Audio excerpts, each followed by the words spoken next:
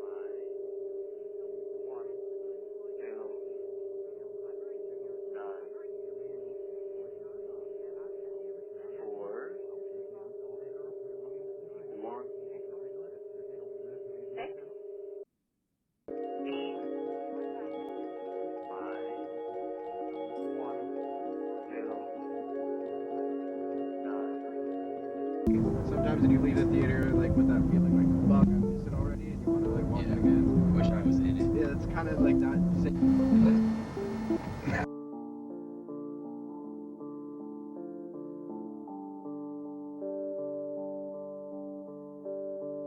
Wither away in that comfortable place where I stay.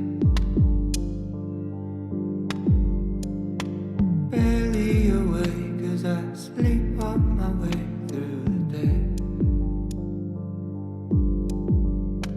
Don't ask how I've been if you run into me, it's so fake. First it's all quite piss poor and that's not the answer that you need. I've lost my appetite for the bait. Time after time it's a waste. Lost my appetite for what you time after time can say. Not a care for the convo, I'm up in my head, I'm in space. Floating alone, it's the one place I feel incredibly unsafe.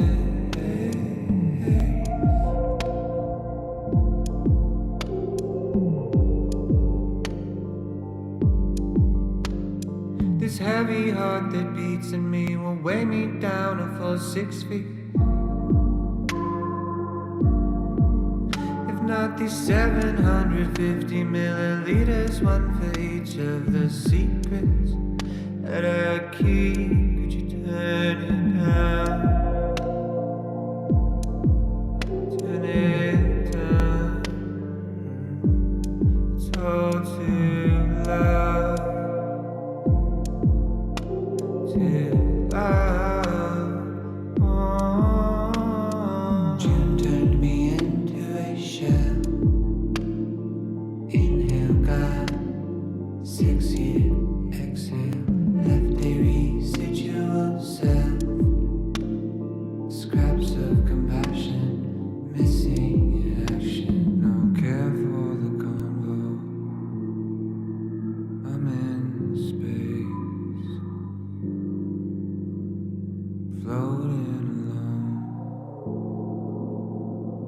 incredibly unsafe.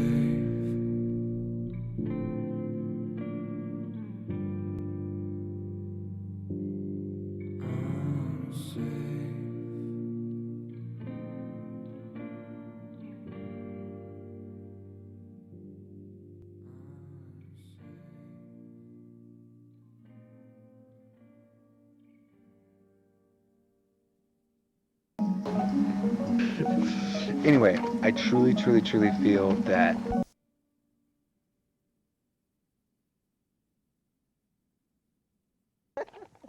Oh, keep going. anyway.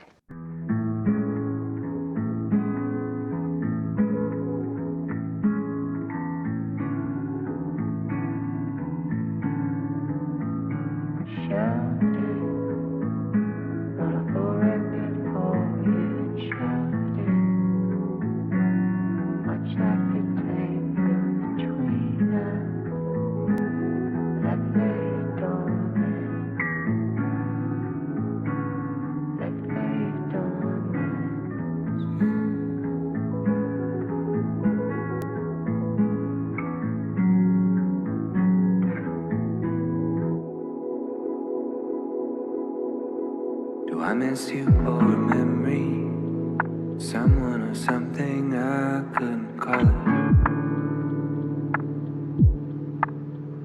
Is it your smile in the morning? Or just the prime of our 20s? I shouldn't bother. I'm just searching for a feeling, and maybe it's past and I can't grasp it. A moment set somewhere in between where we met and where we left it. Almost as if every passing bird flies directly through our shadow. I really shouldn't. Where you at now? Did you save the 10,000? Did you find a passion? Alleviate some pressure? Have you got any new friends? Did you find a new man yet? Does he treat you special? I hope he treats you better than I did.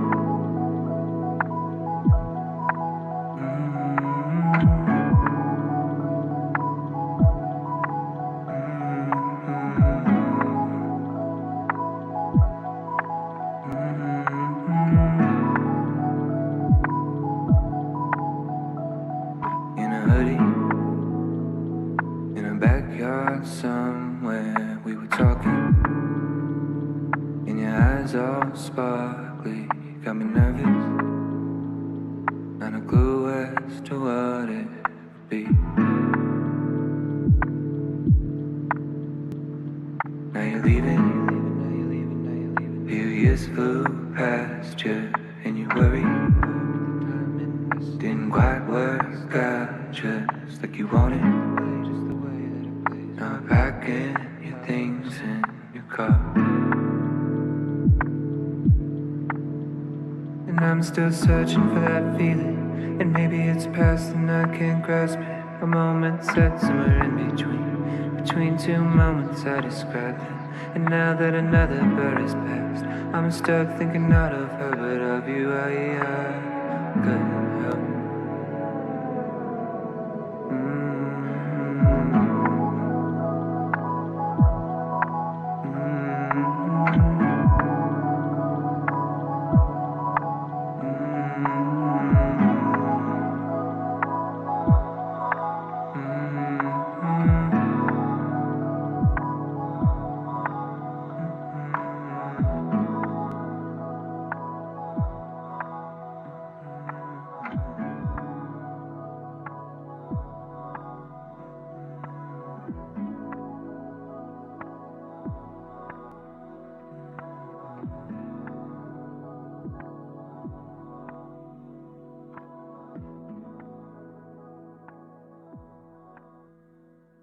Okay, don't move a muscle. Back. Don't move.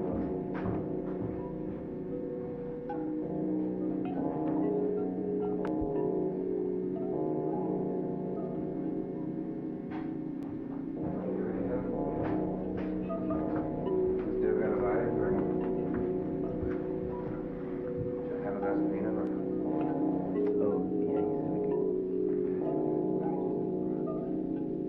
Give me a glass, bitch. This looks so awesome. Oh my god. I love you, Grandma. Look, this is amazing.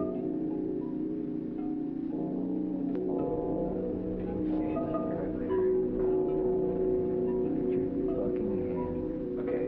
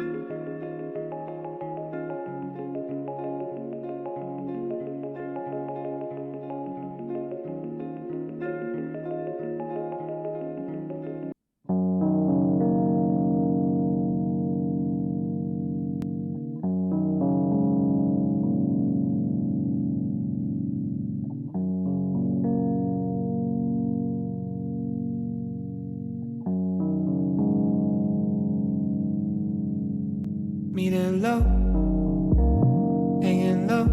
I'm on empty, headed home. I'll make it home. I guess I'm okay. I don't know.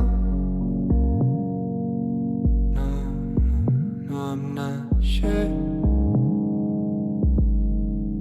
I wasn't thinking about you. But the piano roll had me feeling cold with memories of you. Yeah, we were younger, I was struggling, but we were good. Standing still, right beside me, you were good to me. couldn't say the same. But we laid the blame to waste by the wayside. You went away. Took the good times, took the bad times, let them breathe. Left in the wake, the space.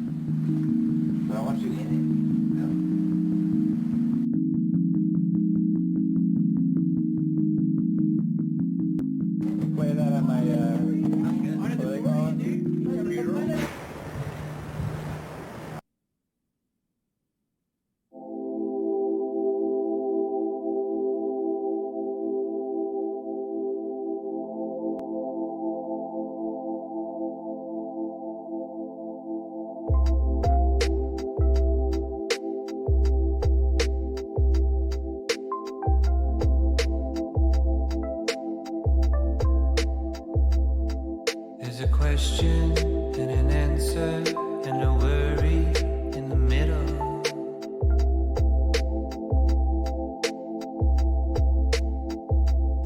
There was a promise of forever and a wishful intention.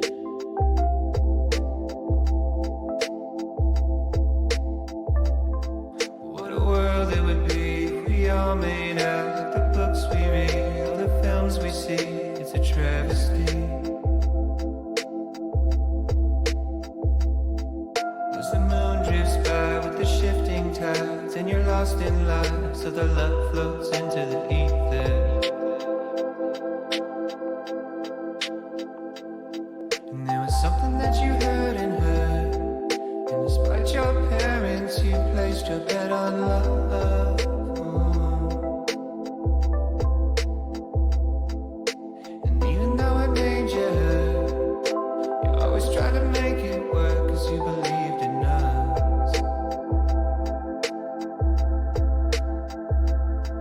Said you're pretty, but you drink too much. You've got a head on your shoulders and it's good enough, but something broke you. I said I'm sorry, and it's well in advance, but I will hurt you more than anybody has. Yeah, it's a shirt thing. Oh, is it a shirt thing? She said I know that you didn't know back then. Getting all that you should know by now. Never was about the pain you held, not in the way that you shut me out, not in the way that you hate yourself, or all the ways that you let me know it was that you and I, we were on our way. Kind of feeling that was unexplained, and you still feel like you felt back then. It's what you tell me when nobody's listening, and you ain't happy where you're at right now. Talked about it for a couple hours. Change in the past few years, a couple deaths and a few relationships, a little older and a little scared of making all the same mistakes I made. You said you're weary because you think too much. You've got a mind of your own, and it's free enough, but it'll drain you. I know you're sorry, and it's right on time, cause you told me what would happen if I stuck around. I know you warned me.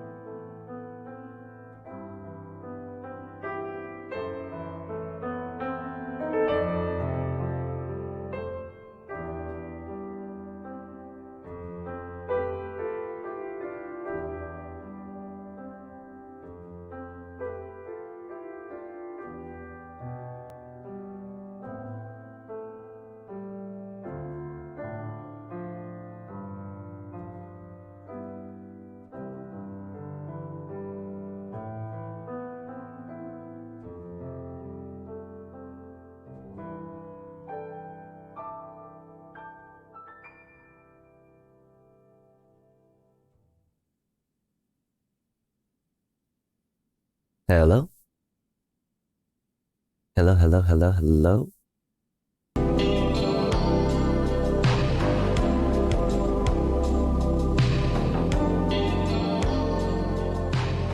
Hello? Alu? Da-na-na. What's up, everybody? Hello, hello. Hi, everyone. I heard the bridge collapsed because the boat had a transgender refugee captain, unfortunately. RIP. DEI strikes again. Oh man, we got a lot to talk about in that regard. What's up, Echo Waves? What's up, Ashtray? What's up, Knots? What's up, Silly Girl? What's up, I was about to say Tick Tank. Tick Tank. What's up, Sweet Agony? What's up, Chris the Nerd? Who else is in here? What's up, Liz Dex? I was about to say Licks. Never mind. I'm not gonna say what I was gonna say. Liz Dexic. Hello. What's up, Lynn? What's up, Sag? What's up, Senator Brewski? What's up, Euphemisticism? What's up, Chili Kitsune? What's up, Round Girl? Who else is in here? Atticus Among Us. Hello. What's up, Durank Dank? What's up, Solar? What's up, Aloe Vera? What's up, Midnight Dime? Did I say Euphemisticism? Hi, Euphemisticism. Who else is in here? Who else is in here? We got Lotus Obby in here. Berserk Jazerk. Who else? What did I miss? J Logic, Rat Acid. What's good, everybody? I hope everybody's doing good. I noticed that the poll had a lot of sad faces, which is okay. It's okay to not be okay. But I shouts out to y'all. Hope everyone's doing good. Hope everyone's doing better. I have a feeling things will eventually get better. What's up? What's good? What's up, Eating Glue and Crayons? What's up, Groove Homes? What's up, Always Be Gaming? What's up, Ryu Doll? Hello, hello. Hello, hello. What's going on? What's the vibe? How are we feeling? They will. They will. They will. I'm doing okay. How am I doing? I'm kind of the same as yesterday, you know what I mean? I talked yesterday about like the cloud, you know what I mean, that follows you wherever you go. That I told y'all last Friday that I got laser this weekend. I started getting laser again recently. Like started, you know, going back or whatever, because I like went for like a whole year every month and then stopped going because it was just like an extra cost that I didn't want. I just, you know what I mean? I stopped going for like a year and then I started going again. This weekend was like my third treatment since I started getting it again.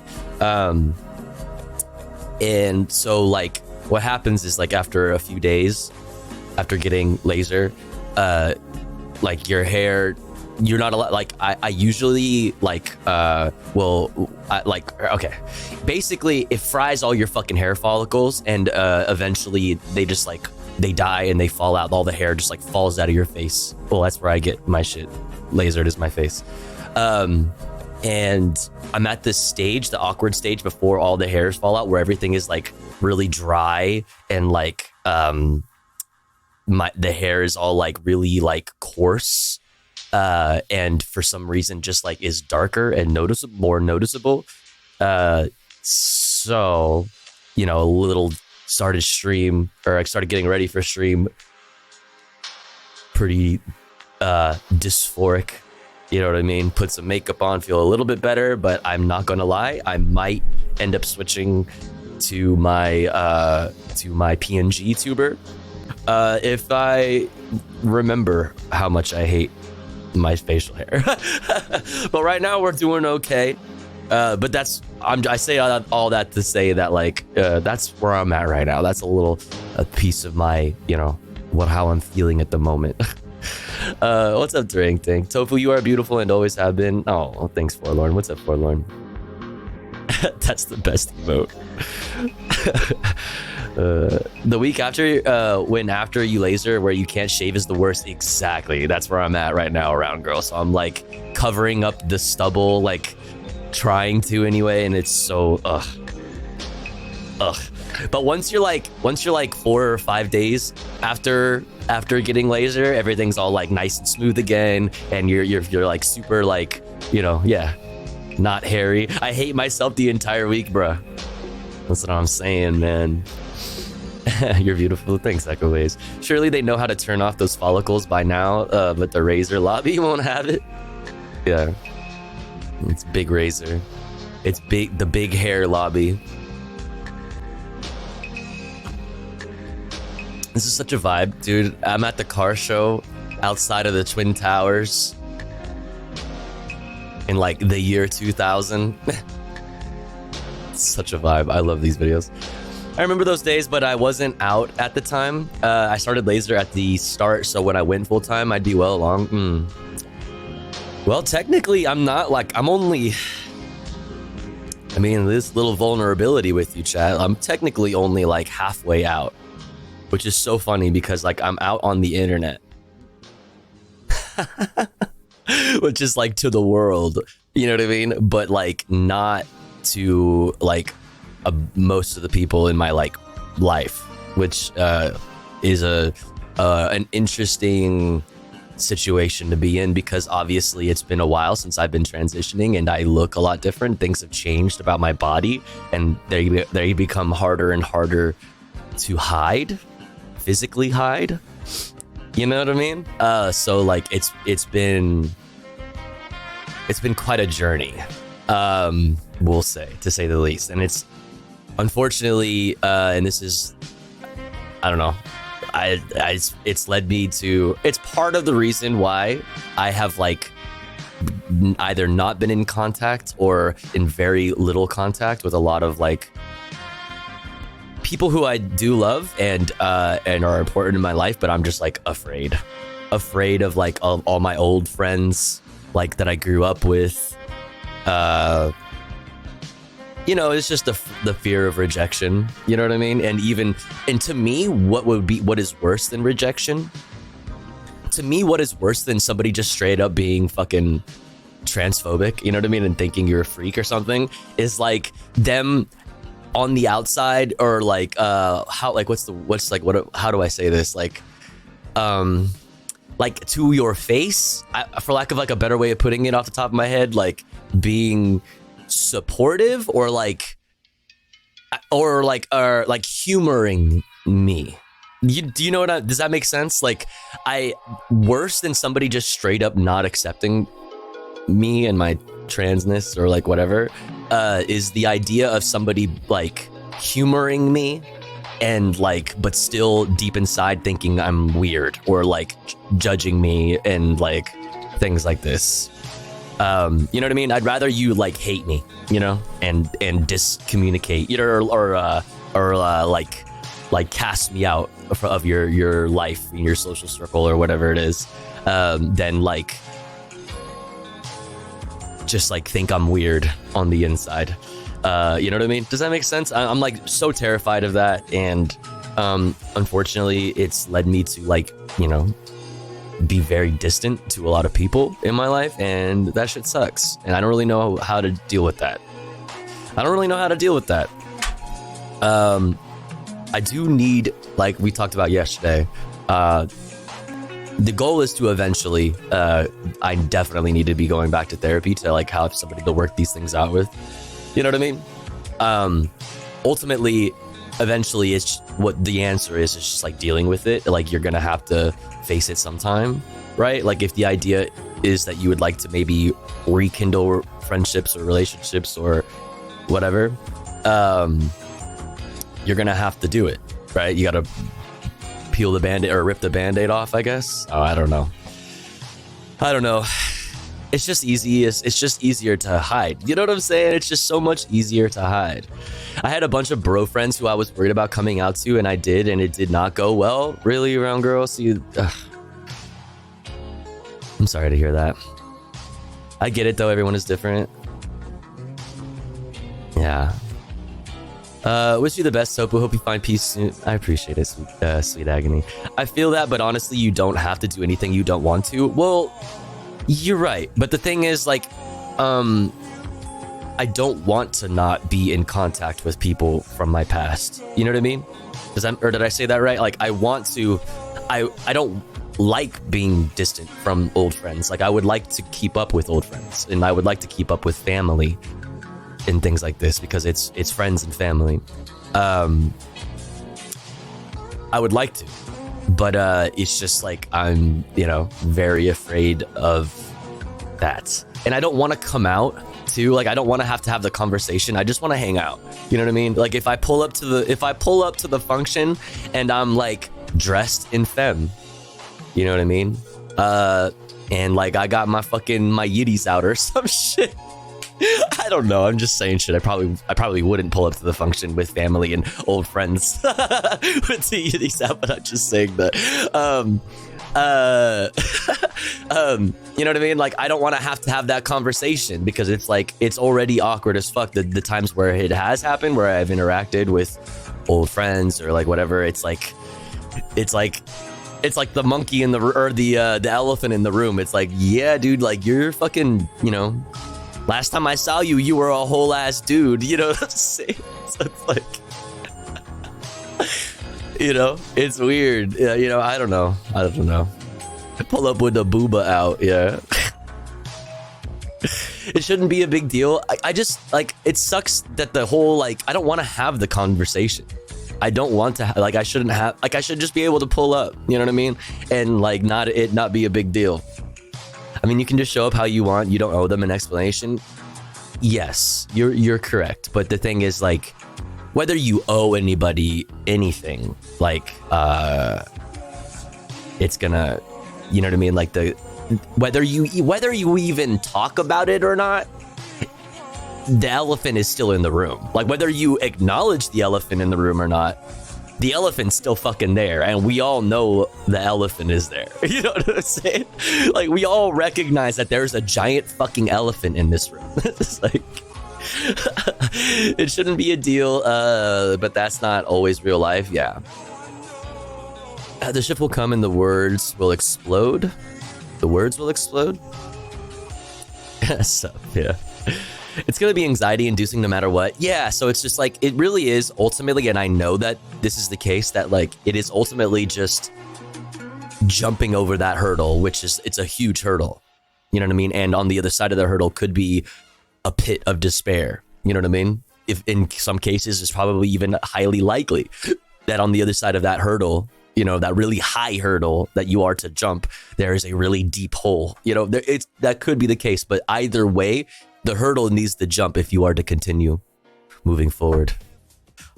Does that make sense? Meaning eventually it will have to be talked about. Exactly. So it's just like, it sucks. This is why I have a separate personality for one side of my family, Lamau.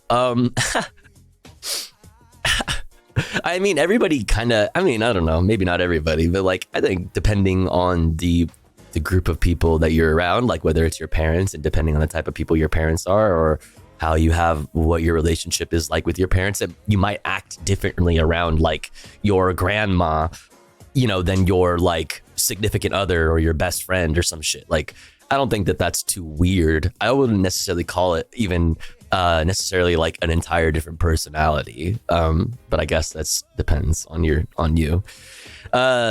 That becomes so exhausting. Yeah, I did this thing, but I really don't care what other people think of me regarding being trans. That's awesome. Yeah, I mean, you know, as much as I'd like to believe, I also like don't care what people think about me.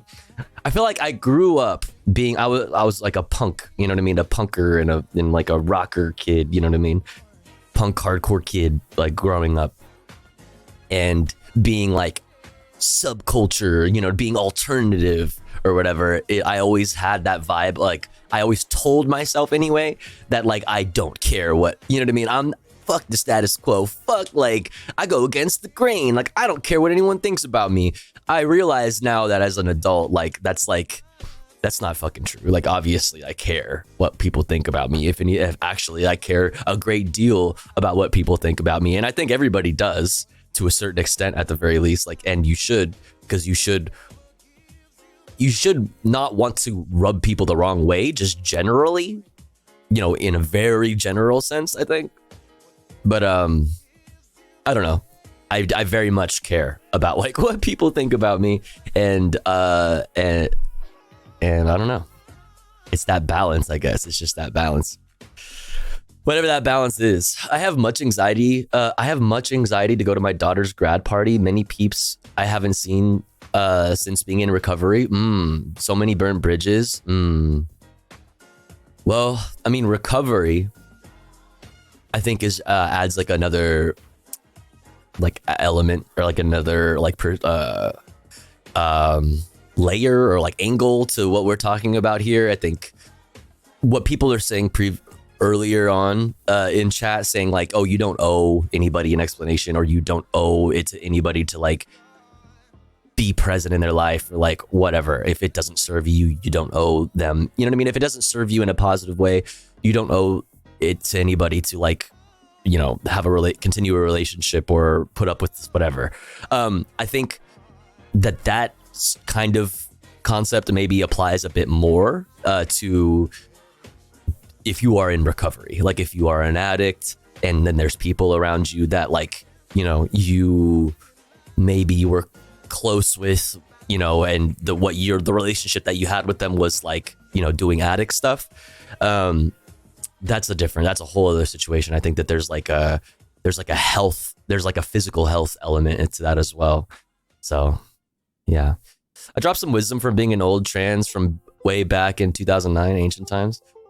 Oh, what the fuck? We watched the end of this video. I don't know if we've ever made it to the very end of that video. That's really interesting. One sec, chat.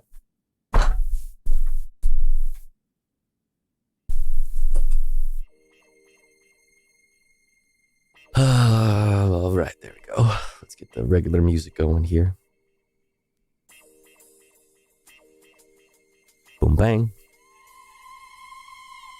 But as an edgelord teen, you don't care. Oh yeah, also there was that kid for sure too. Real ass talks on a real ass stream. What's up, Ashtray?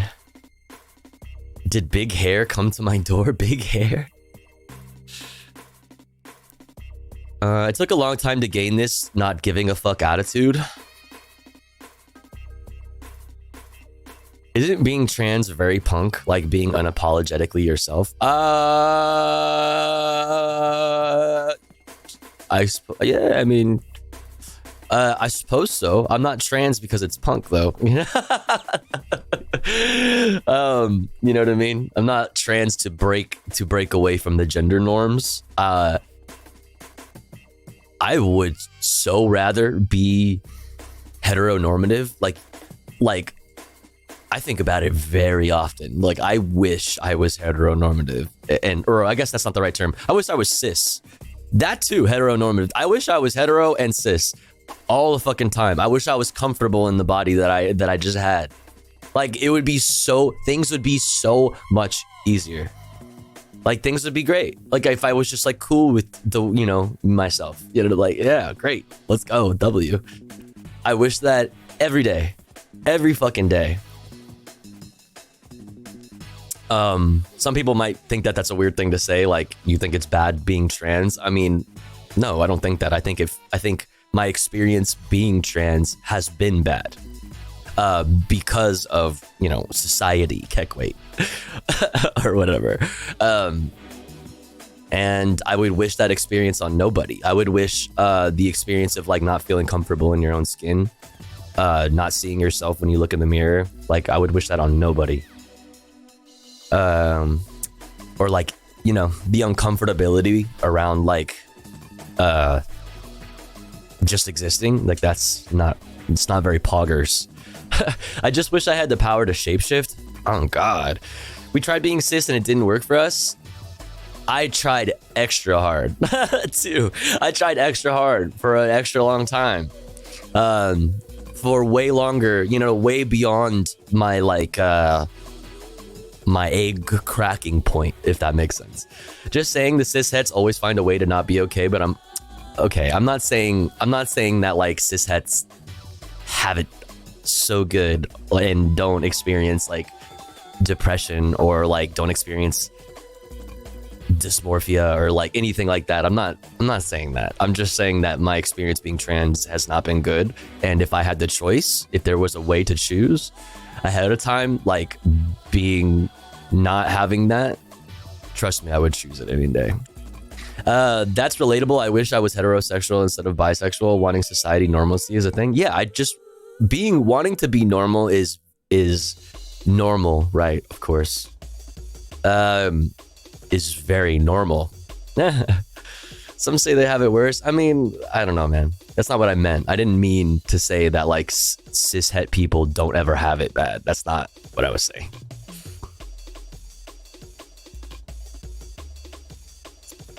Wait, it clicked on me just now why we watch Egg Dog. Wait, what do you mean? We watch Egg Dog because it's poggers, and it's hard not to be happy when watching Egg Dog. Wait, what? Egg, yeah, no, that's not the reason. Yeah. What even is normal? You can save this for later if you want. It's me interviewing my old trans friends. That's cool. But I'm not in the video, so it's not too boring. Oh, come on. Yeah, I'd be down to check it out sometime. Egg Dog? Egg Dog. No reason needed. Why wouldn't we watch Egg Dog, right? That's what I'm saying. That's what I'm saying. Anyways, that was a kind of a random talk. But, you know, that's what we do here. It's good to have those conversations. You're good, love. Just, we gotta get you some better society. You gotta get you some better society for a new normalcy. Real shit. And that goes for everybody. That goes obviously for everybody. Funny monkey comes to my head at random times and no one gets it. That's okay. We get you. That's okay. We get you. They just don't know. That was genuine. I appreciate you, Tofu. I appreciate you guys. You know what I mean? This community is so like it's, you know, it's very cathartic, or it's healthy and it's nice having community. I've never felt like I had real community. We've talked about this all the time, and I don't want to like, I hope it doesn't ever get corny when I say this, but like having community is extremely important. And I never felt like in my entire life, you know, it's just, despite never having an issue necessarily with like having friends generally, still never really felt like there was like people that I could 100% relate with in my life, or there was like groups of friends, or that like I have like different things in common with. It's like, oh, I have, you know, this part of my life in common with this group of friends, and, you know, so on and so forth. And then like in my family, I have different relationships with them. I could never feel like 100% relatable or like 100% like relate with other humans. And it really wasn't until like finding, and this sounds so like, this feels corny to say it out loud, but it's just the truth, that like finding community through like you know, leftist communities online and like my activism and things like this has been like the best thing, like the most healthy thing. Finding like it helped. It was like the one thing that helped me realize like I wasn't alone. You know what I mean? It was like Twitch, where I found like during the pandemic, where I found like communities of trans people and things like that, who are like leftists, who are like whatever, and you know, things like this, like who view the world in a similar way. And that was extremely important for me. Where was I going with this? I say all that really just to say, like, you know, shouts out to you guys, like shouts out to this community. It's been like the coolest thing for sure. Community was a big part of me coming out. Mm-hmm. I mean, yeah, that's the reason why, like, you know, I came out on the internet and was like, I like became like I slowly, like, you can, if you go back and watch all my, you know, streams all the way since I started, you can like watch the slow progression of me like actually coming out on the internet and feeling more comfortable with it because of the community that I was like finding and cultivating through you know, these like greater leftist circles. I want all my trans friends to feel loved and accepted. You are worthy. No. The first place I came out was this chat. Are you for real? Oh wait, no, I remember because you were round boy. Oh, round girl. Oh. I remember. That's right. You were. I remember now. That's right. Oh, in conclusion, trans people rock, and we are actively trying to trans the population. Yeah. Don't tell any, dude. Don't tell anybody that. Come on. What was it yesterday that we were watching? What was it yesterday? Somebody was talking about like the LGBT movement in like, oh, fuck, I can't remember who we were watching yesterday. It was funny though. Anyway, we should get to content.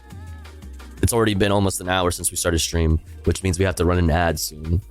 Let's see. Actually, perfect, because I don't have a daily dose of internet or any like light-hearted news to look at today. So the light-hearted news and daily dose of internet portion of the stream has been replaced with this convo, vulnerability convo. First rule of Trans Club. Yeah, don't talk about Trans Club. Exactly. We'll run the ads now. And then we'll just get straight into the headlines because I started late too. So next up, chat, we're going to get into, like I said, the headlines. We'll start off with the top 5 stories you need to know today from Reuters, top stories you need to know from Associated Press, PBS News Wrap, and Democracy Now!, aka Democracy in a Few Minutes. Then we're going to look at this piece from LA Public Press about historic Filipino town residents pushing for inside safe promises to be kept. Just highlighting a specific instance in which Mayor Karen Bass's policies have failed Angelinos. And obviously this hits a little bit more closer to home, it being historic Filipino town residents who are largely obviously Filipino. From there we have this. We talked about this on a statewide basis yesterday, the deaths in California jails, but this is a piece that just came out today from Los Angeles Times about deaths specifically in Los Angeles County jails. Why was 2023 such a deadly year in Los Angeles County jails? Obviously, that's an important issue to me. So I would like to take a look at these two pieces here while we still have Angelinos that are awake. And then we'll get into other more, nation or national issues. We'll look at the Supreme Court hearing arguments around abortion pills. And then from there, the big story that broke yesterday while we were streaming last night was obviously the Baltimore Bridge. So we have updates there. We have Pete Buttigieg. We got Brandon speaking on it. We got engineers weighing in on it. We have more updates all around that. Other international news. Julian Assange can't be extradited to the U.S. For a specific reason. I can't remember what it is off the top of my head. There's Assange updates. We'll look at that. The German train public transportation, like the train workers, got a deal to end a strike. We'll look at a bunch of different Israel-Palestine stuff. Inside Israel, conflict blues in Israel over military service for the ultra-Orthodox men. So ultra-Orthodox Jews in Israel are protesting, obviously, the mandatory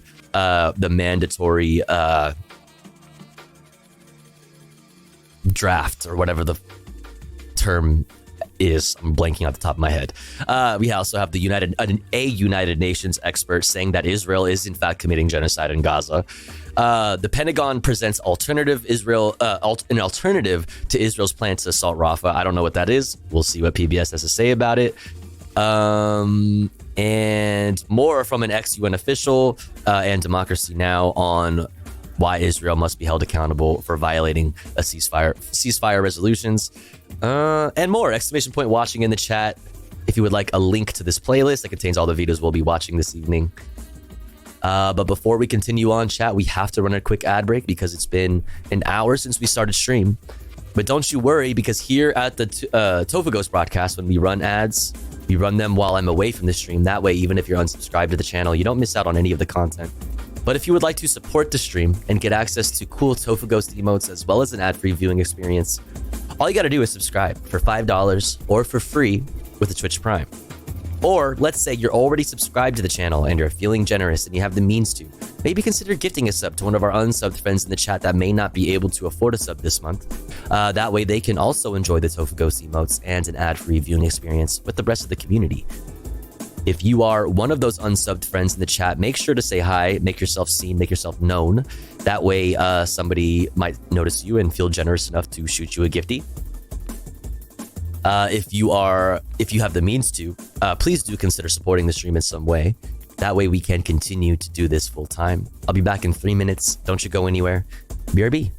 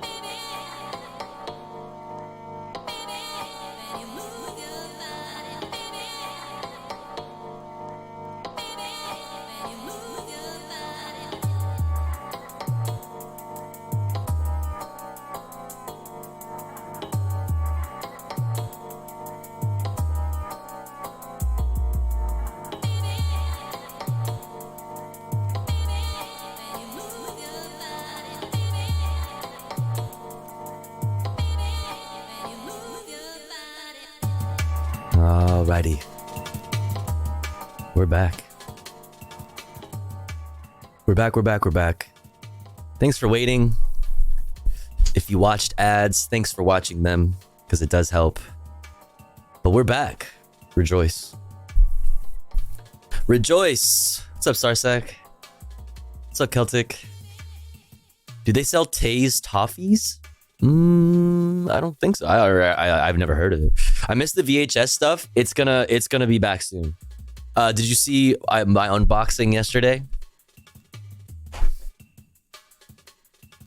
I got 2 new pieces of gear. So I got a replacement video, like regular mixer that I've been using to create the VHS effects. They're not really VHS effects. It's actually VHS, but I got a replacement one of these because this one broke.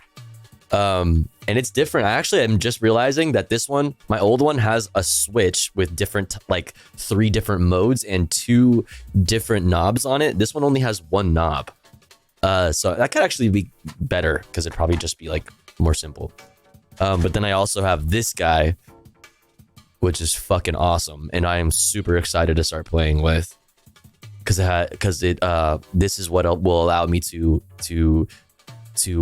use audio signals to create weird VHS glitch effects. So like the music that we're playing, my plan is like the music that we're listening to in the background will have an effect on the VHS like glitchy things. So like it'll just be neat. But yeah. Soon. Maybe if I don't just do it myself sometime this week before stream, maybe we'll do like a fun, like comfy non-politics stream this weekend and put it together. DJ Tofu Ghost in the mix. Yeah, make it an IRL stream. Yeah. I don't know why, but that reminds me of Serial Experiments Lane. I mean, I feel like I get what you're saying, like the vibe. I still haven't seen that, but I know what you're talking about. We watched. I think it was Nori that suggested we watch it on stream. It was an essay, a video essay about Lane Serial Experiments, and the time that it aired on September 11th, 2001. Maybe you've heard of the date. Yo, thank you for the 300 biddies. Together. What's up? Thank you so much, silly girl. I mean, thank you for the 300 biddies. The day that Lane, or the time that Lane aired on television while 9/11 was happening, and there was like an emergency bar, like a public service announcement, a PSA bar, like going across it at the top that says like, you know, our condolences go out to like the victims of like so it was a video essay on like the importance of like archiving things and archiving media, and how that specific video is a perfect example of like a moment frozen in time, like a very hyper specific moment in time. You know what I mean? So it was really profound and really cool, actually. Tofu's character in Fortnite is totally lane coded. Did we ever figure out if my character in Fortnite is actually from something? Because I don't remember if we did. That's why I never knew about that. It's in the Discord. You'd probably have to scroll back a little bit in the content suggestions, but it's in there.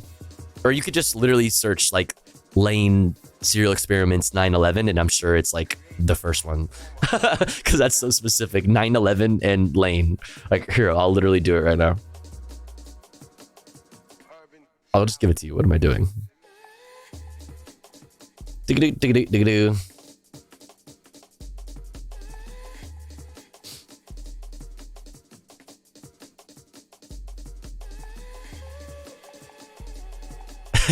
Literally, there you go.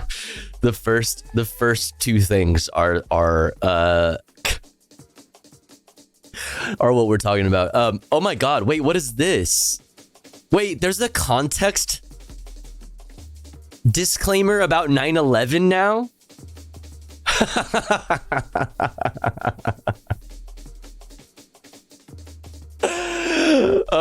Oh, dude, that's funny. Okay. Damn.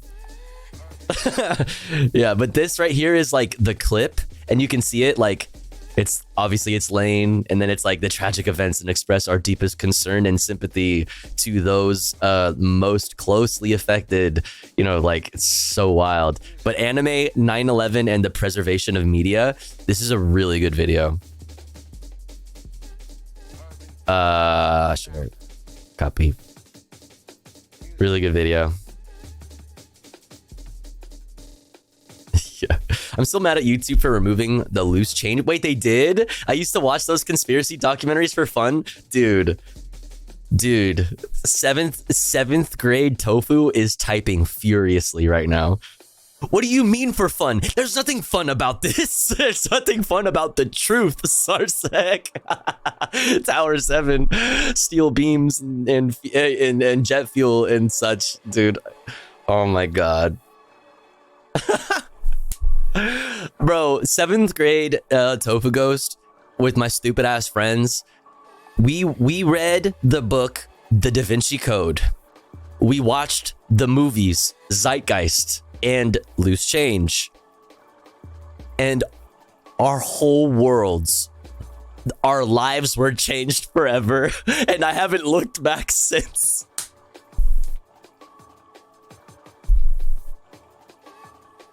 Dude, you don't know me. Like, listen, I'm in a very specific like position with my like my political like awakening and my political journey throughout my life. It literally started with punk rock, and then Loose Change, punk rock, which led me somehow through to Immortal Technique, which is hip hop. But Immortal Technique, which led me to the Da Vinci Code and InfoWars and like Alex Jones, obviously, and Loose Change and Zeitgeist. That shit was my whole worldview. So like when you try to like think about like my political journey started there as a young person. Started there. Okay, and it's just compounded since then. Apparently the Zeitgeist guy has split from that. Like someone's tried to tell me it's Zeitgeist 3. Zeitgeist 3 is base now. Really?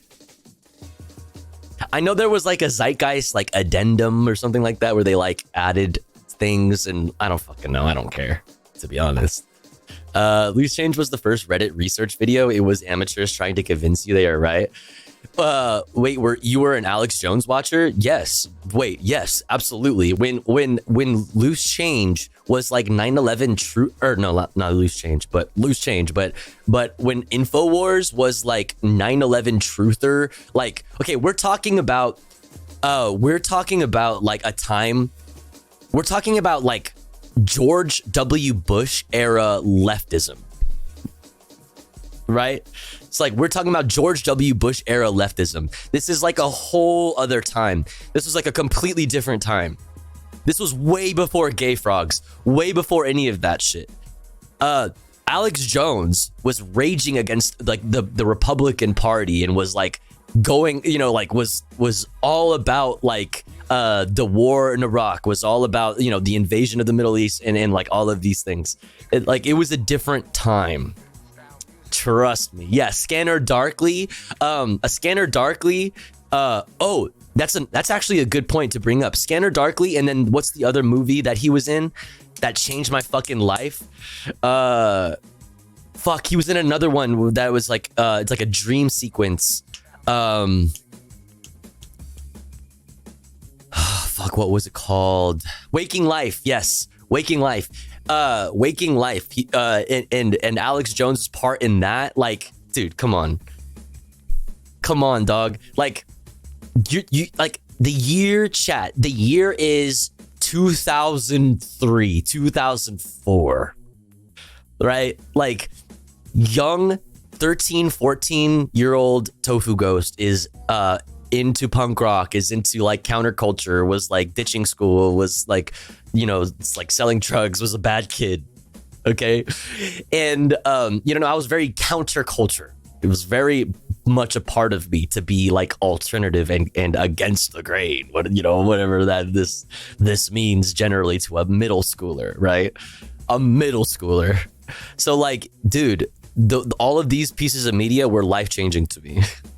After you just got traumatized by the bug extraction scene from The Matrix, you watch Waking Life and smoking weed for the second time. Yeah, also probably relevant to mention is that I started smoking weed when I was 13. Like, so like we're talking about like all of these things happening at the same time, right? Like me getting into Immortal Technique and being a little punk rocker and watching Loose Change and Zeitgeist and Waking Life and reading the Da Vinci Code, reading Angels and Demons. Like, dude.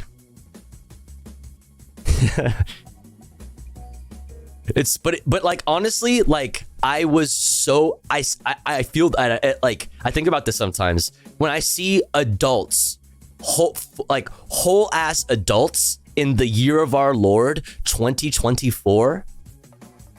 You know what I mean? Just getting into those things that I fucking found myself into in middle school. Like, oh, that's bad. It's bad.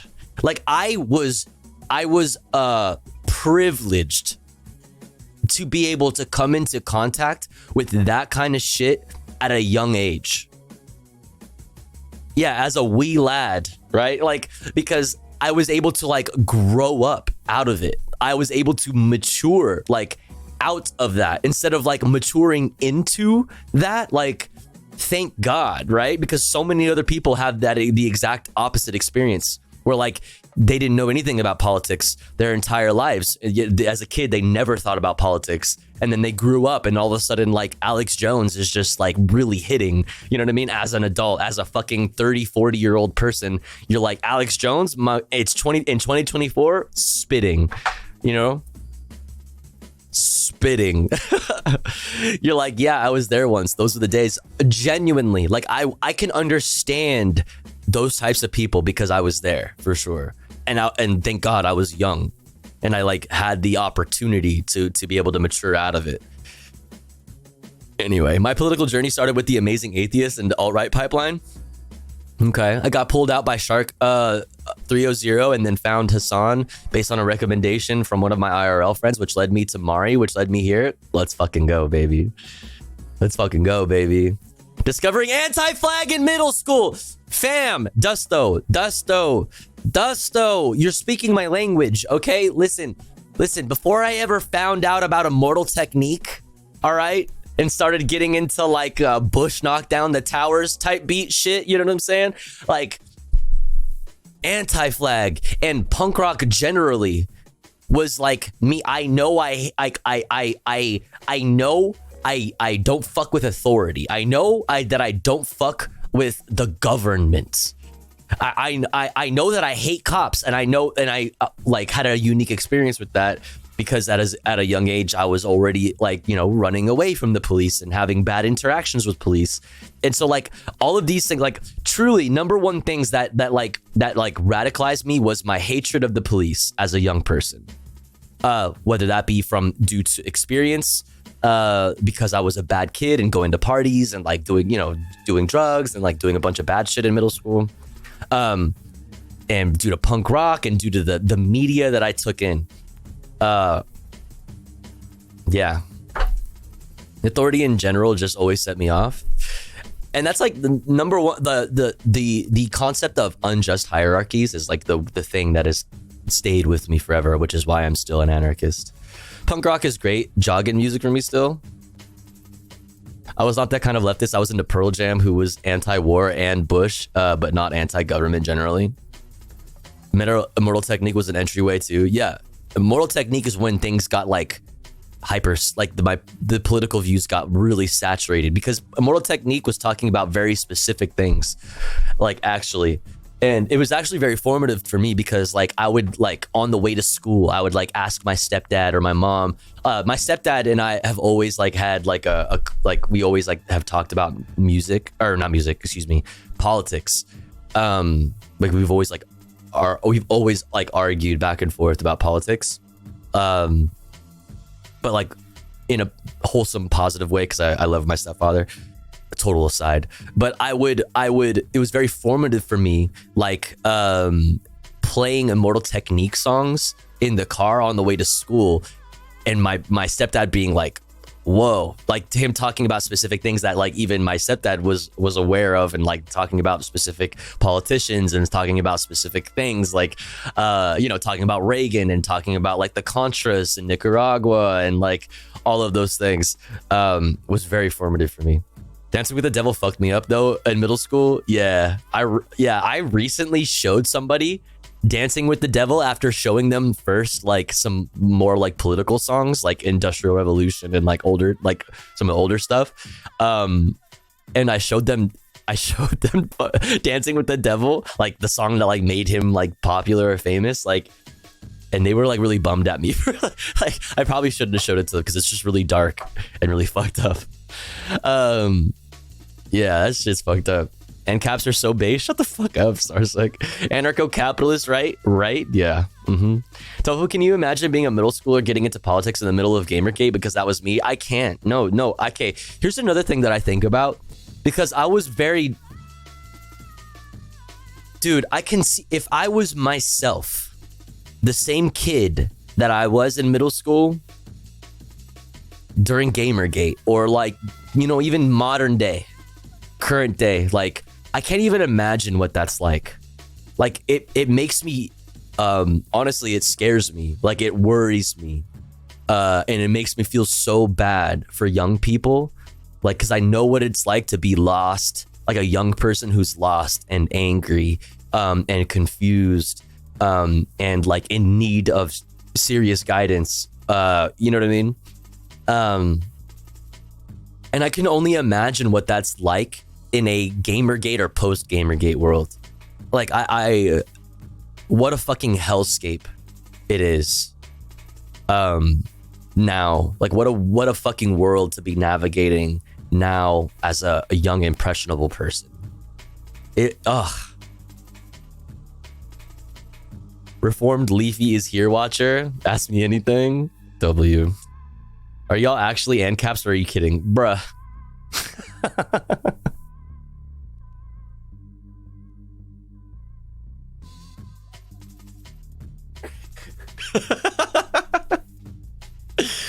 No, I'm not. No, you're fine. You're fine here. You're good. Don't trip. You're fine. You're fine. I'll offer you 6 NFTs a month to come work for me. Sold.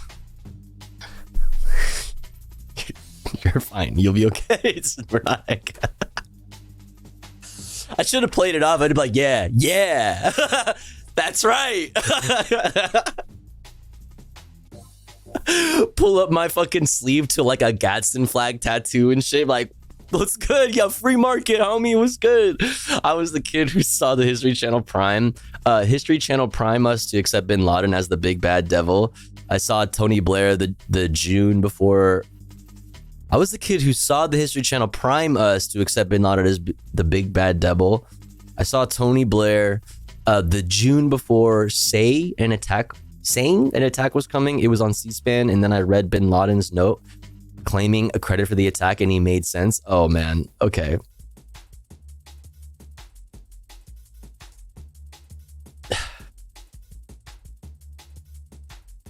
Okay. I think I feel you. I don't know what that's like because you had a specific experience with that, like in the time, like the post 9/11 world with that experience, or 9/11 world with that experience, or like era, I mean, with that experience. But I feel like I shouldn't have to say that like Osama bin Laden was like not a good guy, even though like the context that may have created bin Laden and his perspective and his politics was like, you know, US imperialism. You know what I mean? Like you can recognize like how somebody like bin Laden or how people are radicalized to that type of position because of imperialism and because of capitalism and because of yeah, imperialism, capitalism, because of the West, without like saying that he was like right or correct. You know what I'm saying? You know what I mean? Yeah. Does that make sense? The Bin Laden family and the Bush family were very close. He was a shitty person who did horrible things, but I still understand. Exactly. I think that's what I'm trying to say. Is like, it's one thing to understand. It's one thing to analyze, like the mind or like the politics and the perspective of somebody like Bin Laden and understand how it came to be. It's another thing to be like to think that like the way that somebody like Bin Laden acted upon it was like correct, if that makes sense. It's only recently that I'm okay like saying it. Bin Laden was the Elon Musk of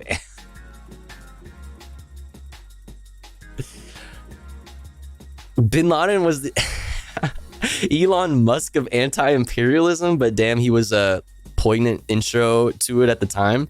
While I might agree that like he was like voiced like in that letter to America, like there are very well said and well explained like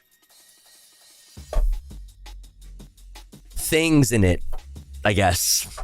But the Elon Musk of anti-imperialism is an interesting.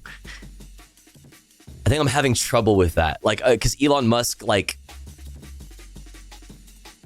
do you say that like as a slash, like the Elon Musk of anti-imperialism, like what is Elon Musk good at? Is what I'm questioning of. Like if you're saying that like he was like a genius or something, or like was very knowledgeable, or like ahead of his time, or like what do you mean by invoking Elon Musk?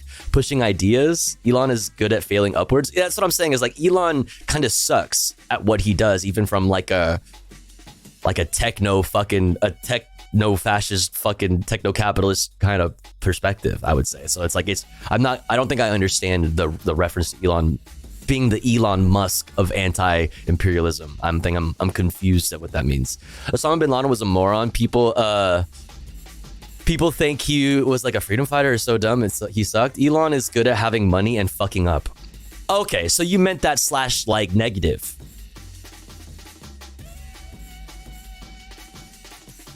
Yeah, I don't know. Like I said, I don't know how I feel about that. I think that like I understand what created Bin Laden, and I'm very anti the forces that created Bin Laden and creates things like Bin Laden, namely imperialism, which is the highest form of capitalism. I'm anti those things for that reason. But that doesn't like mean, since imperialism in the West and in the United States and capitalism, because these things are bad, that doesn't mean Bin Laden's good. Does that make sense?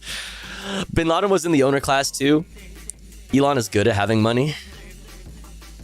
Elon is good at marketing. Dude's number one talent is defrauding investors. He popularizes things and fucks about like an idiot. Elon Musk is a genius and good at everything, especially managing social media companies. Osama bin Laden was a moron. People thinking he was like a freedom fighter is so dumb. Yeah, I don't fuck with fundamentalism, and I don't fuck with terrorism. Like I said, analysis. You know what I mean? Analysis of how it came about is one thing. It's another thing to have the black and white thinking of like, well, if it exists outside of the West and the West's imperialism and the West's colonialism, then it is by definition good because it is not the West. Like that is just wrong. That's false, you know. If your politics only come from being reactionary, and then I get people being like, "Yeah, this guy was anti-America, so he must be based." Yeah, that's reactionary thinking. Militant groups are the time when it's right to purity test. Lamau. Militant groups are the time when it's right to purity test. Which Bin Laden was on poggers. I agree with this.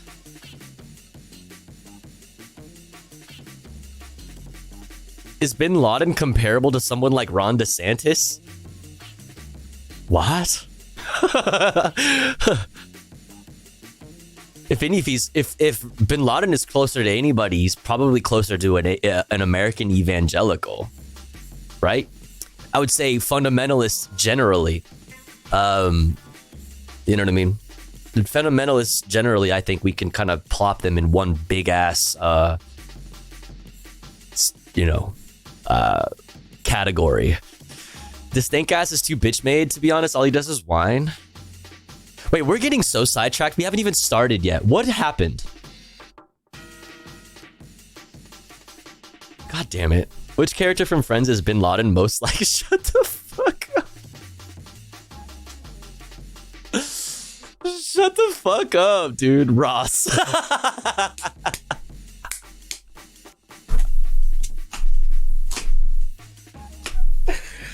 Shut up, dude. Shut up. But online leftists love the purity test unless it's a terrorist group. Oh, okay, Bill. I see what you're saying. Who would Bin Laden play in Parks and Rec? You guys are so fucking stupid. Shut the fuck up, dude. Anyways, if you guys need me for thoughts on growing up in a post-Gamergate era, I'm always happy to talk about what it was like being de-radicalized on the modern left.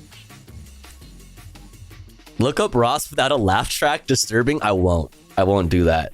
Chat, you know what I know is funny? We got sidetracked and we didn't start the headlines yet. We didn't start the content of the stream yet, and it's almost midnight, and I already have to pee again. So I'm gonna hit you with a fucking ad break because I gotta go pee, dude. What the fuck? I'm gonna hit you with an ad break. All right? If you want to avoid the ad break, all you gotta do is fucking subscribe, all right? For $5 or for free with a Twitch Prime. Or maybe you're already subscribed and you're feeling generous and you have the means to. Consider gifting a sub to one of our unsubbed friends in the chat. If you are one of those unsubbed friends, make sure to say hi so somebody sees you. Yeah, chat, we're just starting the night off. 1 out of 25 for the daily sub goal. If you have the means to. Oh, wait, I'm just noticing that Round Girl gifted Sag earlier, and I'm so sorry I missed that. Round Girl, thank you. Thank you, Round Girl. And thank you again, Silly Girl, for the 300 bits. We're at 1 out of 25 for the daily sub goal. If you like the stream, if you enjoy the content, consider supporting. That way we can continue to do this full time. I'll be back in 3 minutes, BRB.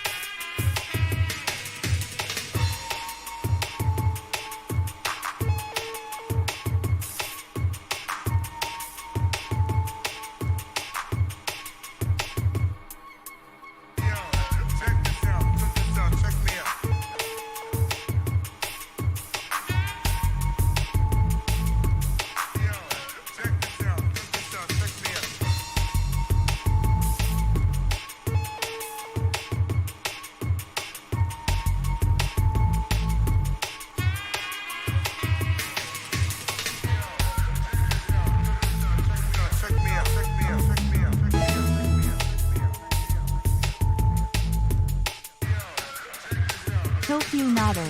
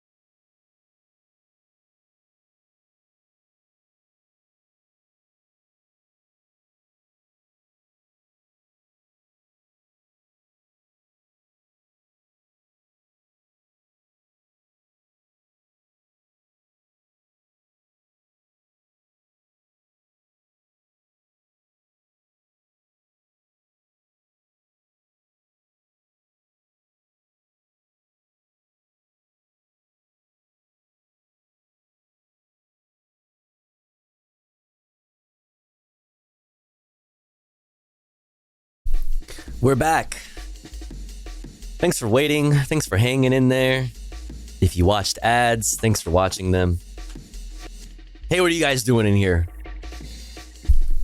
Scatter. If you watched the ads, thanks for watching them because it does help.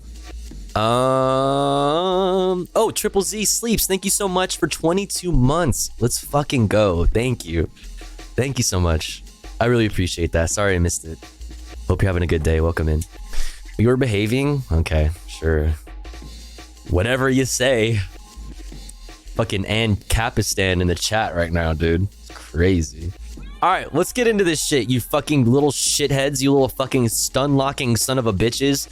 Sons of bitches. Xenomonic, thank you for 12 months. Let's go. Happy birthday, little subby. Let's go. 1 year old.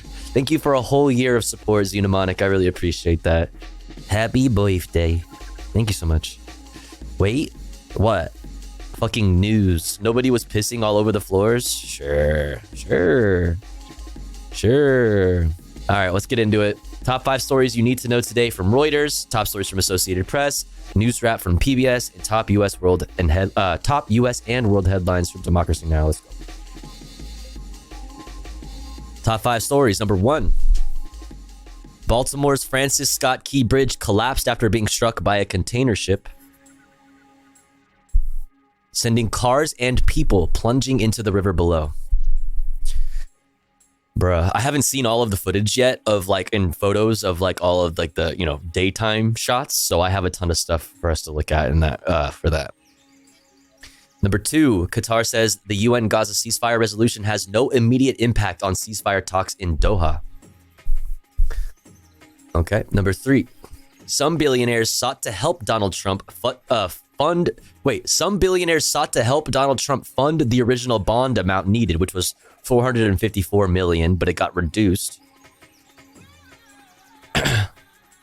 to cover his $454 million civil fraud lawsuit or civil fraud judgment ahead of Monday's deadline, sources say.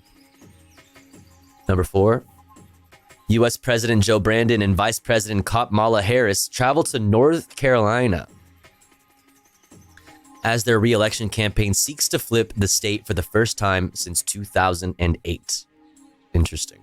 Number 5, WikiLeaks founder Julian Assange's extradition to the U.S. from Britain is put on hold after London's High Court said the U.S. must provide assurances he would not face the death penalty.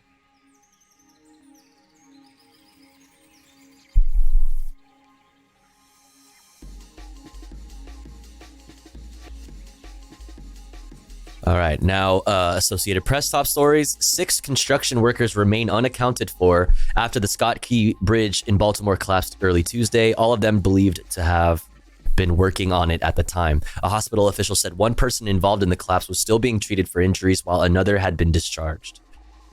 President Brandon says he plans to travel to Baltimore, quote, as quickly as I can, and that he plans for federal government to pick up the bill to rebuild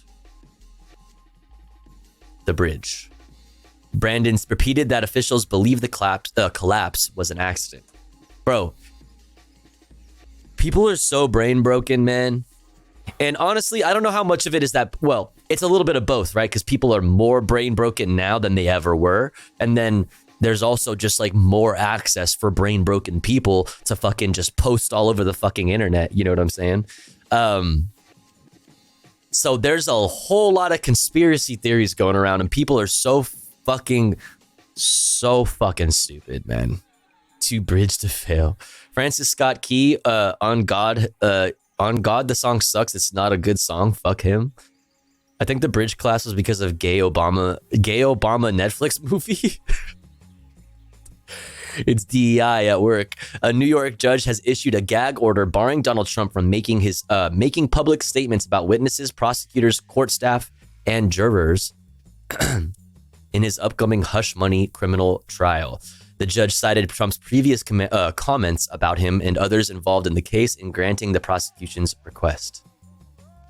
The main Venezuela opposition coalition said Tuesday electoral authorities didn't let it register its candidate for the presidential election by Monday's midnight deadline.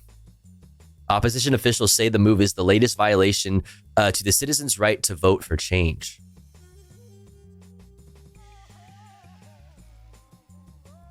All right, now let's go to PBS.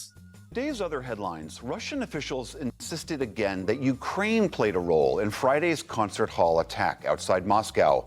A branch of the Islamic State group has claimed responsibility for killing 139 people there.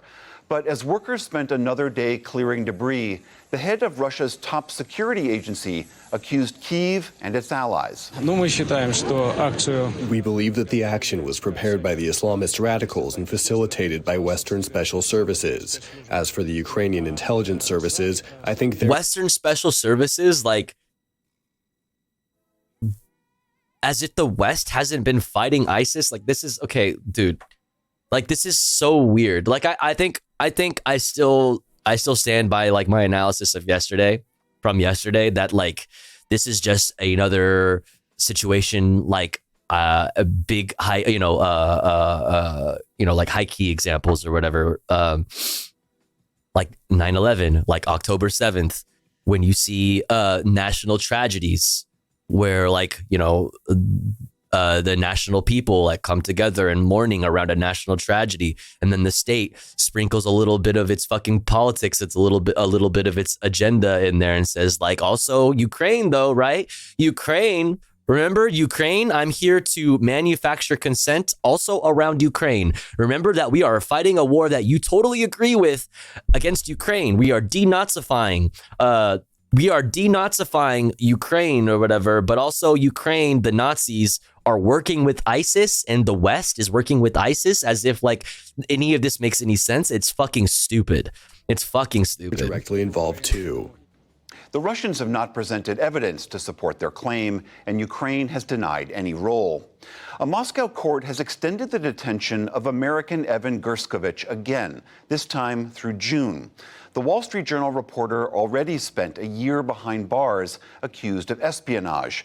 After he appeared in court today, the U.S. ambassador to Russia again rejected the charges and said the case is purely political.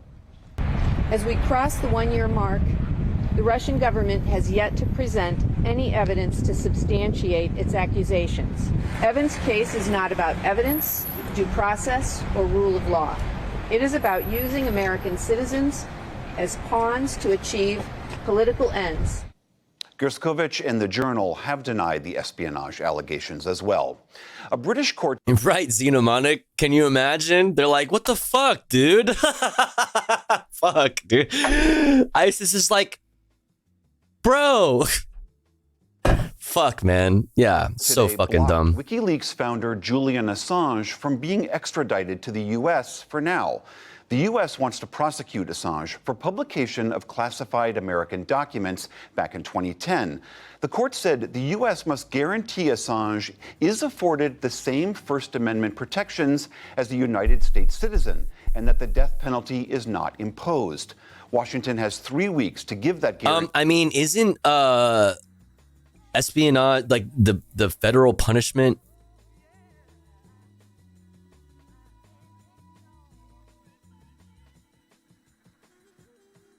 Isn't it? It's death. These crimes often carry long prison sentences. Okay, so espionage generally, but like being a traitor or whatever,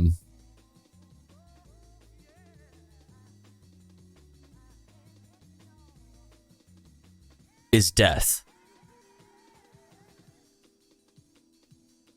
Death or forever prison? Yeah.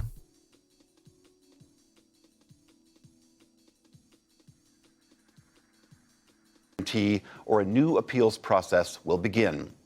In Venezuela, the main opposition coalition said it is undeterred after its presidential candidate was barred overnight from the upcoming election. Corina Yoris, an 80-year-old newcomer, had been chosen to face authoritarian President Nicolas Maduro in July. The group's original candidate was also barred from the election. Back in this country, a state judge in New York imposed a gag order on former President Trump for his hush money trial next month. The judge's ruling said it is without question that the imminency of the risk of harm is now paramount. The gag order bars public statements about witnesses, prosecutors, court staff, and jurors. Independent presidential candidate Robert F. Kennedy Jr. announced Nicole Shanahan as his running mate today. I think it's the case that like there's like a whole bunch of states like if I'm not mistaken, maybe even more than 10 or 15 states that require you in order to be a write-in candidate to have a VP pick. So that's probably the timing of this. Shanahan is 38, a lawyer and... Yo, Echo Waves, what the heck? Thank you so much for the 3 gifties. Thank you so much. Thank you. If you got a gifty from Echo Waves, please make sure to thank them. Very generous. Thank you so much. Thank you. Very kind of you. Philanthropist from California and has never held elected office. But in Oakland, California today, Kennedy told supporters that Shanahan met all his requirements for vice president. I wanted a partner who was a gifted administrator, but also possesses the gift of curiosity, an open, inquiring mind, and the confidence to change even her strongest opinions in the face of contrary evidence. Kennedy chose a running mate early because some states require it before he applies for ballot access. Okay. Texas Attorney General Ken Paxton will pay nearly $300,000. Like, I want to know like what you believe in. I don't want you to convince me that you're like able to like have your mind changed. Do you know what I mean? Like, I want you to be confident in what you believe in and have a set,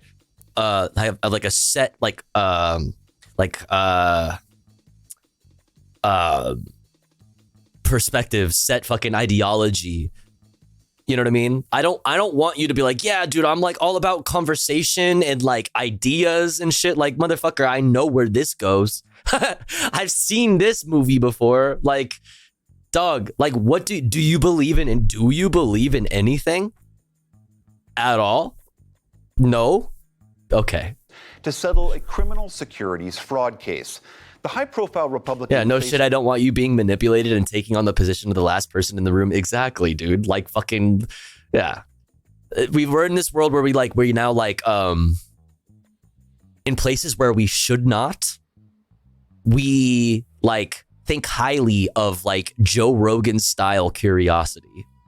Or at least what was once perceived to be the curiosity of Joe Rogan. Maybe not so much anymore. But you know what I mean? Like, there's a time and place for that, right? Curiosity and ideas and an open exchange of them.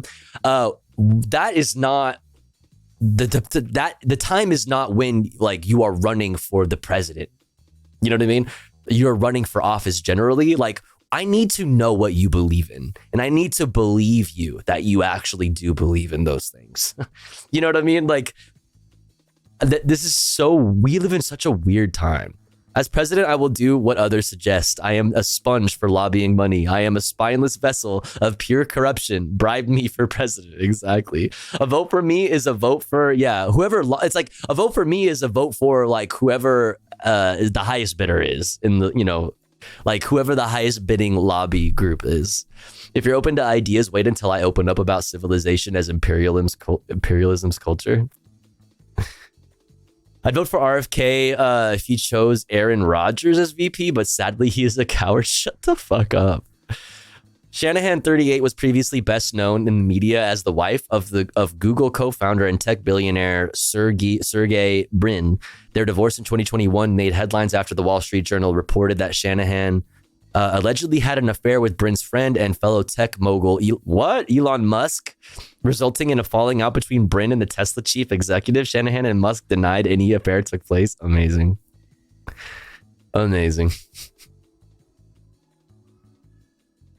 I'm voting for this guy. What's up, cleric? What's this?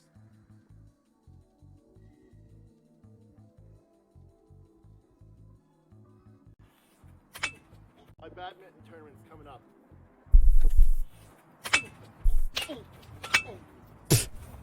Oh, fuck. Oh, my God. Dude, the shins. Oh, my God. Oh. Oh my god. Oh. Oh. Oh, the shins. Oh my god, my shins. Oh. Oh my god.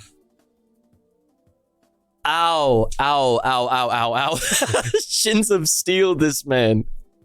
Yeah, honestly, I'm sold. That's my president. That's if you can't do that, you don't deserve the nuke football. Honestly, that's fucking real. Honestly, fucking real. Thank fuck I was distracted. Trial next month on charges of duping investors in a tech startup. Under today's agreement, Paxton makes restitution and does community service, but keeps his elected position. Visa and MasterCard have reached a roughly $30 billion settlement with merchants over so-called swipe fees. The companies charge per transaction, and that cost is usually passed on to the consumer. The settlement will cap those fees through 2030, so shoppers could save billions of dollars. I'm voting for this. This? I want you, I need you, oh God. Stop, little hands.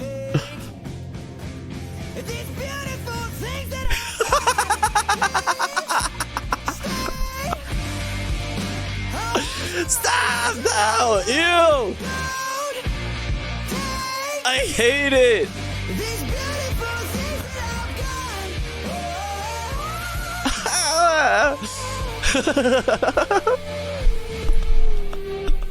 Stop. Stop. Stop. Stop. Stop. Stop. No. No, no, no, no, no, no. No more of that. I'm done with this. What the fuck? Sweet man-made horrors beyond my comprehension. This is my fucking sleep paralysis demon, bro. And on Wall Street, stocks edge lower in lackluster. Edge? Stonks? Edging? On God? Okay, don't care. Moving on. Democracy right now. Let's fucking go. Welcome to Democracy Now! DemocracyNow.org. The War and Peace Report. I'm Amy Goodman. The High Court in London has put the Tofu, did you buy Trump stocks? Dude, honestly, I should have. Right? I should have, because that shit is going to the moon, right? Truth Social is going to the moon. I'm Amy Goodman. I'm Amy Goodman. Wait a second. Wait a second. Yeah, Trump's Truth Social to the fucking moon, dude. What is this?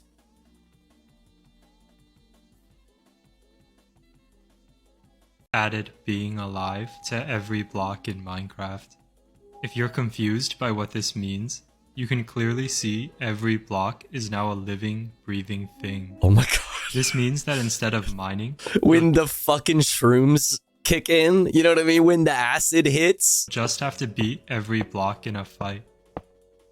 You'll notice that some blocks will drop with their arms and legs still attached, which will stay true for any blocks that you craft, and also for tools made out of these blocks.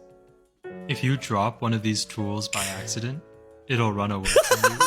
But this is nowhere near as inconvenient as how loud furnaces scream when yo, you mixed secular. When you smelt their insides. Yo. Hiya, Tofu. Hi, chat. What's up, mixed secular? Hope you're doing good. Thank you so much for 20 months. I really appreciate it. Wish somebody would smelt my insides. Or how beds run away from you. Dude, honestly, I feel this. I feel like my bed runs away from me. If you want to stop blocks from attacking you, you can shear off their arms. And if you want them to stop running away, you can shear off their legs too. You can combine 4 sheared limbs to get a regular full block. But I bet you didn't even consider that these blocks now need wheelchairs to move around. And if you took their arms too, they'll need someone else to push them. That's pretty sick and twisted of you. I'm letting you shear mob limbs next time. So stop! Stop! No, not the cow! Ground beef! Shut the fuck up! Shut the fuck up! Shut the fuck up! Shut up! Stop! Stop! Stop it!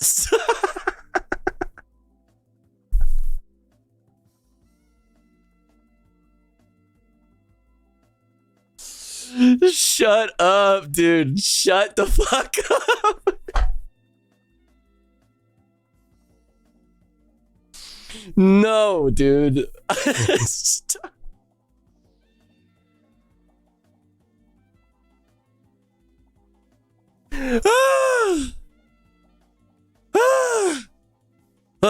Somebody gift Bill Boneless.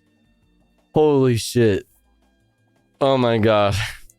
Assange on hold until the United States provides more assurances about how the WikiLeaks publisher will be treated in U.S. custody. The court asked the U.S. for assurances Assange will be permitted to rely on the First Amendment, that he will not be discriminated against at trial because he's Australian, and that he will not face the death penalty. Because he's Australian? Okay. Listen. I think that Julian Assange should be freed for by as a principle of like press freedom. You know what I mean? I think that like for truth and for these things, like it's important that Julian Assange is free, right? I don't think that anybody's discriminating against him because he's Australian, though. The worst crime.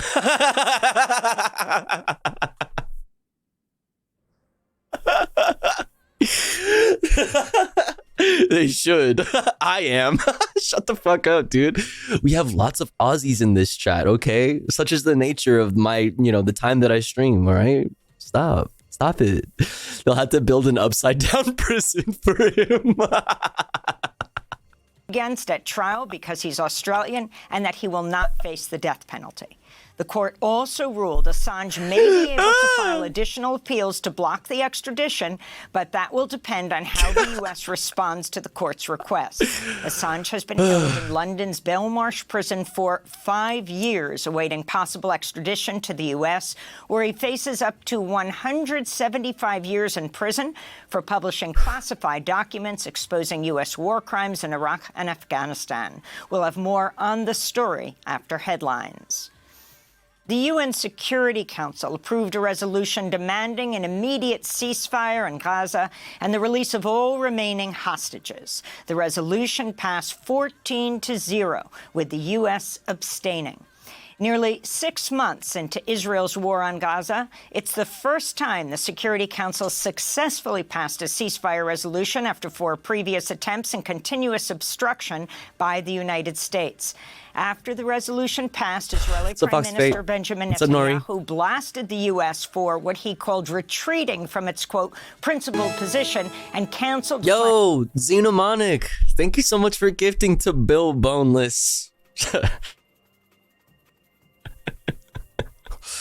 Bill ground beef boneless. I appreciate that. Boneless ground beef. Thank you so much. Really appreciate that. Thank you, Xenomonic. Delegation to Washington, D.C.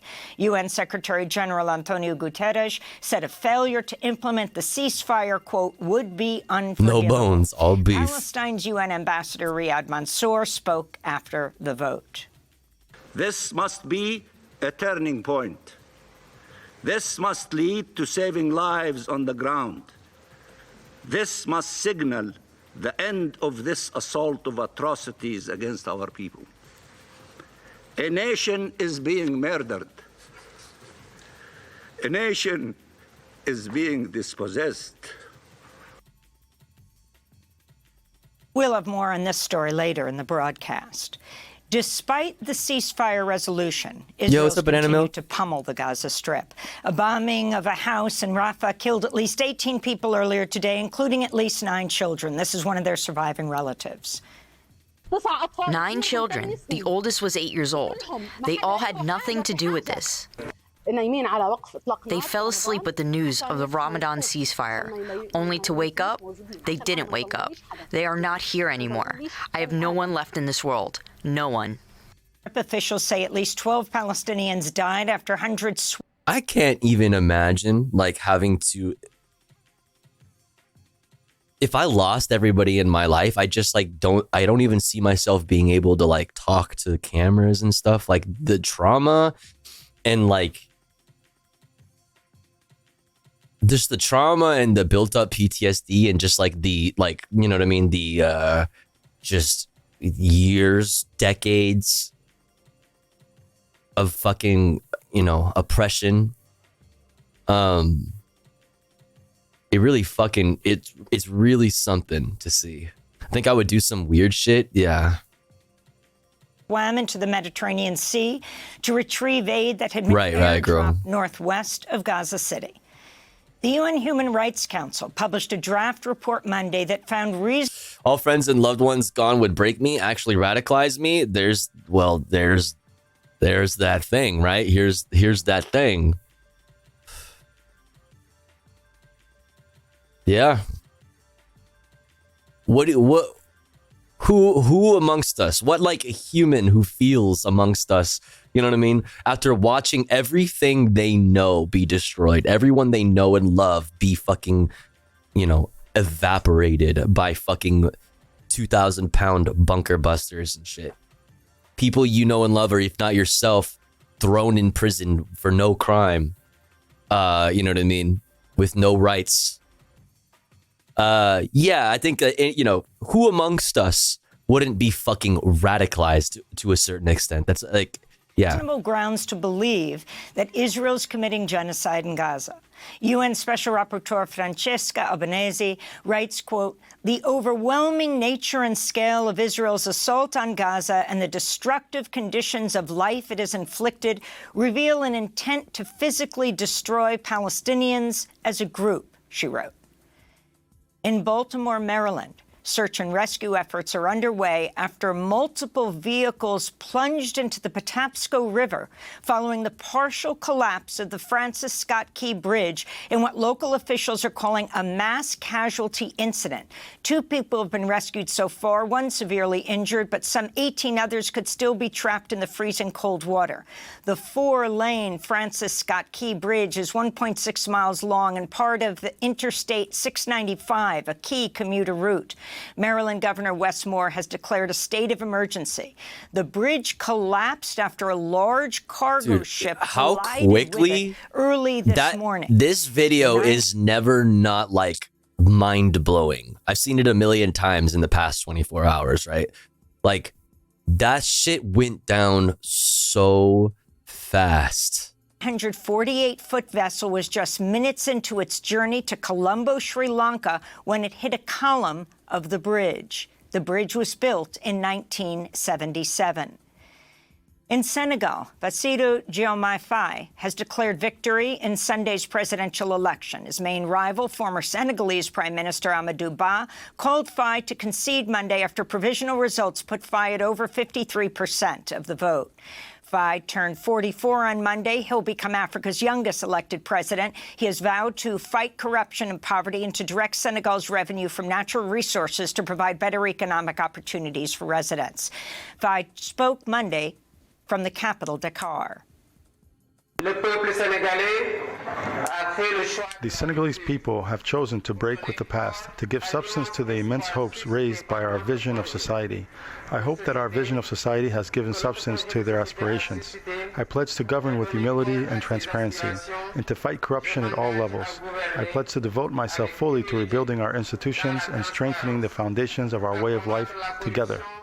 Bassirou Diomaye Faye is backed by the popular opposition leader Ousmane Sonko, who was forbidden to run. Until recently, the 2 men were sitting in prison cells, but they were released just 10 days before the election after outgoing President Macky Sall granted the pair amnesty.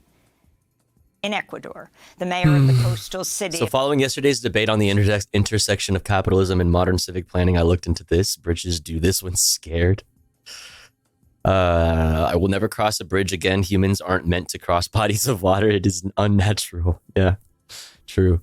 I was looking at moving across the river, but now I don't know if I want to cross a major bridge twice a day. I mean, I get it, I get it. I get it. I don't know. I think that you're probably, this is a freak. This is like a freak happening. This is a freak accident. This is a freak accident. You'll be fine. But I get it. It's also not weird to to generally question North American infrastructure. Like, I know that we had the conversation last night about this not being an infrastructure issue, but just a freak accident. Either way, like, the reason why I immediately jumped to that when I first saw the breaking news and someone in chat brought it to our attention that had just happened. My first thought was like, holy shit, you know what I mean? Like, our infrastructure truly is crumbling. That boat tapped it. But you know what I mean? A tap from a huge fucking container ship is not really a tap. And then, you know, I guess there's more to be said about like the nature of suspension bridges. There is also maybe something to be said about the fact that it was built in 1977 or something like that. And I mean, we're gonna, on the docket, ! Watching in the chat for this playlist, by the way. We have a few things that I wanted to look at in this regard. From Associated Press, NBC, and Reuters. Engineers weigh in on Baltimore bridge collapse. This seems to be what a lot of outlets are going with, interviewing these guys that are interviewed here. Also in the Discord, so Jaina Splinters, shouts out Jaina Splinters, by the way, shared a video from like somebody who's, their YouTube channel is called like What's Going On in Shipping or something like that. And it's like this old dude who is like really into shipping and like global trade. I don't know, a fucking nerd. And he makes YouTube videos. This old dude makes YouTube videos about like shipping. And kind of goes over it as like a step-by-step like explanation of like what happened and like what we know, and it makes sense. It is an infrastructure issue. It is an infrastructure issue with there being so little room for error. I agree with that. I think that's right. Regardless, I think that like, to me, my mind immediately went to yesterday that like there should have been like, it shouldn't be the case. You know what I mean? That we're relying on there being zero human error, right? Like there should be so much like, what's the word I'm looking for? There should be so much redundancy in everything. There should be redundancy is not profitable, which is why all roads always lead back to capitalism. Always. always. But like doing a more like immediate analysis of it, like it's like, I guess, I don't know. It's hard to 100%, I guess, apparently put it all on infrastructure. But like I said, I do agree that like it shouldn't be the case that we're relying on 100% perfect, human, like zero human error. It shouldn't be the case. Boeing is woke because they killed a guy, but the guy was anti-woke. I don't know. Shut the fuck up. In the past 20 years, container ships nearly doubled in size. I mean, that is something to consider too, if that's true. In this case, what we've been seeing, cost cutting to the point of mass casualty events like the trains and the planes. Yeah, which is why my mind immediately went there. Yeah, yesterday. Apparently the shipping company had been caught silencing whistleblowers. The ship losing power was the problem. Yeah, it looked like the ship lost power twice. The hubris of humanity, we must respect the water gods or something.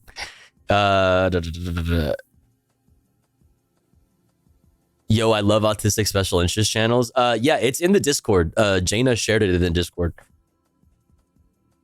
It's absolutely one of those kind of channels. So if that, tickles your fancy, if you have like a special like nerddom for shipping and global trade, like there's a video for you in the public square that you'd like. All right, let's continue on. How are we doing on time? We have 24 minutes till the ads are upon us. Oh, we haven't even finished this yet, dumbass. Of San Vicente was found shot dead in a car Sunday. Brigitte Garcia was in prison cells, but they were released just 10 days before the election after outgoing President Macky Sall granted the pair amnesty. In Ecuador, the mayor of the coastal city of San Vicente was found shot dead in a car Sunday. Brigitte Garcia was 27 years old, Ecuador's youngest mayor. Her communications director was also killed in the attack. Ecuador has been under a state of emergency since January due to rising violence by armed groups linked to the drug trade. This is Ecuadorian President Daniel Noboa. The assassination of the mayor of San Vicente and her communications director also remind us that this fight is not over. It has only just begun. It also gives us a warning and precise information that there is narco-terrorism within public institutions and there is narco-terrorism among public officials, which we are cleaning up. Still, very soon, this will come to light. NBC News has come under fire by its own star anchors for hiring former Republican National Committee Chair Ronna McDaniel as a political Bro, what's going on at NBC? Like, when you outgoing, you're canning Mehdi Hassan, right? The GOAT. And you're fucking hiring on Ronna McDaniel. That's wild. When you even got the right pissed off at this choice, like, dude, everybody doesn't fuck with this person. It's so wild. On Monday, MSNBC hosts, including Mika Brzezinski, Joe Scarborough, and Joy Reid, all called out the decision on their live shows. Rachel Maddow, MSNBC's highest-rated anchor, devoted a 30-minute monologue to the news. The person who is the head of the Republican Party during Donald Trump's time in office and during his effort to throw out the election result and stay in power anyway, and during his effort to run for election again after having done that, is Ronna Romney McDaniel. And she pitched in and helped. She helped set in motion the part of the plot that involved sending fake Trump electors to Congress. Rachel Maddow added, quote, "You're priming the American public to not accept the results of the next election either," she said. Chuck Todd also fiercely attacked his own network. A New York appeals court on Monday reduced Donald Trump's bond. I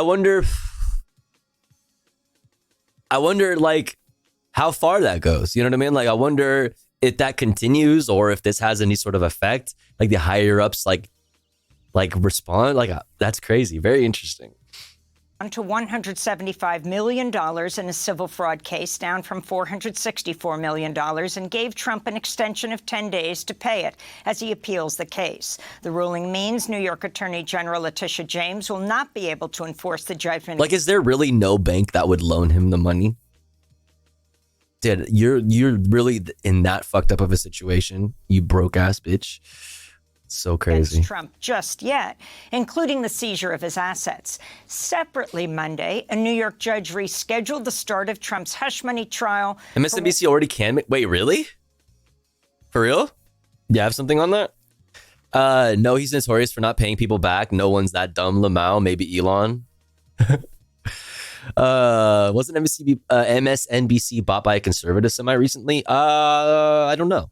I'm not sure. Is that a conservative? Oh yeah, she's out. Oh, okay. I missed this. April 15th. Trump's lawyers had sought to postpone his first criminal trial, arguing the recent release of over 100,000 pages of evidence made it impossible to prepare in time. The judge harshly disagreed. We'll have more on that story with David K. Johnston, the Pulitzer Prize-winning journalist. The U.S. Supreme Court's hearing arguments today in a case that could severely limit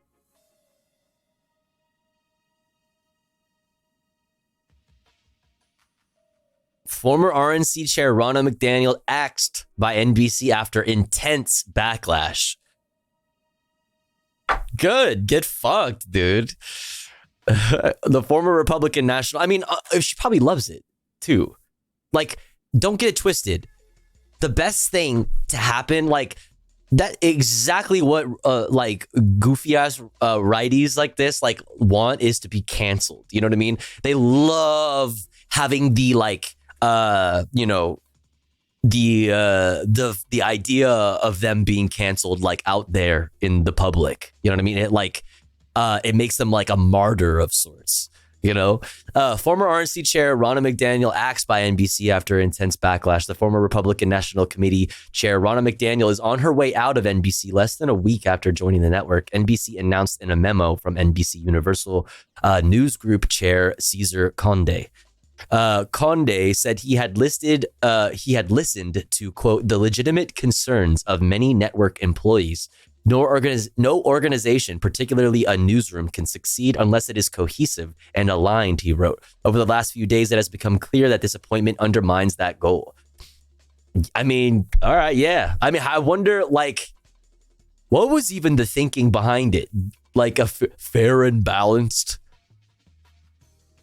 Like, you were going to have this person on to do, like, commentary, to do, like, a whole opinion show? Like, that's, come on, dude. Oh, come on. Let's see. Conde also apologized to employees who, quote, who felt we let them down, and said he took, quote, full responsibility for the hiring. McDaniel has not commented on the memo, excuse me. Her appointment as a political analyst for the network had been met with an extraordinary revolt by on-screen talent at NBC News and MSNBC, the left-leaning cable network. In a letter to staff reported by the Wall Street Journal, Budoff Brown said, it couldn't be a more important moment to have a voice like Ronna's on the team to provide an insider's perspective on national politics and on the future of the Republican Party. I mean, the thing is, like, you can still have Ronna McDaniel on the fucking show. Like, you have like, Mehdi Hassan is included in this group. Like, you have like a revolving like cast of like experts and analysts that you have on to do additional commentary on any given show, like throughout your day. You know what I mean? You throughout your schedule. Like, you could still just have Ronna on to do commentary and to like I don't understand. Like, I don't know. It just seems, why? Wasn't it obvious that this was gonna happen, or at least something to the effect, you know, in the form of some kind of backlash would happen? I don't know. In a letter to staff reported by the Wall Street Journal, Budoff Brown said it couldn't be a more important. I already read that. Appearing on NBC's flagship Meet the Press show on Sunday, McDaniel said Joe Brandon had won the 2020 election fair and square. So that was probably like part of like, you know, the agreement. Like, you can have an NBC spot, right? You just got to fucking say the election wasn't rigged. But she also claimed it was, quote, fair to say there were problems in elections in battleground states in 2020. Like, what are those problems, though? What are those problems? And said that while she did not think violence should be in our political discourse, she supported Donald Trump's election fraud lie, which ultimately stoked the deadly January 6th attack on Congress as a way of taking one for the whole team, which is the weirdest middle ground to take on that. The weirdest middle ground to take. The interview prompted an angry on-air response from Chuck Todd, a former host.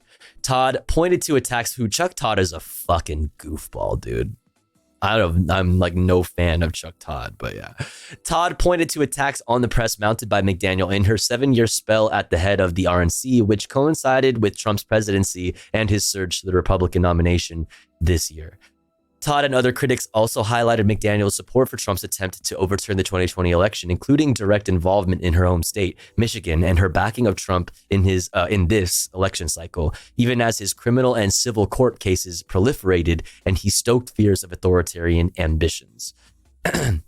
Despite such support, McDaniel was ejected from the RNC last month to be replaced by Trump's daughter-in-law, Laura Trump. A procession of senior NBC and MSNBC hosts followed Todd in protesting the McDaniel hire on air, from the popular husband and wife morning show team of Joe Scarborough and Mika Brzezinski to Jen Psaki, Nicole Wallace, Joy Ann Reid, Lawrence O'Donnell, and Rachel Maddow. Prominent right-wingers in media and politics cried foul, pointing to Psaki's MSNBC role after being White House press secretary under Joe Brandon, as they alleged hypocrisy at the left-leaning network. Left-leaning. But NBC hired a Republican? Question mark? The Texas Senator Theodore Felito Dorito Cruz said, "It's the end of the world." Todd was among those to respond, saying such claims ignored McDaniel's support for Trump's attempted election subversion. This is about whether honest journalists are supposed to lend their credibility to someone who intentionally tried to ruin ours, Todd said. On Monday night, Maddow, perhaps the biggest MSNBC primetime star, delivered a long monologue saying in part, quote, "We are contending with something we've never had to contend with before. Bad actors trying to use the rights and privileges of the democracy to end democracy. The chief threat among them now is not the rioters and the kooks, but the slick political professionals who are turning their considerable talents to laundering violently revolutionary claims that America's elections aren't real." Reid said, "We welcome Republican people. I want anti-Trump Republicans, Adam Kinzinger and Liz Cheney to come talk to me. Yeah. This isn't a difference of opinion. McDaniel literally backed an illegal scheme to steal an election in the state of Michigan. It's not about partisanship. We have to be pro-democracy, and that's the goal here." Citing recent cuts in light of McDaniel's reported $300,000 deal, a union group representing rank-and-file NBC News staffers also demanded management action. I mean, listen, the problem to me, really a big problem to me anyway, is that like just pretending that like we need to quit pretending that there's no bias in media, that we need to have true media literacy, right? As a society, and understand that there's nothing that comes without bias.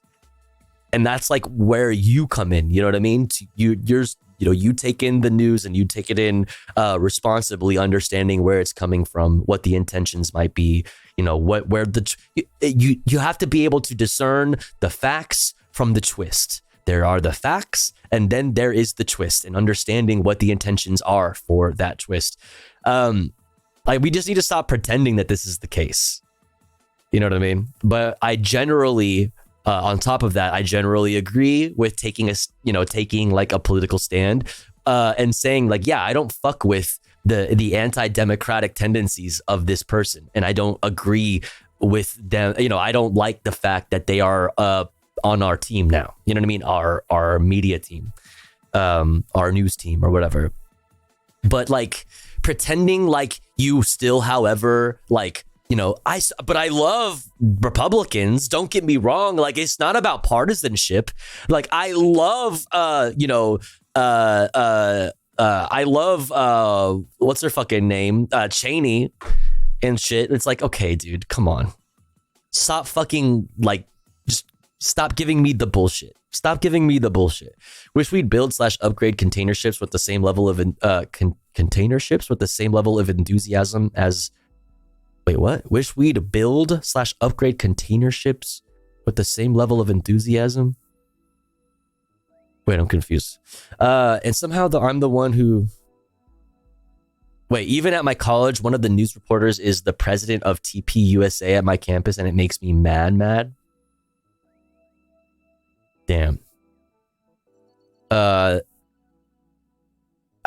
TP USA has a lot of chapters across the country, huh? Wish we'd build/upgrade. I already read that. And somehow I'm the one who people worry about bias because I'm pro-Palestine. Interesting. Let this want affordable housing? I mean, true. That's true. I almost joined, but Republicans don't even like me? What do you mean? The Republican Party? When? What is this? CEO tier list maker? Bro. Why does this... exist, dude. I wouldn't even know all of these people. I know Bill Gates. Don't know. That's Elon. That's fucking Twitter, old Twitter. I'm totally blanking on his name, but old Twitter CEO, acid doer, fucking nose piercing haver. That's my boss. That's my big boss man. Is this the Microsoft? No. This is the Microsoft guy, right? Like the current Microsoft guy. That's Tim Apple. Oh my God, that's Papa. That's my Papa. He's a Square CEO now. Yeah, Dorsey. Thank you. That's Papa. No, that's the Google guy. Which one? This is? Who's the current CEO of Microsoft? It's like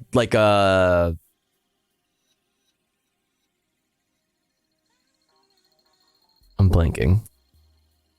What's up, Noodles? Jacket guy is NVIDIA. Jacket guy, that doesn't do much for me. Nadella? Satya Nadella. So where do you put Bill? S plus and there's S and S plus? What the fuck? S plus is the OG Tim Apple. Tim Apple 1. Mr. Apple himself. He's S plus for sure. He's the blueprint. Mr. No Chemo.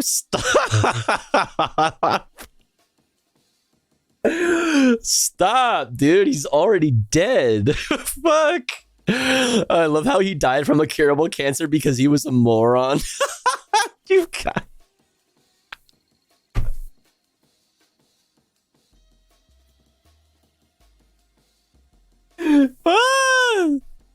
Not dead enough. You guys are crazy. Get him. He's dead. He's already dead. Stop. Stop.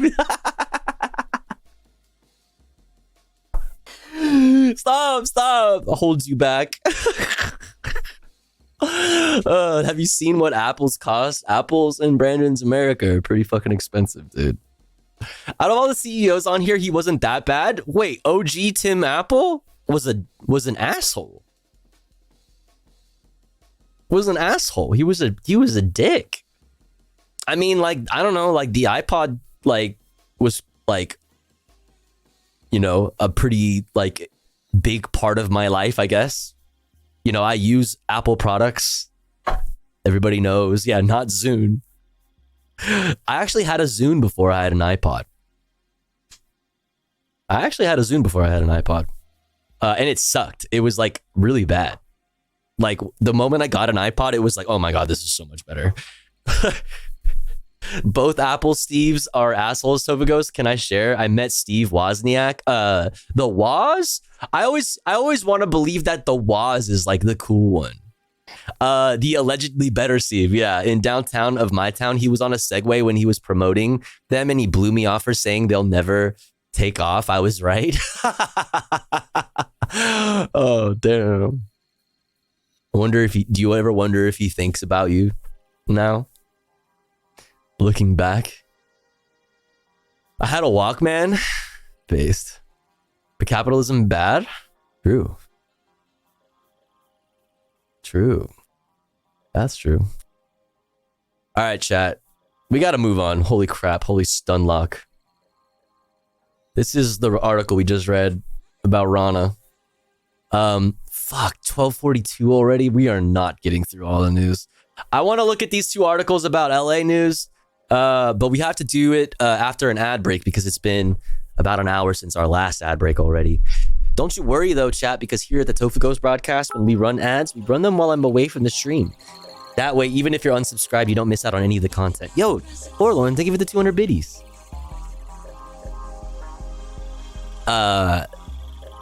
However, if you would like to support the stream and get access to cool Tofu Ghost emotes, all you gotta do is subscribe for $5 worth of free with a Twitch Prime.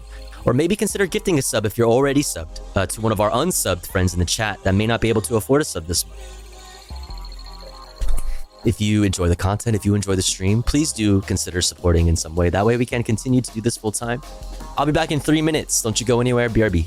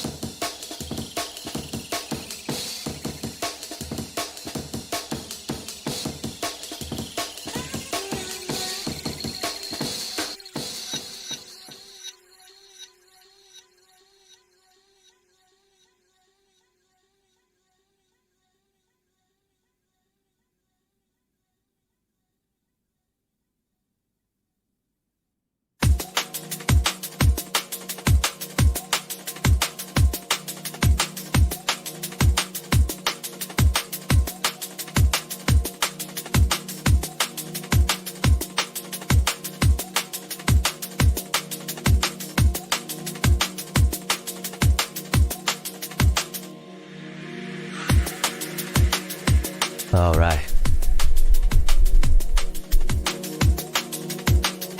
We're back. 66.6 KSOY Tofu Ghost Radio. This is your host, DJ Tofu Ghost. Deep in the mix. Wednesday night. Stunlock Central. We're back. Thanks for waiting. Thanks for sitting through the ads. If you watched the ads, thank you for doing that. Because it helps. I appreciate it. DJ Soy Spectre in the building. Please keep doing that. That was so nostalgic. The protest is great. Oh, yeah. You ended up going, Nori? Protest is great. I have a hard time talking to Marxist Leninists, but yeah. Chat, Stalin is bad. Uh-oh, you're gonna piss off some MLs. Uh-oh, you're gonna piss off some MLs. I think we really need to start having some theory nights. I think we need to start doing some kind of theory thing. I don't know, as a community. I think a lot of people would like it, and I think, you know, Nori has been particularly really interested in theory lately. So maybe we'll figure out how we can do that in the future.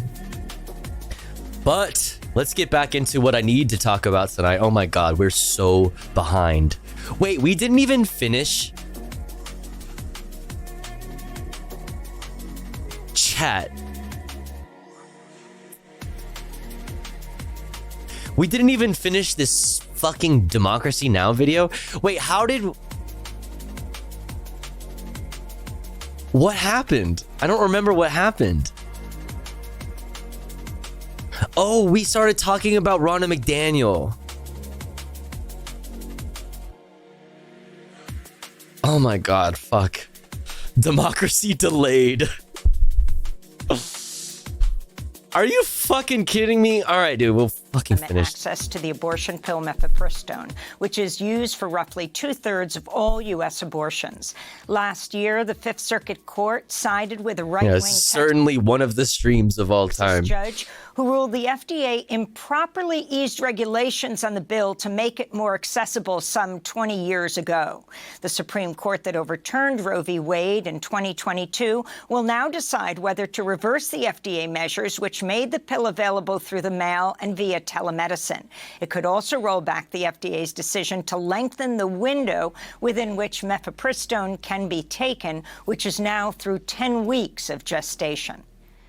And here in New York, home health aides ended their 6-day hunger strike Monday, during which they called on the city to end grueling 24-hour workdays. The home health workers, the majority of whom are women of color and immigrant women, have been demanding New York City Council Speaker Adrienne Adams bring the No More 24 Act to a vote. Democracy Now! Spoke to some of the hunger strikers outside City Hall. Huh? For many of us working 24-hour workdays, we are forced to work these kinds of shifts. Because if we refuse, then a company won't assign us work. Only 24 hours or very few hours. So we really need to stop this kind of practice. We will continue to fight against the 24-hour workdays until Adrienne Adams passed the No More 24 Act to stop it. Otherwise, she will have to step down. And those are some of the headlines. This is Democracy Now! Democracy Dude, Now! we really got fucking stun locked on like right before the very last story. The War and Peace Report. I'm Amy Goodman, I'm dude. Amy Goodman in New York. I don't know, like Democracy Now! Co-host Juan Gonzalez in Chicago. I'm fucking Amy Goodman, all right? Hi, Amy. What can I say? Welcome to all of our listeners and viewers across the country. Love you, Juan. World. I feel like his hair, this right here, his hair, this line keeps getting straighter and straighter every day. I could put a like a leveler. What is the term for like the you know, the like for construction or whatever, like it's like a ruler, but it also has like the little liquid thing to tell you if it's level, like a leveler, whatever. I feel like you could put that shit on his head. Yeah, a level. If you just like put him sideways, you could put it on his head. Like it's perfect. It's a perfect straight line. Every day it gets more straight. Unlike me. Quite the opposite, in fact. All right. Holy fucking stun lock, Batman. Let's fucking talk about some shit. I really want to look at this story from LA Public Press that just came out. Historic Filipino town residents push for inside safe promises to be kept. So inside safe, we've talked about it a lot. Is Mayor, Los Angeles Mayor Karen Bass's policy to deal with the homelessness issue. Okay. Promises to be kept. a lot of promises have not been kept. Also, the mayor's office is refusing the mayor is refusing an audit of all of her policies and programs, including Inside Safe. And this is a big, this is just one reason of many that we're going to go over here. Why accountability and an audit is really important. All right. Historic Filipino town residents push for Inside Safe promises to be kept. Last October, a community of unhoused residents in historic Filipino town were pressured into leaving their encampment on Juanita Avenue as part of LA Mayor Karen Bass's Inside Safe program, with the city promising them housing and services at a motel. Now those unhoused Angelinos, many of whom are Filipino, say they face harassment from service provider staff, arbitrary rules, and limited services. In response, they have applied their own steady pressure on those in power to draw attention to the challenges they face at the motel. Those efforts have so far yielded a sit-down meeting. Last Tuesday, March 19th, several residents talked with high-level staff at PATH, the service provider contracted for the Inside Safe motel, but they say their work is not done. It's a good start 5 months later, said one of the Inside Safe program's participants, LJ. I guess I should, because there's pictures and stuff. Fuck, it's like such a flashbang. Sorry, chat.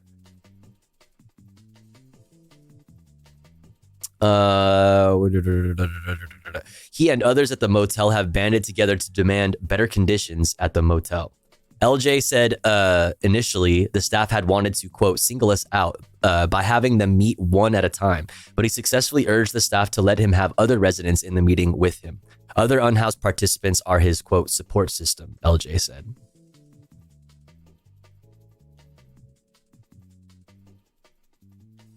At the meeting, some basic information about the services were provided, including the steps that need to be taken to obtain housing.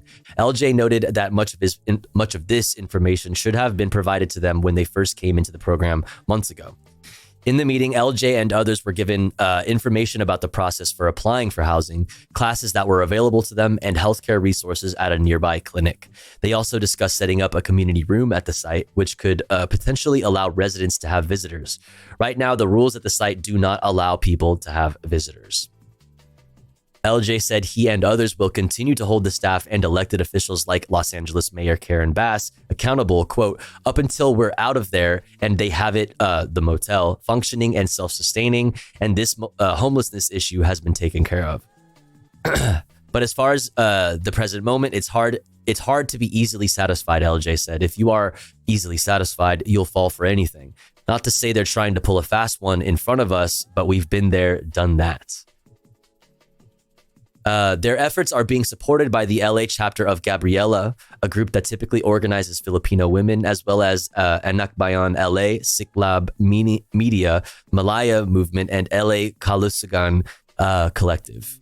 In videos released as part of the campaign, unhoused residents described mistreatment and dismissive attitudes by staff toward the challenges they face.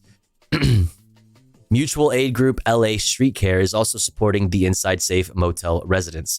Some of the support they have been getting as part of the campaign called Housing for Juanita include, quote, phone barrages to elected officials and PATH, and a support letter written in English and Tagalog that they are urging, members of the public to send to LA Mayor Karen Bass to have, quote, reliable, proactive, consistent, and accessible case managers. The letter also points to the need for, quote, proper facilities for residents, including access to medical professionals. The campaign's efforts have also led to a meeting with their city council member, Hugo Soto Martinez, who oversees the 13th district where the Inside Safe encampment clearing operation took place in October. Hugo is such a disappointment. Yeah. Agreed. In a written statement last Thursday, responding to the unhoused residents' concerns, Bass's spokesperson Zach Sadie said their office appointed a deputy mayor of homelessness and community health, Estime P. Agonifer. Agonifer's appointment was announced in mid-February. The Housing for Juanita campaign launched just before in January.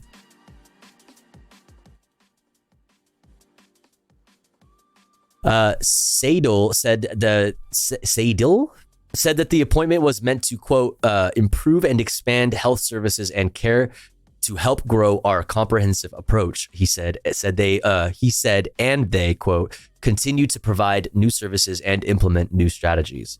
Sadel's statement also said that through their Inside Safe program, they took, quote, urgent action to bring Angelenos off dangerous streets and into housing, which has saved lives.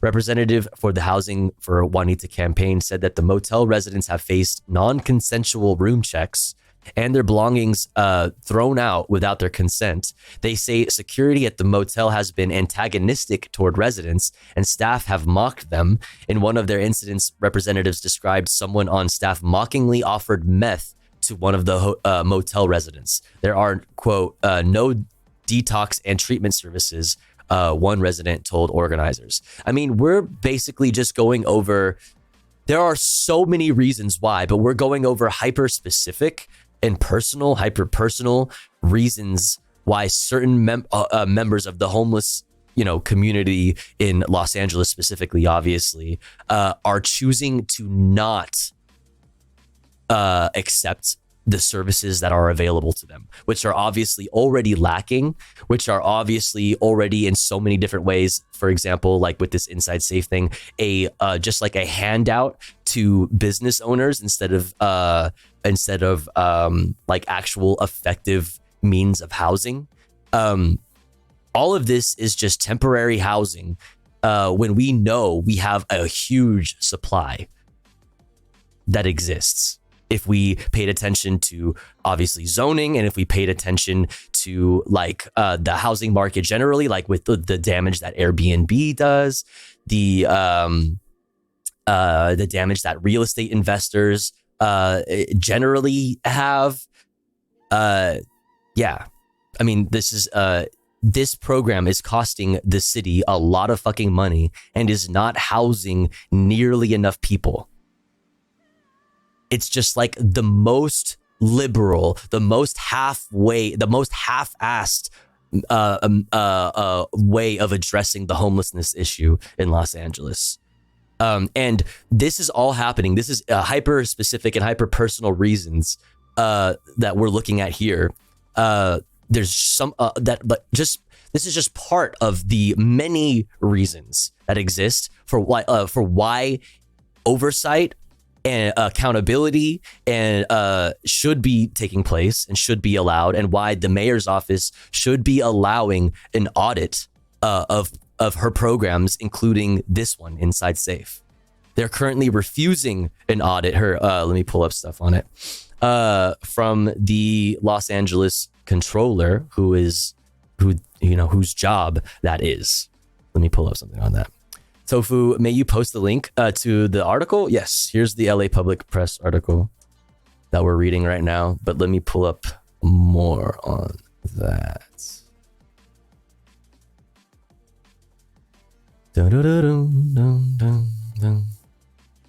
One moment.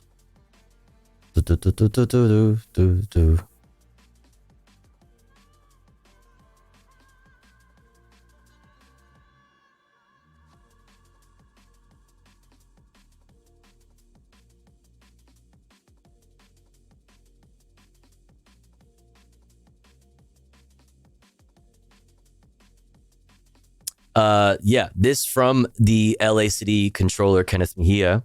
Our office warned city leaders about the city's financial health before this budget deficit came about. Now we have hiring freezes, eliminating job positions. 2,000 jobs, city jobs, are being completely eliminated instead of just frozen temporarily because the city is over budget on specific things. And I'll show you what we've gone over it a lot in the past week, but I'll show you. And raising fees for Angelenos to tackle our budget deficit due to the city's decision making.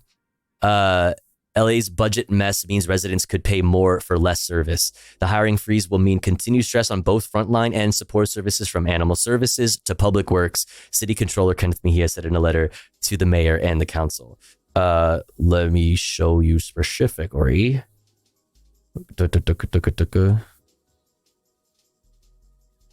I've showed you this before from the LA Controller's office about this is this is the city's budget here.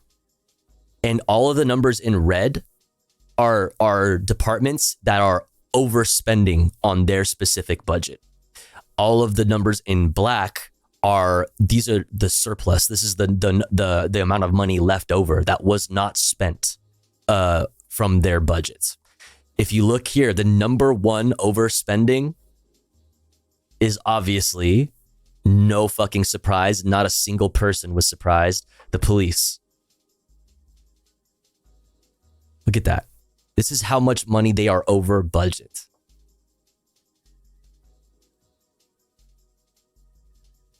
When look at housing, this would include inside safe and things like this. There's 300,000 under budget. Meanwhile, we still have thousands of people in the streets right now. Right now, tonight, we'll be sleeping in the fucking streets. I need more cotters over my head though, Tofu. I mean, yeah. I mean, look at these numbers. Look at everything else. Don't you think any of these things are important? Street services, city planning, building and safety, animal services,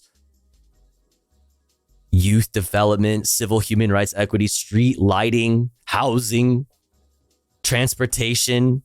Like, well, okay, they're over a budget, but you know what I mean.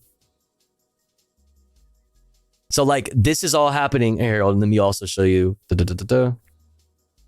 While the mayor's office is refusing. Boom, boom, boom, boom.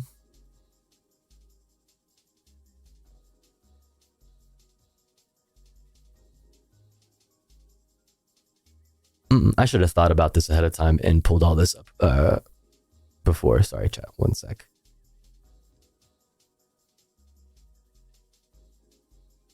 I mean, here's this from People's City Council. Mayor of LA Times now agreeing with what we said months ago. Mayor of LA is lying to the city and knows that the $1 billion increase for LAPD is causing a budget crisis. LAPD and BAS are literally defunding the city. More reasons to be able to audit the mayor's office and audit their programs.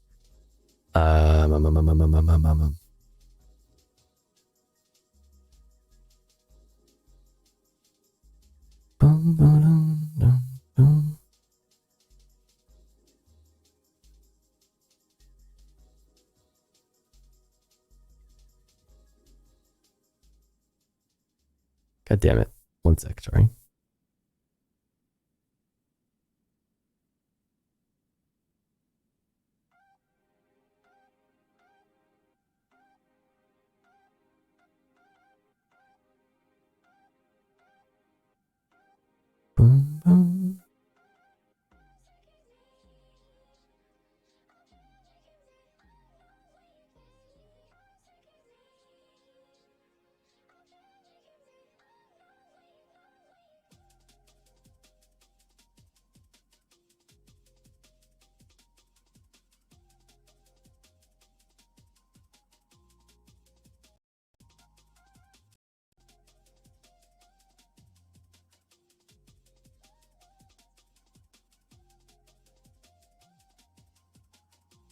Okay, I'm gonna... Fuck. For the sake of time, I'm having trouble finding what I'm looking for here.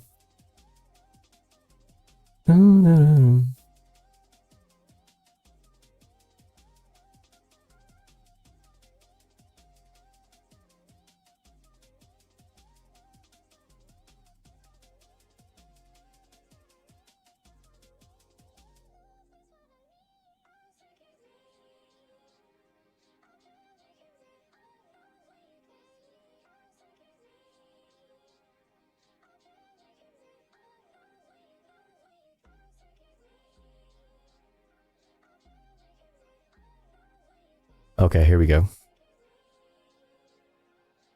From Los Angeles Daily News, audit Los Angeles City Hall on homeless efforts. Should homeless programs funded by the taxpayers of City of Los Angeles be audited for their effectiveness? Of course they should be. Any outlay of tens of millions of dollars of public monies that continue to show results that are questionable at best should be audited, and no one, not Mayor Karen Bass nor anyone else employed in the effort. This is obviously this is obviously an opinion piece here. nor anyone else employed in the effort to better the conditions of the unhoused within or without City Hall should be offended by such an auditing effort. Just after she took office, it was shown that a year after the $67 million program known as Inside Safe had moved just 255 homeless people. We're talking about tens of thousands. We're talking about just in Skid Row alone, not even talking about LA County as a whole, like just on Skid Row, we have thousands of people. So like, I bring up all of this. I really go on this tangent to show you how this story that we're reading here, this original story here from LA Public Press about historic Filipino town, is a part of just one of the many reasons why we need oversight. We need oversight. Money is being wasted while nobody is actually being housed. Temporary housing is not the solution. Permanent fucking housing is the solution. It always has fucking been. It always has been. It always fucking has been. And that's what we need to be talking about. So I like I said, all of this is a sidebar on that. Where were we? Yo, James, thank you so much for gifting to Catboy Summer. Thank you so much. Thank you. Well, money isn't being wasted because someone is getting enriched by it. Well, that's the thing, right? Business owners shouldn't be like able to skirt regulations and not house people, and even when they are housing people, housing them in substandard conditions. You know what I mean?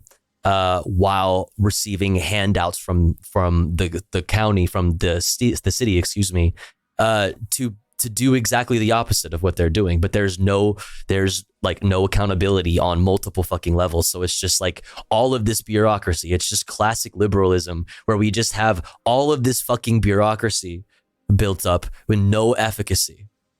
Nothing.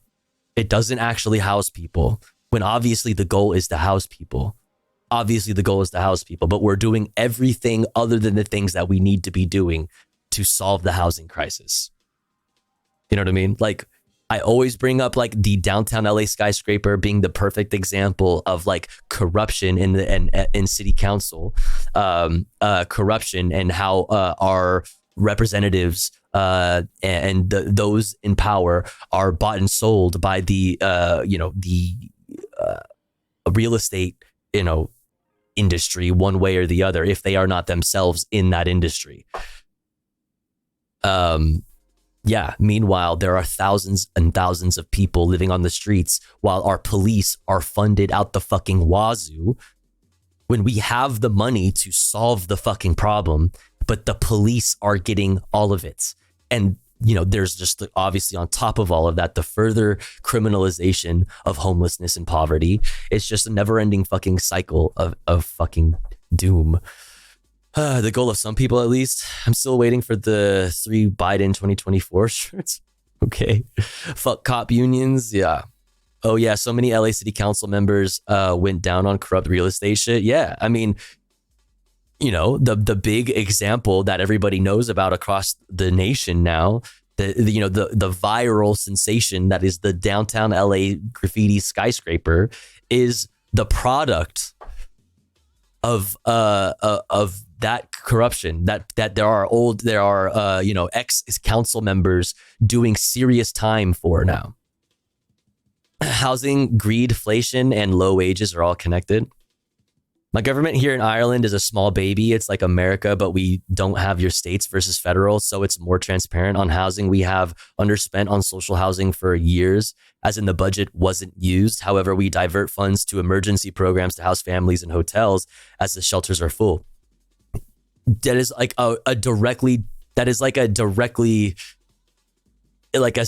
a very similar situation to what we're talking about here. In LA. Guess who owns the hotels? Guess who owns the sky high property valued buildings? Yeah. The problems aren't complicated. They are actively unsolved. Exactly. It's a violence. All right. Let's finish this article. I don't remember where we were though. Sato's arguments that took urgent. Yes. Oh my God, we are so behind on our content tonight, you guys.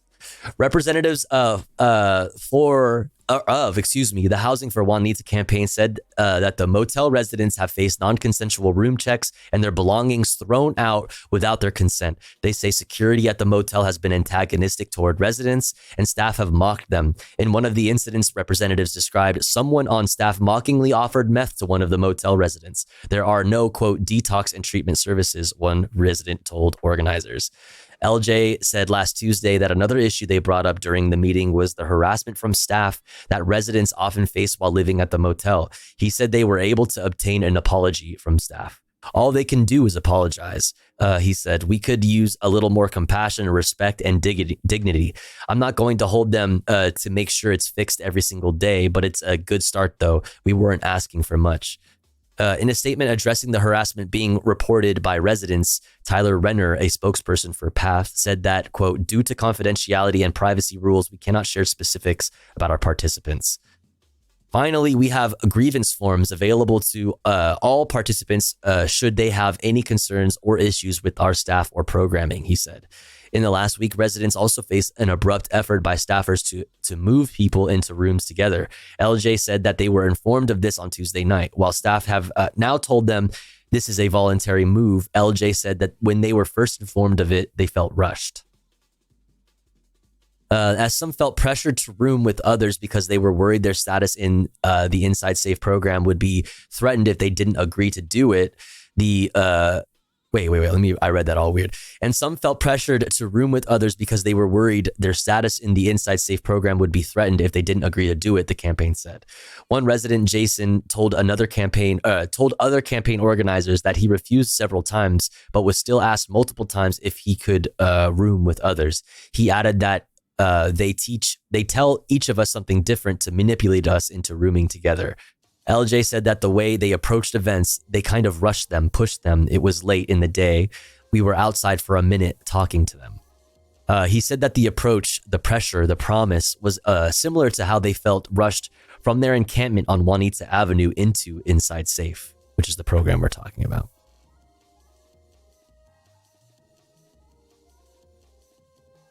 No. I already shared it, but I'll share it again. Here's this for you.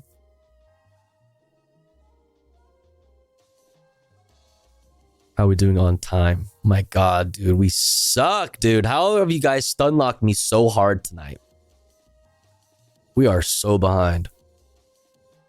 Holy shit. Okay, we're going to save this article about county jails for tomorrow. Here it is, though, if you want it in the meantime. Good night, Tofu and Chat. I have no clever comment, just good night. Yo, Round Girl, thanks for hanging out. Always good to have you. I hope you have a good night. See you next time. Night. All right, let's move on to national news since it's getting late. God fucking damn. Plus, I want to do fun content. God damn it. Let's talk about the Supreme Court, the scrotumus,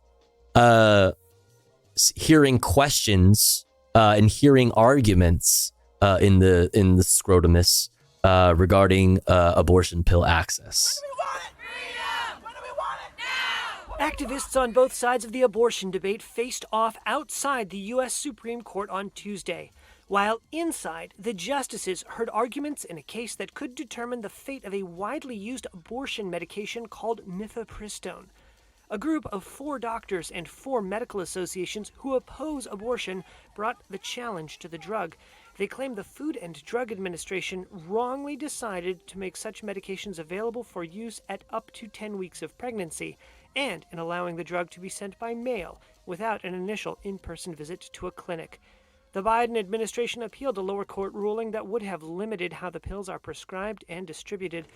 The U.S. Solicitor General Elizabeth Prelogar told the justices the plaintiffs didn't have standing, meaning they hadn't been harmed, and the court should dismiss the case. We don't think they come within 100 miles of the kind of circumstances this court has previously identified of non-speculative harm that can create the kind of cognizable injury for forward-looking relief.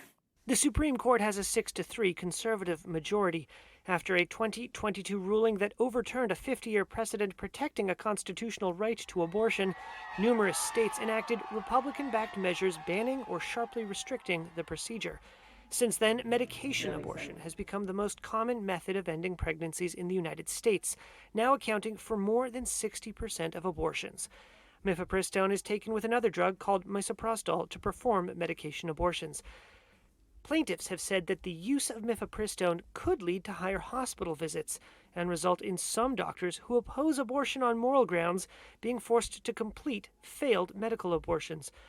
But the justices seemed skeptical that these claims might justify restrictions. Dude, if you have, I have no sympathy for you. Like, I don't care about your fucking,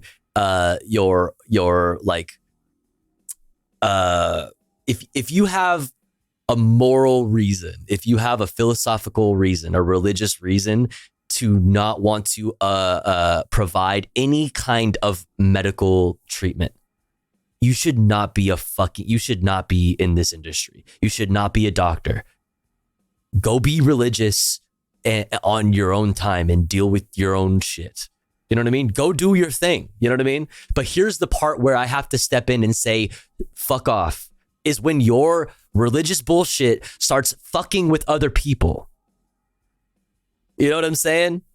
You do your thing. If it makes you feel fulfilled, if it gives you meaning, if it makes you happy in any kind of fucking way, if it gives you a moral basis, you know, by which to live your life, that's so great for you. I'm so fucking happy for you. But do not put that on somebody else.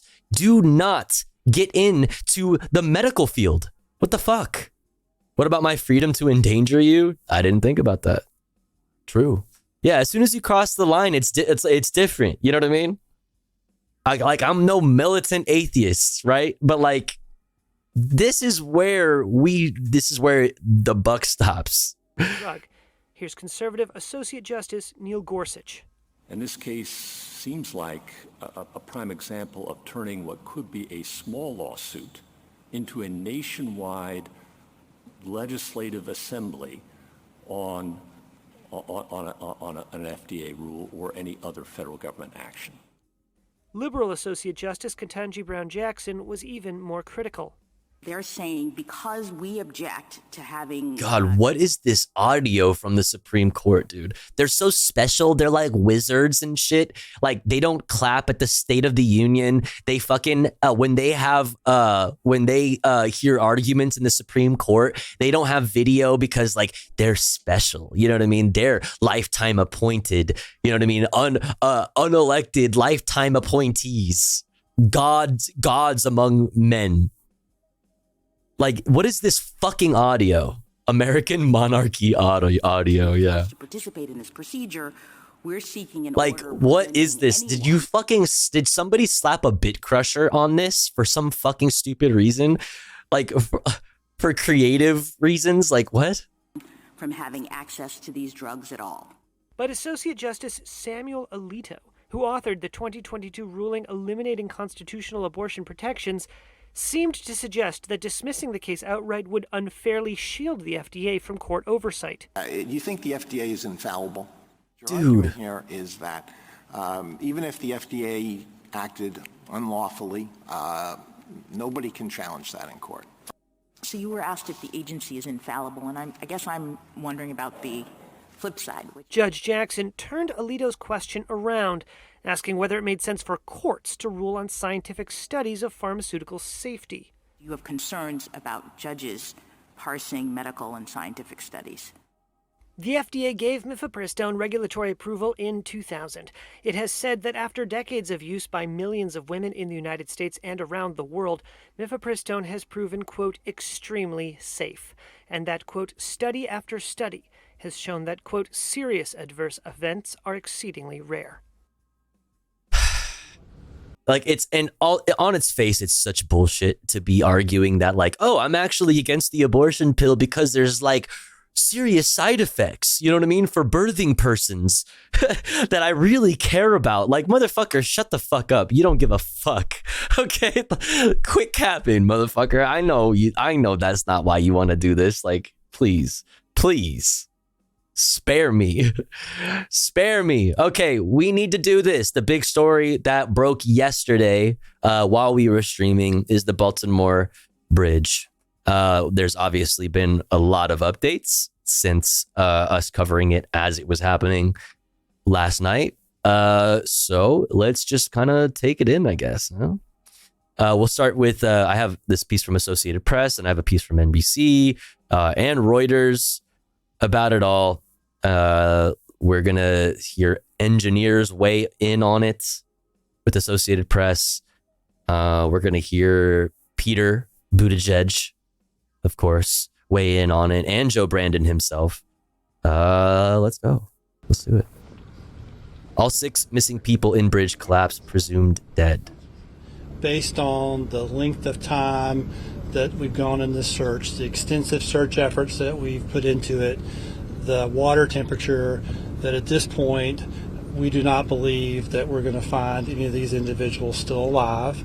And so this evening at about 7:30, we are going to suspend the active search and rescue efforts. Coast Guard's not going away. None of our partners are going away, but we're just going to transition to a different phase. We've got very difficult water temperatures. Jesus Christ.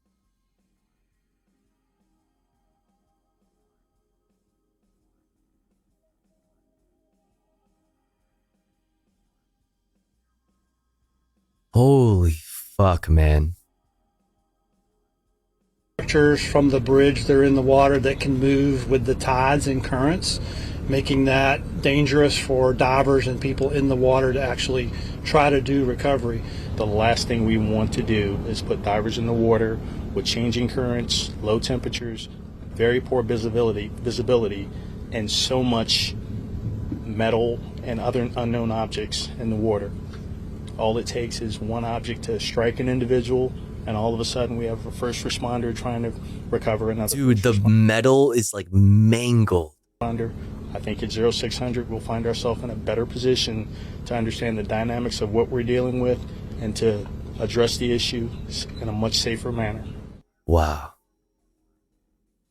All right, engineers weigh in on Maryland Bridge collapse. Those are massive ships. The energy they bring for a collision like that is just beyond our understanding with respect to sort of boat traffic or any of us that have been on kind of a small boat or ferry or something like that. These I see this dude was like, maybe it's from the same interview, but maybe because Associated Press is usually what a lot of outlets end up like using as their own coverage. This dude's interview, or this dude was talked to by a lot of outlets. It certainly would not have been designed for a direct strike of that magnitude. A container ship rammed into the Francis Scott Key Bridge in Baltimore early Tuesday, causing the span to buckle into the river below. The thing that strikes me most about this bridge is that it does not seem to have any pier protection. And that's probably, I can speculate for 2 reasons. One is that it's an older bridge before we used to. It was like 1977, if I'm not mistaken, that it was built, or 1970. It was in the 70s. Put in those protection systems, or also it just might be that locally the soil or other conditions are such that it was very difficult to do that. Rescuers pulled out 2 people from the dangerously cold waters of the Patapsco River, but 6 others were missing. So if we go back to the collapse of the I-35W bridge in Minneapolis, which I have not mentioned because it's a different kind of thing where it was actually a problem with the bridge itself. That one was quite an exceptional effort. See, like, I think that what he's saying there is important. And what we talked about last night. So everybody that was here yesterday, like, remembers the convo that we had probably about this, like, it not necessarily, while American infrastructure is absolute shit and is very needs serious investment, we'll say. This was not a product specifically of poor infrastructure. It was a freak accident, as far as we can tell. And then now there are also goofballs, which I guess we should look at too. There are also a lot of goofballs on the internet, of course, as I probably shouldn't have to tell you. But look at some of this shit that is out there. This is Baltimore's DEI mayor commenting on the collapsed Francis Scott Key Bridge. It's going to get so much worse. Prepare accordingly. Like, what is DEI about the mayor of Baltimore? You may be asking yourself. Like, it's literally, they mean black. Like, they literally mean black. Like, DEI mayor? What? What do you mean DEI mayor? That's not how that works. That's not how elections work. You racist fuck. Yeah, you know what I'm saying? Like, look at this.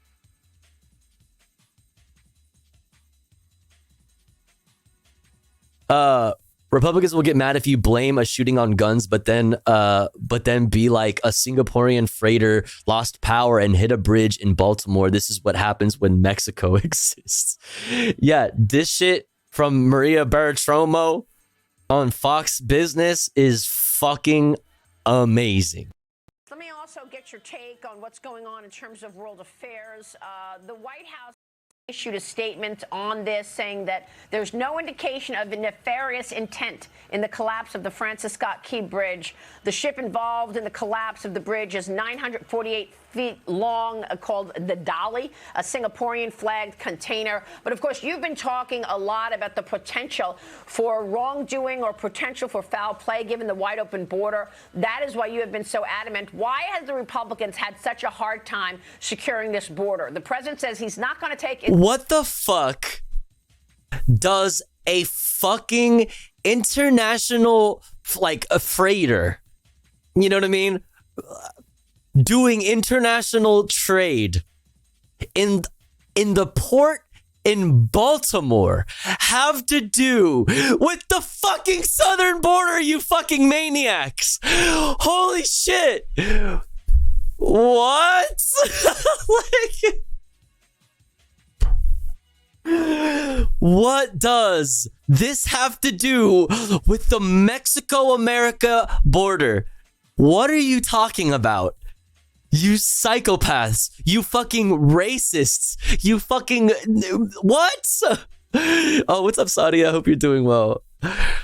Oh my God, I knew it was the Mexicans. Yeah, the Mexicans and the Singaporeans working together to fucking, topple Western,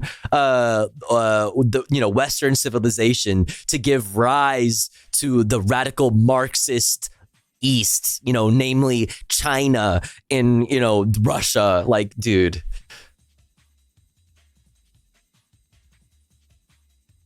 Oh my God, I'm going to throw up. This shit is insane. As Fox News audience becomes less educated or more senile, their messaging can get dumber. We are 10 years away from Fox being a racist puppet show played over loud noises. You're telling me that it's not currently a racist puppet show played over loud noises? Is that what you're trying to tell me right now? Have you seen Maria Bartiromo? Have you seen her show? Have you watched Fox and Friends? Like, I think you nailed it with that. I think you fucking nailed it on the head. Oh my God. Mexico collaborating with Singaporean freighters to weaken our border infrastructure in Baltimore. Exactly, dude. Exactly. Like, what the fuck is happening? What is this? Goofballs?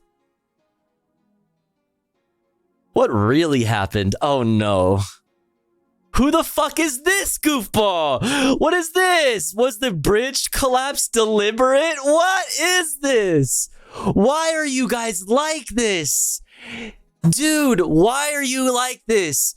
Dude, same motherfuckers that were like Palestine, Ohio, or, Chinese covert plot You know what I mean? Via Pete Buttigieg, you know what I mean? To undermine, Western interests.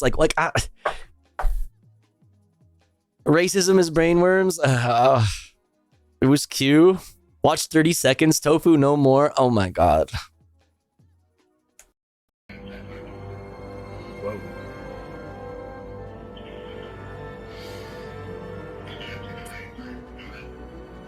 So a cargo ship from Singapore crashed into the Francis Scott Key Bridge in Baltimore today. Obviously What the fuck is this music? tragic, but questions are being raised. Was this a little Yeah, we're all just asking questions. You know what I mean? Was it a freak accident? You know what I mean? Did the ship lose power twice and then accidentally ram into a fucking bridge, causing like a fucking serious tragedy that, you know what I mean? Exposes issues in society, namely, like, I don't know, capitalism, for example. Like, was it that, or was it a fucking plot by China? Right? Via the Singaporeans, also Mexico. You know what I mean? Or is it all just is it a false flag, right? Is this a false flag? Is it? We don't know. Listen, I'm just asking questions, okay? Maria Bertromo, I don't even know if I'm saying her name right. I could be doing a little bit of fredophobia there. Sorry. She's just asking fucking questions. You missed his question? I mean, listen, we're all just asking. So a cargo ship from Singapore crashed into the Francis Scott Key Bridge in Baltimore today. Obviously tragic, but questions are being raised. Was this a little terror event? Welcome back to the JP Reacts channel, my beautiful freedom. What's up, guys? We're back with another video about terrorism. Hit that like button, hit the subscribe button. Let's get into it. And this is where we like to call out the lies, hypocrisy, and corruption of tyrants and Satan. Shine the light of Tyrants and Satan. Let's go. The fucking duo of doom. And highlight the amazing work of other freedom fighters. A little bit of an unusual coverage with a usual angle. As you saw the footage today, this is going all over the place. A cargo ship from Singapore crashed into the Francis Scott Key Bridge in Baltimore today. You see the footage, the bridge collapses. Pretty astounding. In this video, we'll walk through a little bit of a play-by-play of what happened, see the aftermath, and entertain some of the questions that are being raised about this. Is there more than meets the eye? Was this an innocent accident, or was it an intentional event? First, here's the replay once again. Just asking questions, dude. Dude, see, we are so cooked. We are so fucking cooked as just like a fucking people, like as the human race. Like, we are fucking cooked, fam. Do you see this shit? Do you see this shit? We're cooked. It's Jover. Ugh. The border between Maryland and Delaware is wide open. Yeah. Fuck, man. And it was rebuilt in about a year. But I'm thinking that the best that they can think about here, it's about a year. And the big problem here, as opposed to the one in Minneapolis, is that you have to keep the port open. Yeah, there are like currently a whole bunch of ships that cannot leave the port now, or the harbor, I guess you would call it. They can't leave. They're stuck there. And obviously there's a bunch of ships trying to get in that can't fucking get in. They're stuck outside. They're lined up. They're stuck. And now, not to mention also, like, it's worth looking at a map of Baltimore.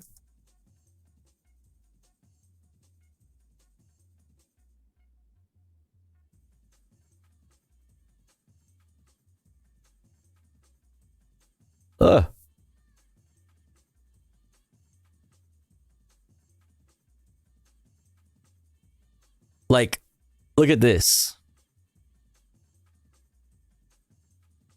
This is this is like, as you can see, the way that this is, you know, what it connects here, that's huge.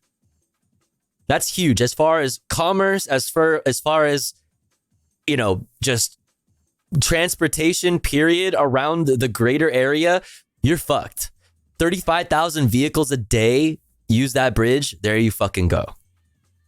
Those 35,000 vehicles don't just disappear because the bridge is gone. Like, this is serious. This is serious shit. And now inside this harbor, there are ships that can't leave. They can't leave. They're stuck there. So like, this literally puts this whole area like on a serious, like, knocks the whole, you know, just fucks everything up in this area. It's very serious.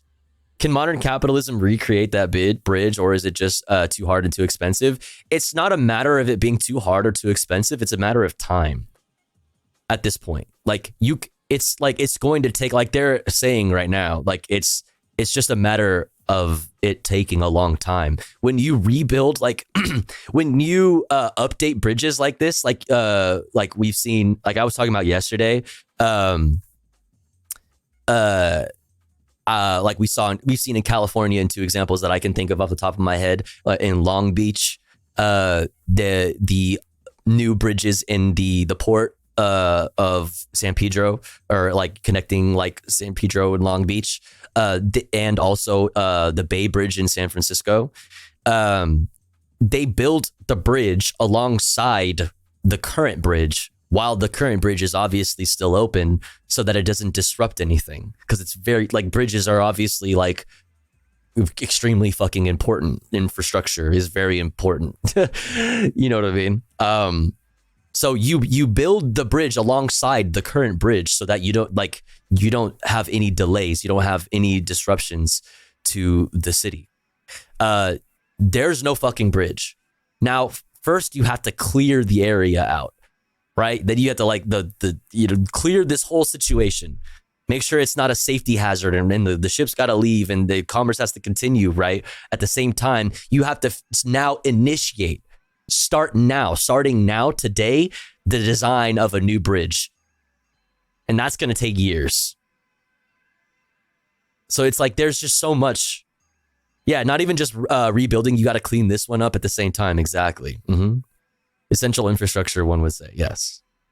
We could build it in 1 year if we had Gundams. Fucking so real, which is really what we need to be talking about, honestly. Like, all of the other stories really don't matter. Like, this is the thing we need to be talking about now. Like, Gundams now. When? Right? Call your local representative and ask them about Marxist Gundams. Yeah. All right, let's continue. Officials say the container ship lost power and the crew issued a mayday call moments before the crash at around 1:30 a.m. on Tuesday.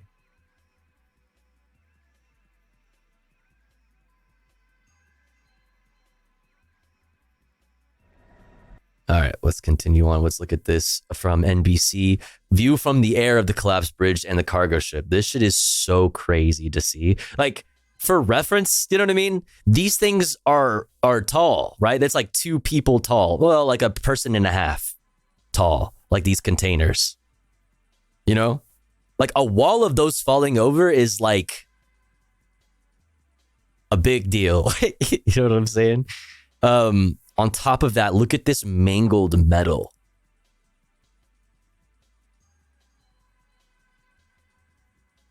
Chat. All right, I'm going to say it, dude. I'm going to fucking say it. Container ships can't fucking melt steel beams. What the fuck is this? What the fuck is this? How did these steel beams get melted by the container ship? This was clearly China. That'll buff out. Just rub a little spit on it. Tonight, the view from the air over this disaster, devastating. Chunks of bridge and wait, I was joking. I was kidding. It wasn't being serious. Steel sandwiched across the front of the Dolly cargo ship. Vaxxed. Listen, Erratic Cookie is just asking questions, dude. Marking the point where the structure buckled. The rest of the Francis Scott Key Bridge underwater. Late this afternoon, we took off over the crash site. As we fly over this disaster, you can actually see how the bridge collapsed. The cargo vessel crashing in to those concrete pilings, and they essentially cracked, sending the bridge, all that steel, into the cargo vessel and then into the river. The water is 47 degrees, and the bridge was 185 feet, nearly 20 stories above the Patapsco River. The tides and the currents mean the wreckage could be unstable, yet another challenge for rescue workers. From up here, you also get a sense of just how big this ship is, right? It's about 950 feet long, and to put that into perspective, it's about the size of the Empire State Building. And when you look at the deck, nearly every inch of it is covered by containers stacked 10 high. When I got the phone call, I thought it was fake. Just hours before the collapse, longshoreman Sean Jackson was loading cargo onto the ship. Did you notice anything strange yesterday with the ship or the crew or anything like that when you were loading it? No, I did not. Just a regular day. You know, I would have never thought in a million years that would happen. How dark is Are you sure there weren't any, like, I don't know, terrorists on board? I don't know, any cartel members, or I don't know, maybe like CCP member. I don't know. I'm just asking. You sure? It's dark. It's dark. I mean, even in daytime, you really can't see through the water because it's murky, you know? So at nighttime, it's even worse. At 0600 hours tomorrow, we are hoping to put divers in the water and begin a more detailed search to do our very best to recover those 6 missing people. And tonight, we're learning more about that missing construction crew that was on the bridge. Contractor Jesus Campos worked with the missing men. He says they're from Mexico, Guatemala, El Salvador, and Honduras. They came to Baltimore for a better life and have families waiting at home. He says they were good people, people who came here to work. Tonight, he's praying for a miracle. Tom Llamas, NBC News, Baltimore. Thanks for watching. Sag. Stay updated about breaking news and top stories. Oh, super sad. All right. Now let's go see what the Secretary of Transportation had to say about this, okay?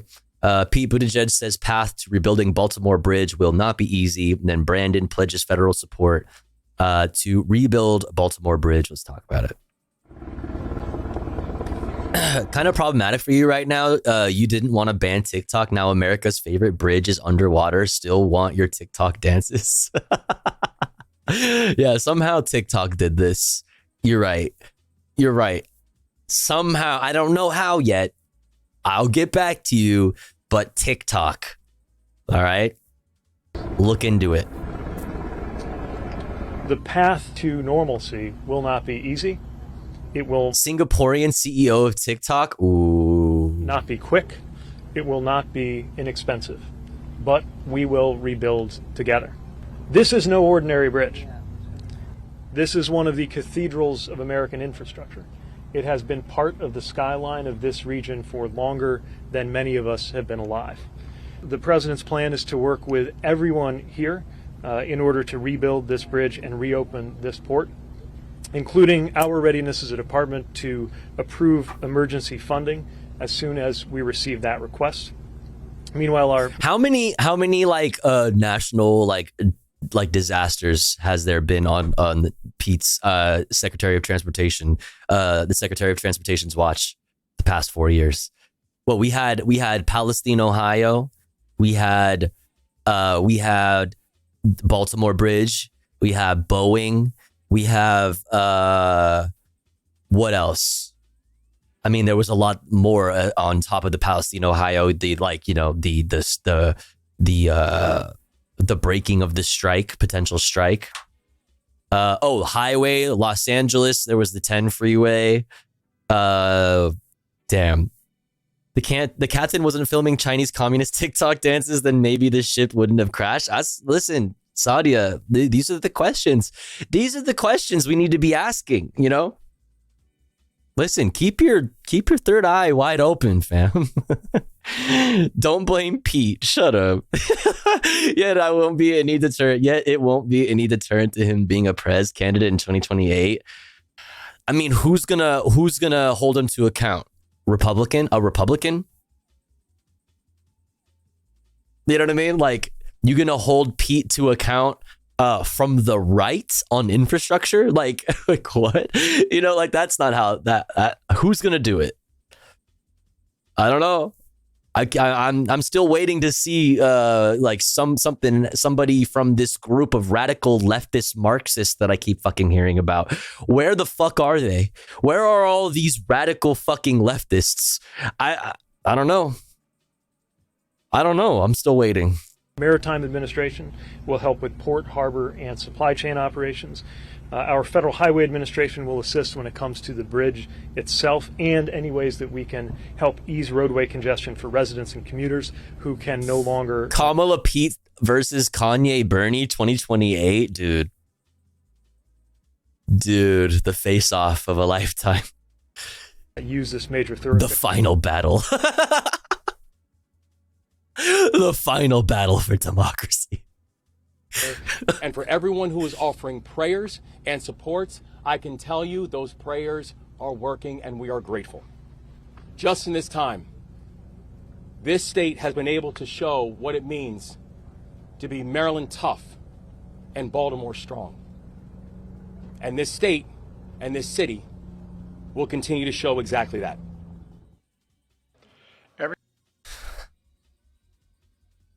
When are we going to stop saying things like that? Like, I can't, like, the, you know, insert city strong after like tragedy, like after like preventable tragedy. You know what I mean?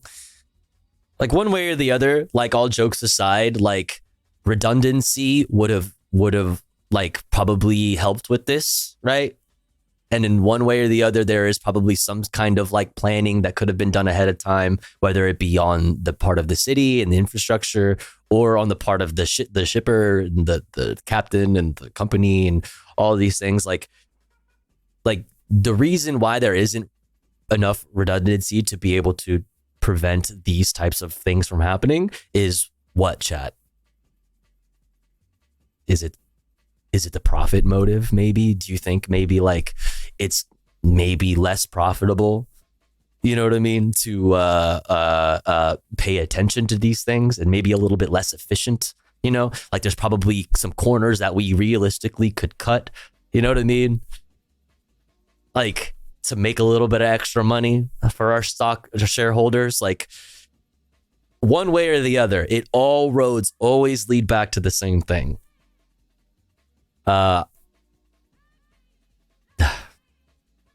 Yeah, I don't know where I was going with that, but yeah, it's because of Singapore. Mm-hmm. I think so far. All right, let's hear what Brandon has to say about this. Let's go. That this was a terrible accident. U.S. President Joe Biden on Tuesday said a search and rescue operation was the top priority after a massive cargo ship smashed into a bridge in Baltimore, Maryland. It was the Baltimore Strong thing. That's what it was. Like, it's always this thing where it was like, oh yeah, like Los Angeles strong, you know, New York strong, like, you know, insert city here where like there's a tragedy, a school shooting, you know, a mass casualty event, whether it be like a freak infrastructure accident like this or a shooting, which is way more fucking common in the United States. We say these like little things like we got to come together and be Baltimore strong, where it's like, how strong is Baltimore when, like, I don't know, I've been to Baltimore. I've seen the poverty in Baltimore. You know what I mean? Like, I've seen what capitalism has done to places like Baltimore. Like, I've been to a lot of places in the United States. I've traveled all over the United States. And I've seen a lot of different hoods. In a lot of different, you know what I mean, poor neighborhoods. I've never seen a poor neighborhood like Baltimore before. Never have I seen such like desolation in like neighborhoods. Like when I think about that, and when I think about like you know, overworked and underpaid people working ships like this, and the construction workers, and like the fact that like we don't spend enough time and money on our infrastructure generally, but we do give a lot of money to our police and the military industrial complex and all of these things. Like, when I hear things like Baltimore strong, it just like, it doesn't I don't know. It doesn't hit. When are we going to stop saying these things and just like allowing platitudes and like allowing like essentially thoughts and prayers to be like an acceptable like response and solution to preventable things that are preventable. That's where I was getting at with that. Cars and people into the river below. What I can tell you is a search and rescue is still underway. National Transport. It's the same thing as saying we're a family to the 4 people at your midnight Taco Bell who won't give you healthcare to and will fire if they say the word union. Like, you don't care, you lib. Shut the fuck up. Baltimore could burn and you'd worry about the economic impact of dead workers. Yeah. Would you say strong like a ship or strong like the bridge? What? Baltimore strong sounds like soldier bravado before going into the breach and dying by the thousands. Yeah. Station Safety Board Chair Jennifer Homendy. Yeah, on the battlefield of the free market. Rescuers were searching the Patapsco River for more survivors after 2 people were pulled out, one of whom was hospitalized. The cargo ship crashed into and brought down the Francis Scott Key Bridge around 1:30 that shit is a.m. so Tuesday crazy. Morning, closing one of the busiest ports on the U.S. eastern seaboard. I've directed my team to move heaven and earth to reopen the port and rebuild the bridge as soon as humanly possible. Biden pledged full federal support in response to the emergency. And to the people of Baltimore, I want to say we're with you. We're going to stay with you as long as it takes. It's my intention that the federal government will pay for the entire cost of reconstructing that bridge, and I expect the Congress to support my effort. The ship, as long as 3 football fields placed end to end, reported a power issue before impact, which enabled officials to stop traffic on the bridge before the... Can't wait for conservatives in Congress and, you know, on the Hill to fucking say that DEI caused this, and because it is DEI, we will not allow federal funds to go to Baltimore. We will stand in the way of any bill that gives federal funds to Baltimore. Unless maybe it contains language that puts Gatling guns every 5 feet on the southern border. We will not allow a bill that gives federal funds to Baltimore unless there is a moat with alligators and sharks constructed on the southern border. Fuck it, the northern border too. Fuck Canada. Okay? Collapse. It's hard to believe it's gone. Steve Waters is a local charter boat captain. We just take it for granted. We use it so much. And there's always, when the ships go under it, it's always looks like they're real close, and they're really not that close, because I've been on ships going under it, and it's not as close as it looks. According to officials, there was no evidence of foul play in Tuesday's incident. A momentary Oh my goodness. Okay. Next up, chat. My God, we are so behind. I'm a mess today, chat. What the heck? Next up, we're going to look quickly at this Assange update. The UK saying he can't be extradited to the US unless there's guarantee that he won't face the death penalty. The Deutsche Bahn agrees wage deal to end strikes in Germany. Conflict brews in Israel over military service for ultra-Orthodox men. United Nations expert says Israel is committing genocide in Gaza. Pentagon presents alternative to Israel's plan to assault Rafah. And then we'll end our politics content tonight on X. UN official Craig Mokiber. Israel must be held accountable for violating ceasefire resolution. Okay, all of that coming up next. Exclamation point watching in the chat for a link to this playlist that contains all the videos that we've watched this evening and will watch for the rest of the evening. But before we continue, we have to run an ad break because it's been about an hour since our last ad break. Actually, a little bit more than an hour. But don't you worry, because here at the Tofu Ghost broadcast, when I run ads, I run them while I'm away from the stream. That way, even if you're unsubscribed, you don't miss out on any of the content. But if you would like to support the stream and get access to cool Tofu Ghost emotes as well as an ad-free viewing experience, all you gotta do is subscribe for $5 or for free with the Twitch Prime. Or let's say you're already subscribed to the channel and you're feeling generous and you have the means to, maybe consider gifting a sub to one of our unsubbed friends in the chat that may not be able to afford a sub this month. That way they can also enjoy the Tofu Ghost emotes and an ad-free viewing experience with the rest of the community. If you are one of those unsubbed friends, make sure to say hi in the chat. That way somebody might see you and feel generous enough to shoot you a gifty. If you have the means to, please do consider supporting the stream in some way. Like NRG just did by gifting a sub to Riot Girl Kali. Thank you so much. That way we can continue to do this full time. Thank you so much, NRG. I really appreciate it. Thank you, thank you, thank you. Very kind of you. Now, because of NRG, we are at 7 out of 25 for the daily sub goal. I'll be back in 3 minutes. Don't you go anywhere. BRB.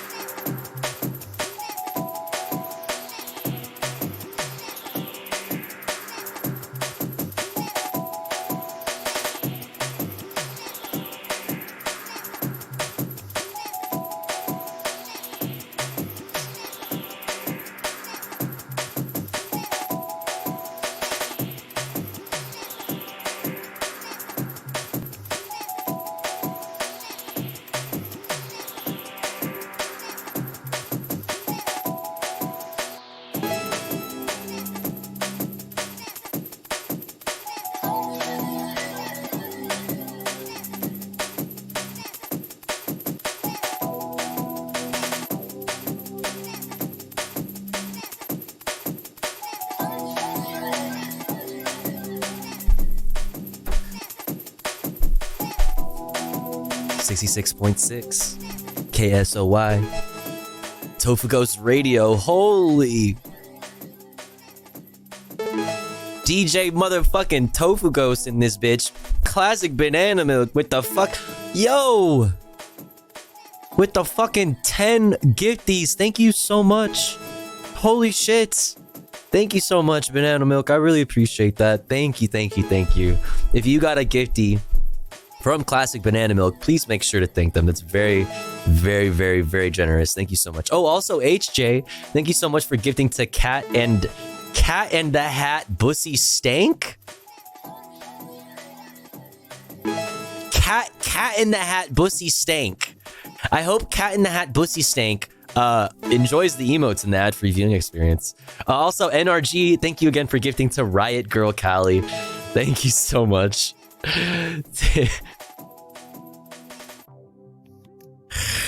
Thank you so much. My God. I thought the name was funny. Yeah, I mean, I agree. I agree. It is a funny name. That is a funny name. Thank you so much, Banana Milk. I really appreciate it. Thank you so much, HJ. And thank you, NRG. You guys are all very kind. Thank you, thank you, thank you. Hypers?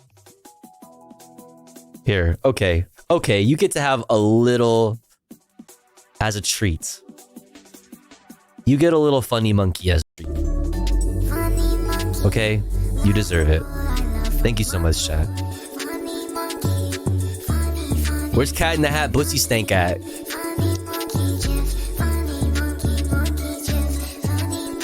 Monkey GIF.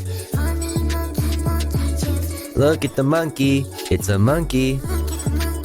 Hey, hey, hey.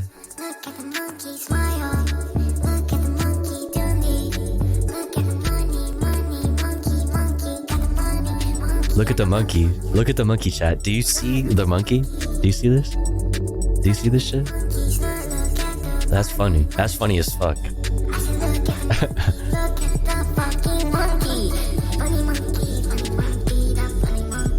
Damn. That's one funny monkey.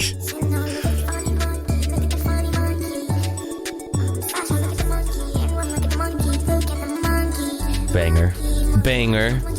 Banger. Thank you so much, chat. I appreciate you all. Thanks for all the love and thanks for the support.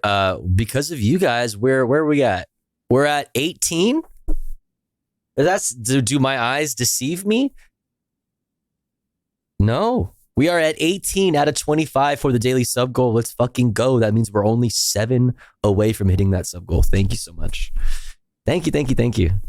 Finally, some good news. I hate good news. What is this?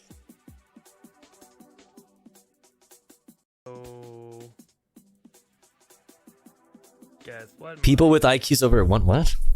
I love that. If you're not gay, it might be because you're too stupid. And now what? We have empirical evidence to support the thing we've known all along.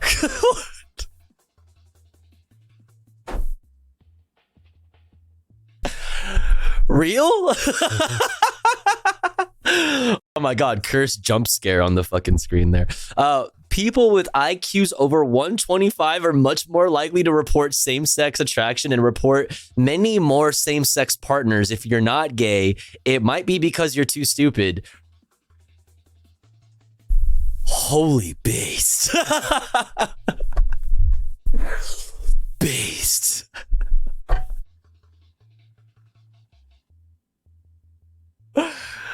Damn, seems legit. IQ is a terrible measure. Of course, it's completely I am 1000% memeing, okay?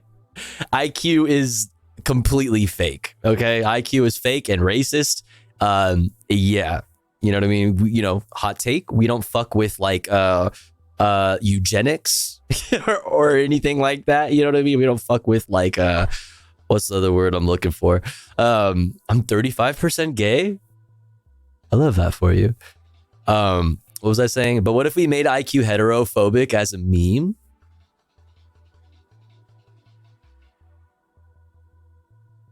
We could do that. We could do that. Everyone is gay. Some people just too dumb to realize it. Damn. Damn. That's crazy. All right. let's get back into this shit. Let's finish this shit up and get to fun stuff sooner rather than later. Some of the people who made up IQ thought that the bigger your dick was, the smaller your IQ. Right. Clearly, that's not true because I exist.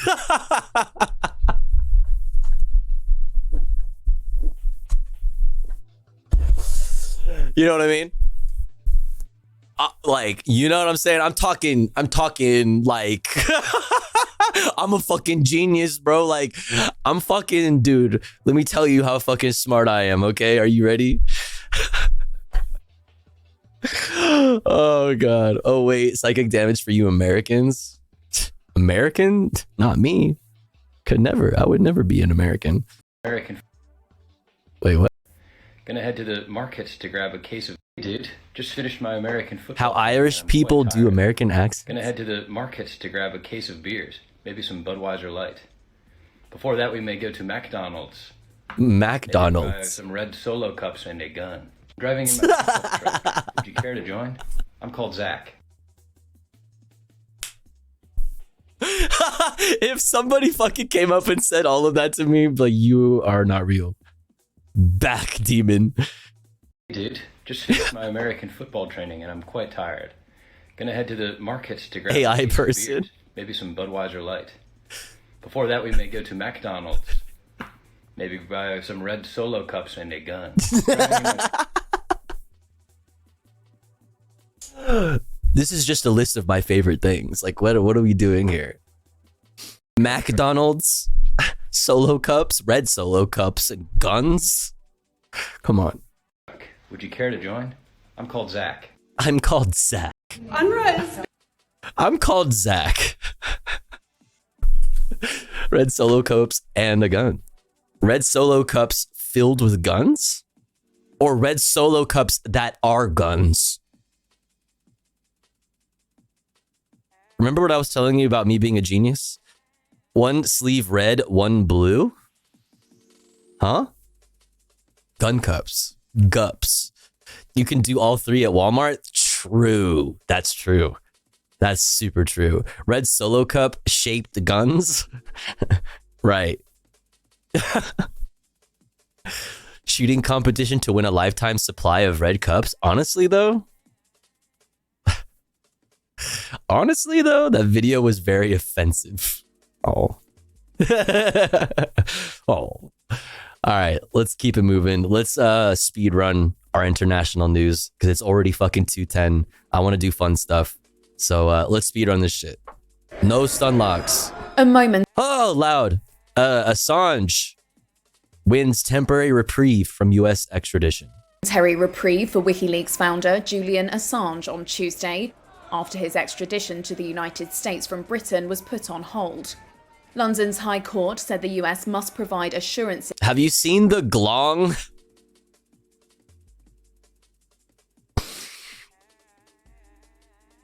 The glong. It's a working Glock that's also a bong. Here's the thing. I should say no. What the heck? That's so silly. What do you mean the glong? What? That's so wild. I've never heard of such a wild thing before, but like I know exactly what you're talking about. He would not face the death penalty. US prosecutors are seeking to put 52-year-old Assange on trial on 18 counts. They are all, bar one, over WikiLeaks' high-profile release of confidential US military records and diplomatic cables. Assange's wife Stella hailed the decision by the UK court as astounding. Now, the UK courts have invited the United States to issue assurances. The Biden administration should not issue assurances. They should drop this shameful case that should never have been brought. Julian should never have been imprisoned for a single day. This is a shame on every democracy. Assange's Is WikiLeaks still up? I have no idea. In February to challenge Britain's approval of his extradition, part of a more than 13-year legal battle in English courts. In their ruling, two senior judges said he had a real prospect of successfully appealing against extradition on a number of grounds. The court said in its written ruling that Assange arguably would not be entitled to rely on the First Amendment right to free speech as a non-US national. and that while none of the existing charges carried the death penalty, he could later be charged with a capital offence such as treason, meaning it would be unlawful to extradite him. The ruling said his case was at least arguable. It is still checked. citing the I just call for the checked. Yep, imposition still of up. the death penalty by leading politicians and other public figures. The judges said Assange had pointed to a comment by former US President Donald Trump. When discussing WikiLeaks in 2010, he had said, quote, that "I think there should be like a death penalty or something." The judgment said Like that if a US death assurances penalty were or not something. forthcoming by April 16th, then Assange would be granted permission to appeal. A further hearing has been scheduled for May 20th. That means his extradition has been put on hold, for now at least. Assange's many supporters hail him as an anti-establishment hero and journalist who is being persecuted for exposing US wrongdoing and alleged war crimes. The US says WikiLeaks' revelations put the lives of their agents at risk, and there was no excuse for his criminality. Fuck your agents. Like, what was released was like examples of U.S. war crimes. You know what I mean? Innocent people being murdered by the U.S. military. Like, that's ridiculous. Like, I'm not gonna sit here and be like, oh, like Assange is like the coolest dude. Like, as a matter of principle, like, journalism is very important. But my agents, yeah. Someone said the other day, Assange has the worst politics, but does the most base shit, and I can't sum up this mess any more than that. Yeah. Yeah. All right. Germany's national Let's speed run this story here. Deutsche Bahn agrees wage deal to end rail strikes. operator agreed a wage deal with the key GDL union on Tuesday. Deutsche Bahn said it would reduce train drivers' hours as part of a move to end strikes. A so-called working time corridor will be set up. It allows train drivers to gradually reduce their working time to 35 hours per week by 2029 while keeping wages at the same level. Deutsche Bahn added those who wish to keep working a 40-hour week would get a 2.7% hourly wage increase. Both sides agreed there would be no more strikes for nearly 2 years as part of the agreement. They've settled on a salary increase and a one-off inflation compensation payment. Deutsche Bahn will hope the deal brings an end to months of dispute and nationwide strikes. Germany has been hit by a wave of industrial action. High inflation and staff bottlenecks soured wage negotiations in the transport sector. It's led to strikes in national rail, air travel and public transport. Word. Worker W, solidarity with the working class worldwide. If the workers and the unions agree to whatever deal they got, good for them. That's a W. How we doing on time? We're doing good. All right. Now we're going to get into, we're going to cap off our politics and our news coverage for this stream with Israel-Palestine updates. First, we're going to look at this story from Associated Press. Conflict brews in Israel over military service for ultra-Orthodox men. We have this from NBC News. United Nations expert says Israel committing genocide in Gaza. From PBS NewsHour, Pentagon presents alternative to Israel's plan to assault Rafah. And we'll end on this Democracy Now! Piece. Ex-UN official Craig Mokiber. Israel must be held accountable for violating ceasefire resolution. Where do you find such concise videos? YouTube. But every day on stream we make of this playlist, and you can exclamation point watching. Even if you don't pull up to stream that day, you can always like look up this playlist. If you're like want to get the daily news. I tend to really like for like super like what I have found to be reliable, consistent, and generally, not 100% of the time, because that's not possible, generally a lot of the time pretty spinless. You know what I mean? Yeah, like as I like Reuters, I like Associated Press, I like PBS, which is probably the more liberal you know what I mean? I guess to the right of me, like overtly that has more spin. Whereas Associated Press and Reuters are like very generally like really, I don't know, just like fact-based reporting, which a lot of other news outlets end up citing Reuters or Associated Press. And Democracy Now!, which is definitely biased, but in the best ways. In all of the best ways, Democracy Now! is the fucking best. And then from there, I just kind of like, those are like what I generally use for the top headlines for the day. And then I just kind of pick and choose from all of the different news that I see on my feed that I just go through like this. I just go through like this. I go Al Jazeera, ABC, NBC, like The Sun, DW, Fox, you know what I mean? Democracy Now! Like I just go down my list of like a long list, PBS, and I add a bunch of things to a playlist, and then I whittle it down to the most important videos, or like the best versions of the videos on this certain subject at hand, and I go from there. And then I have like articles that we read as we go. All international news we get in Iceland is filtered through AP and Reuters. We don't do any independent reporting. AP and Reuters are US based and spins it too. Well, everything has a spin, right? That's what I'm saying, is that everything, there's always spin, right? There's always spin. There's no such thing as not like unbiased news. Everything has a spin, no matter what. It's just that there are certain outlets that are less like steeped in it, like Fox News and CNN. Like these things are like obvious, like just blatant, like, you know what I mean? Yeah. Yep. Galaxy spinning. If you believe such things, right? Not us, like us, based flat earthers. Let's continue.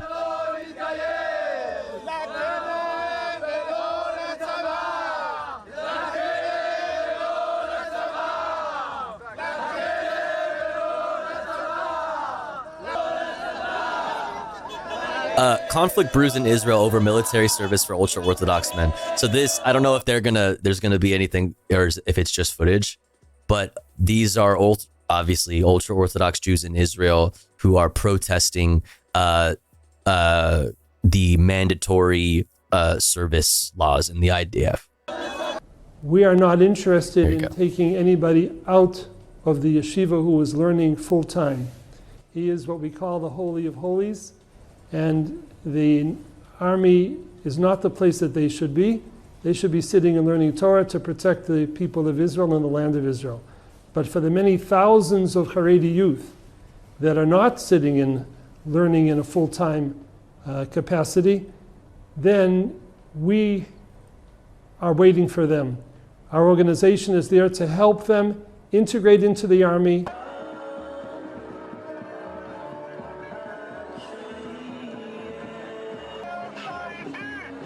Okay, this is like super choppy. We want the ultra-Orthodox in the army now. No delays, no politics, and no tricks.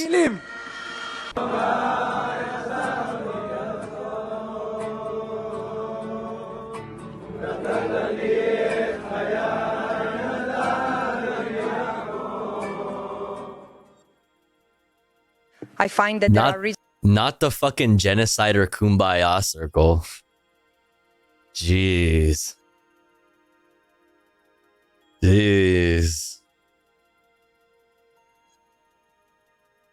All right, let's keep it moving. From NBC, United Nations expert says Israel committing genocide in Gaza. Let's check it out. Reasonable grounds to believe that the threshold indicating the commission of the crime of genocide against Palestinians as a group in Gaza has been met.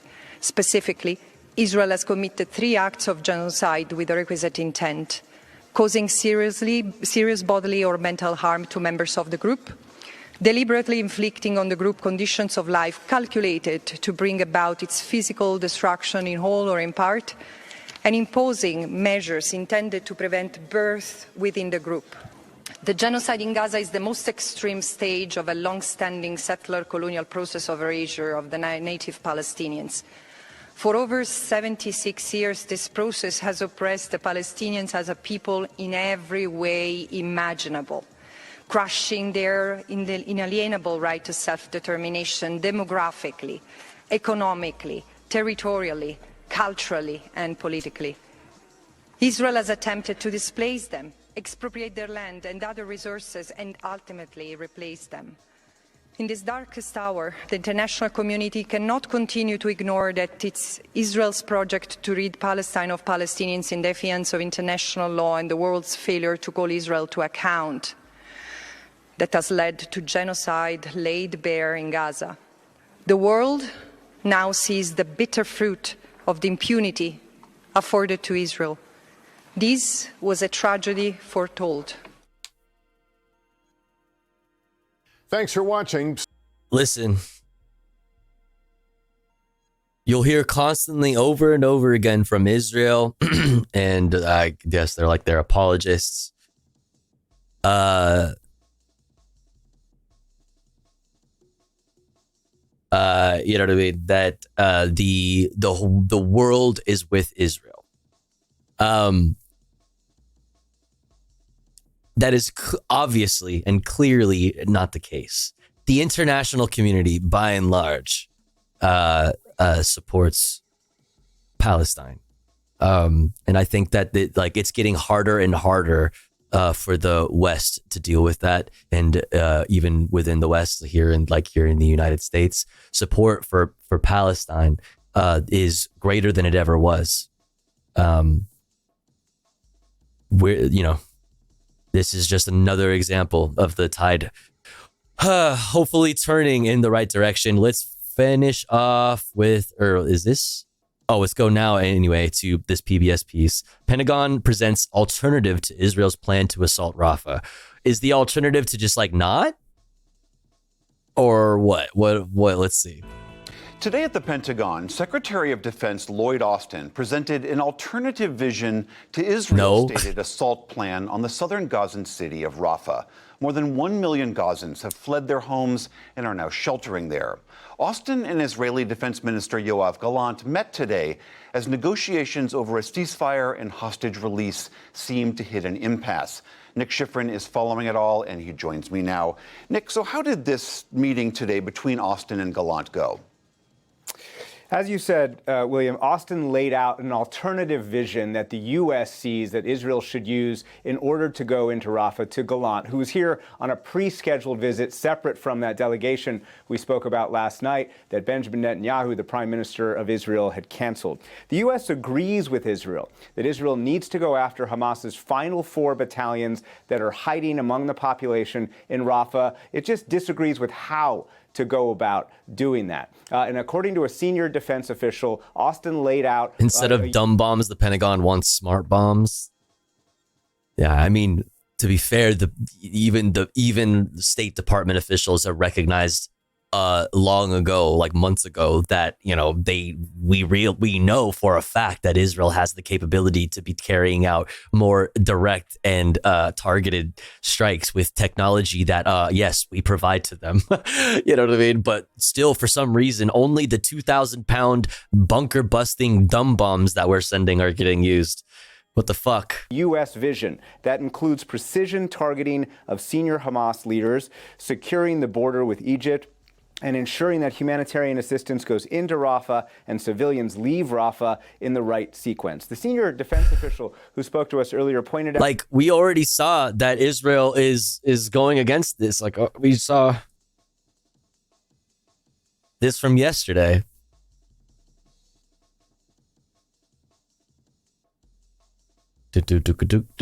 Or was this yesterday or the day before that? Whatever. UNRWA says Israel will end its food convoys in North Gaza.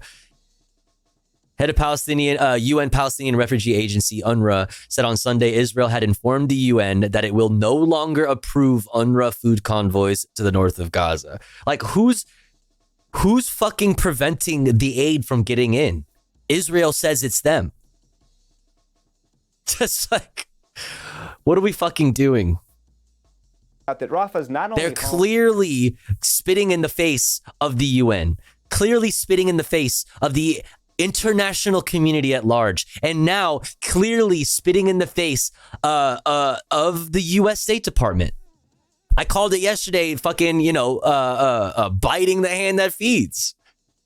Fuck. To 1.5 million displaced Gazans, many of whom have been displaced twice. It's also strategically important for... Look how fucking, embedded within the civilian population. Do you know how many miles, square miles, Gaza is? Do you know how small Gaza is?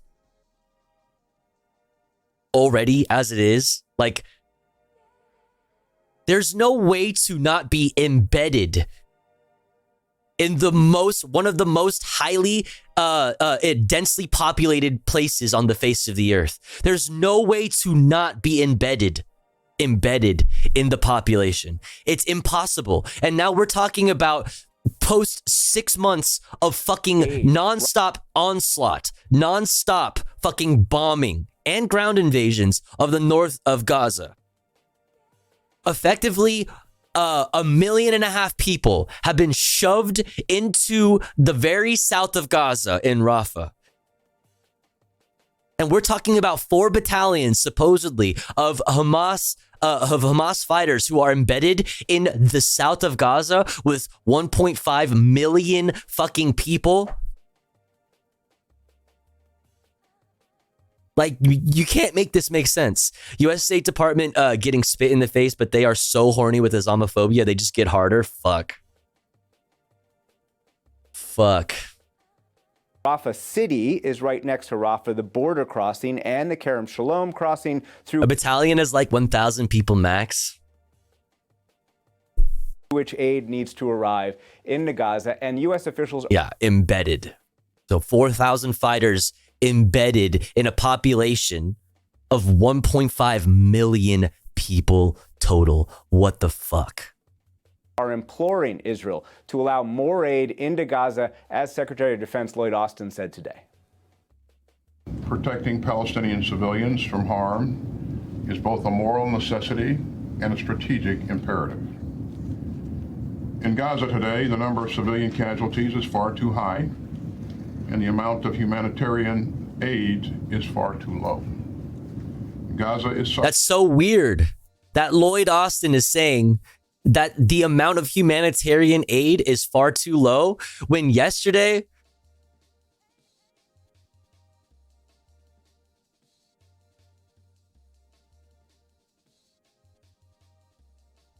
we covered this, U.S. finds Israel in compliance with Brandon's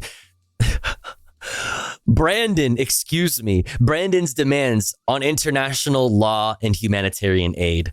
The U.S. investigated and said, oh yeah, no, according to our standards, not a single international law has been fucking broken.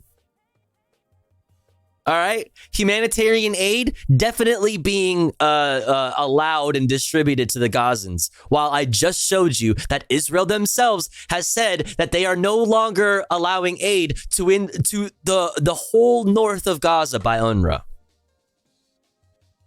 And then we know that there's problems on the southern border, at the Egypt border. We know that there's other entrances that are being protested by radical right-wing settlers and shit, preventing trucks from getting in. How does this add up? The math isn't mathing. How can this be the case? And then you're sitting here fucking saying lies. It's so crazy. Suffering a humanitarian catastrophe, and the situation is getting even worse. So those are some of Austin's strongest words about the so strong, so strong. They were the words were so strong. You know what I mean? What a strongly worded press conference that was. Wow. Wowee.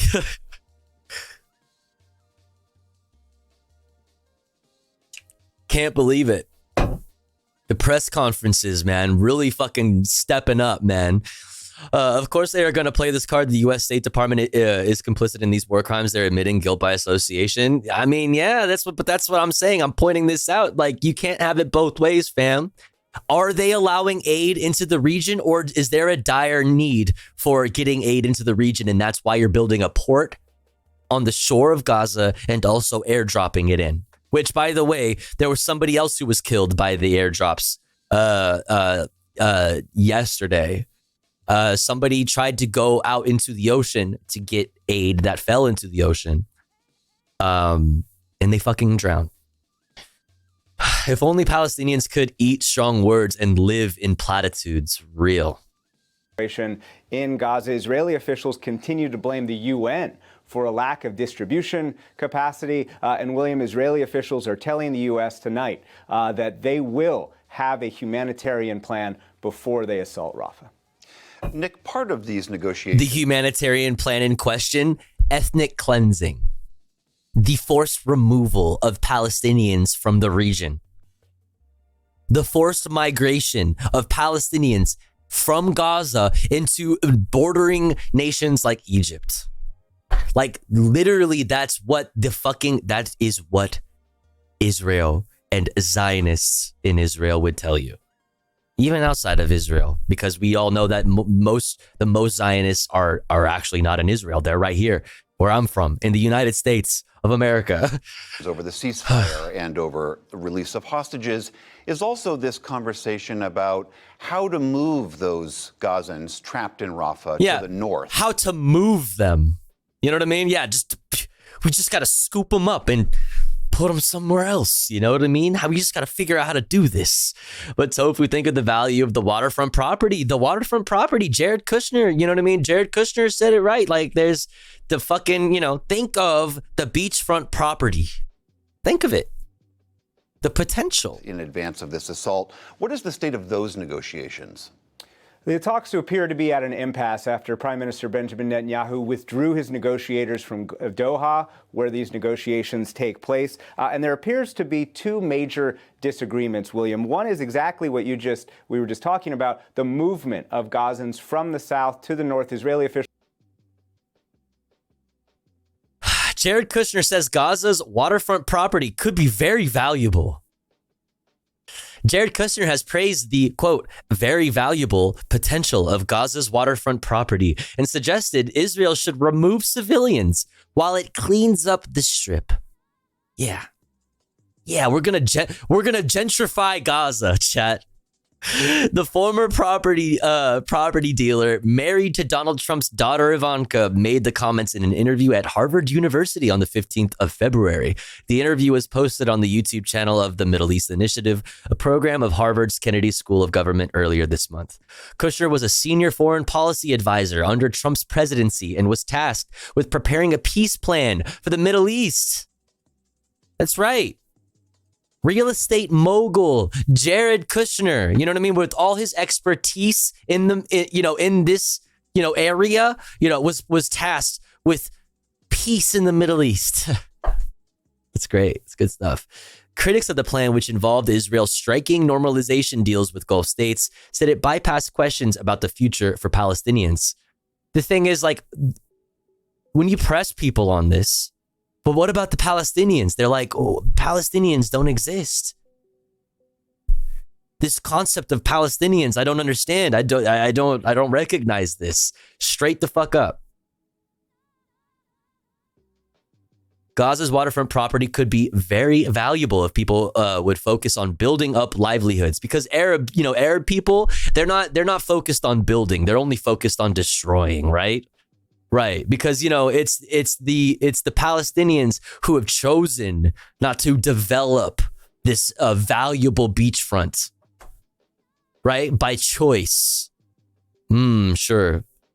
Yeah, same reason they chose by choice to not have an airport or a port of their own that could receive international aid or trade generally. Yeah, dude, totally. Good stuff. This. Yeah, dude. I mean, this is fucking, damn, this is almost 15 years old now. Israelis like to build. Arabs like to bomb crap and live in open sewage. This is not a difficult issue. Hashtag settlements rock.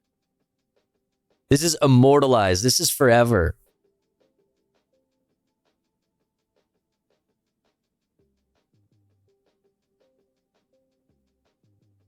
Actual demon. Want to continue to Holy go after shit. Hamas in the north, and they don't want to have to deal with thousands of civilians. Number two is whether Israeli forces have to withdraw either from the cities or from Gaza itself after this ceasefire. But the framework of the ceasefire remains. About 40 hostages would be released in exchange for about 700 Palestinian detainees that Israel has agreed to. So the framework still remains, but Netanyahu is calling Hamas's demands delusional. But bottom line, U.S. officials tell me these negotiations continue. All right, Nick Schifrin, thank you so much. Thank you. You're welcome so much. Around 1 million Gazans are living in or near emergency or informal shelters. I mean, we just saw what happened, recently with the Al-Shifa hospital. Again, the most recent happening with the Al-Shifa hospital. When there was the most recent raid on Al-Shifa, there were 30,000 Gazans sheltering there. 30,000. Ay. All right, let's cap off our coverage with Democracy Now! Right fucking now. Ex-UN official Craig Mokaber, Israel must be held accountable for violating ceasefire resolution. Let's go. This is Democracy Holy.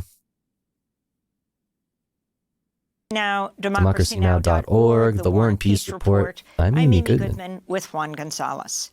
Israel is continuing to attack Gaza despite a vote Monday by the United Nations Security Council calling for an immediate ceasefire during the remaining 2 weeks of Ramadan and calling for the release of hostages in Gaza. 14 of the 15 nations on the UN Security Council voted in support of the resolution, which was drafted by the non-permanent members of the Council. The United States abstained, ignoring a request by Israel to veto the ceasefire resolution. The U.S. had previously vetoed 3 other ceasefire resolutions. Israel denounced the UN vote, as well as the U.S. decision to abstain. The Israeli Prime Minister, Benjamin Netanyahu, responded by canceling a visit to Washington, D.C. by a high-level delegation this week to discuss Israel's plans to attack Rafah. Fucking pissed. The United Nations, Palestinian Ambassador Riyad Mansour praised the ceasefire resolution. This must be a turning point. This must lead to saving lives on the ground. This must signal the end of this assault of atrocities against our people. A nation is being murdered. A nation is being dispossessed. A nation is being displaced for decades now, but never at this scale since the Nakba. Israel's vowed to ignore the resolution. In a post on social media, Israeli Foreign Minister Israel Katz said, quote, "The state of Israel will not cease firing. We will destroy Hamas and continue fighting until the very last hostage has come home," he said. Bruh, which one, you're not helping the situation for the hostages by continuing to bomb the fuck out of those regions. We've seen already examples of the IDF fucking killing Israeli hostages. Okay? You're not fucking doing shit for the hostages. Quit fucking pretending like you give a shit about them.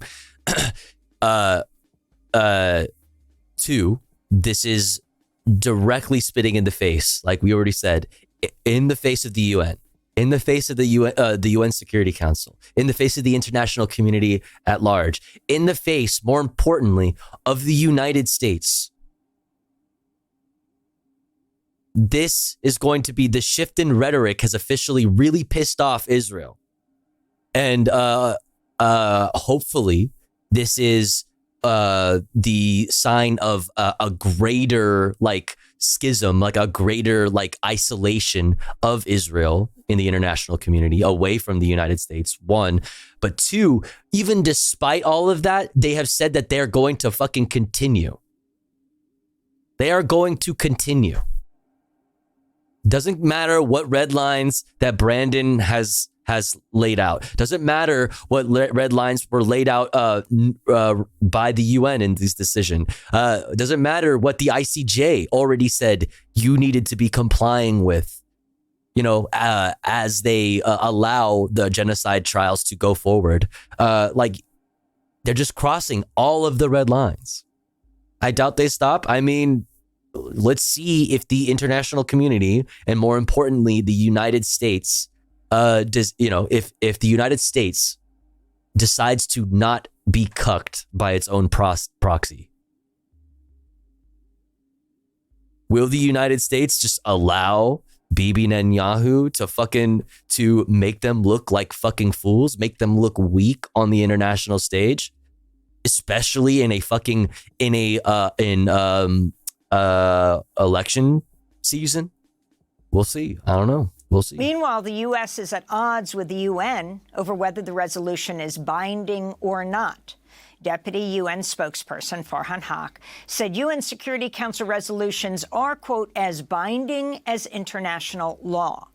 But on Monday, Linda Thomas, I mean, we've seen how much people like to fucking abide by international law, right? Depending on how big your army is, really determines whether or not, like, how much international law you really need to abide by.